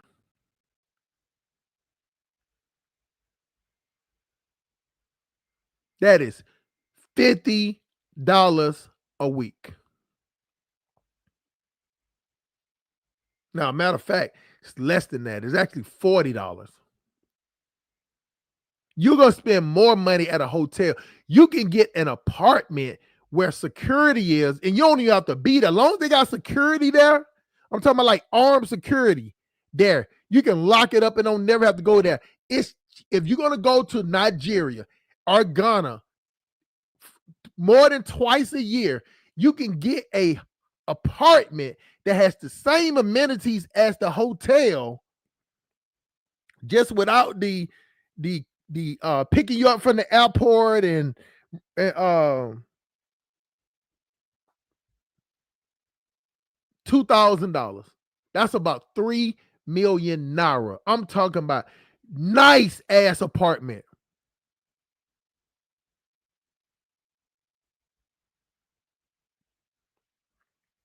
I get what you're saying. It limits you to that spot. So you got to do your research. That's why I'm gonna have different Nigerian girls come up on here and have areas to where, you know, good apartments. I'm not gatekeeping shit. I'm gonna use my knowledge, my sense of conversation to befriend, you know, chicks. Because the thing about it is, when I went there, you get close to this college where a lot of girls hang out, and they're friendly. They are friendly, and just talk to them. And they want to make money. You just don't try to act like you're trying to fuck all of them. You get what I'm saying? But be friendly with them. They'll want to work. You know what I'm saying? You give them $10. They'll go research and bring you pictures, videos of areas, apartment. You know what I'm saying? That's like $10. That's $10. That's like 14,000 in their money.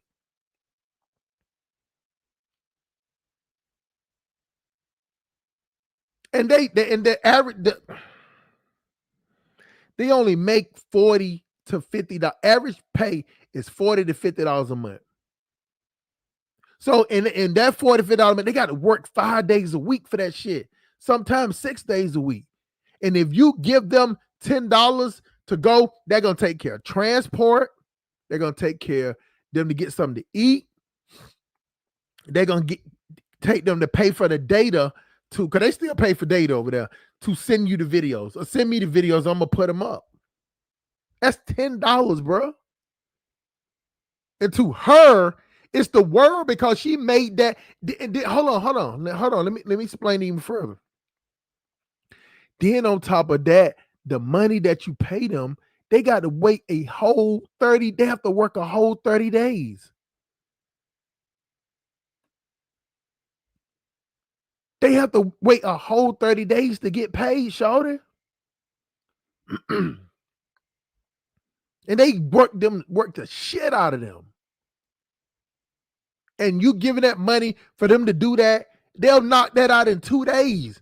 And then they're like, oh shit, I don't make 14,000, 15,000 naira for 2 days work. They are happy. They would rather do that than to go working somewhere, cleaning toilets, cooking, cleaning. Like, them people don't let them rest like that. They have to stay working and moving.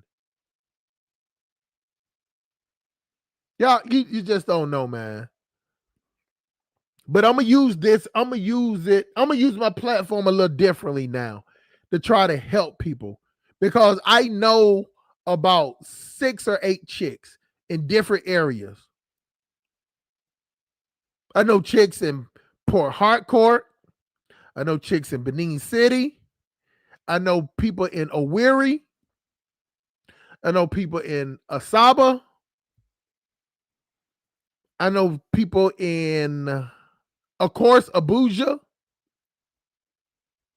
And I know people in Abidan. I know Miss Arby gonna fuck me for saying it. And I know people in Lagos. I ain't trying to know nobody in Cano State. I know Mufasa gonna say, man, what wrong with Cano State? I don't know nobody up there. They don't really speak English up there, bro. But I'm gonna try to do it differently now to network and get these places in these areas. And we're gonna know about it. Like in America, how we say county, they call it state. What we call a state, they call a country. What we call a city, they don't even call it a city. They'll just say Benin. But the state, the county, they call it a state.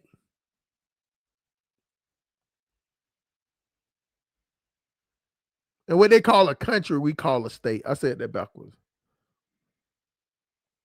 But that's it, y'all. 4 hours and 13 minutes in.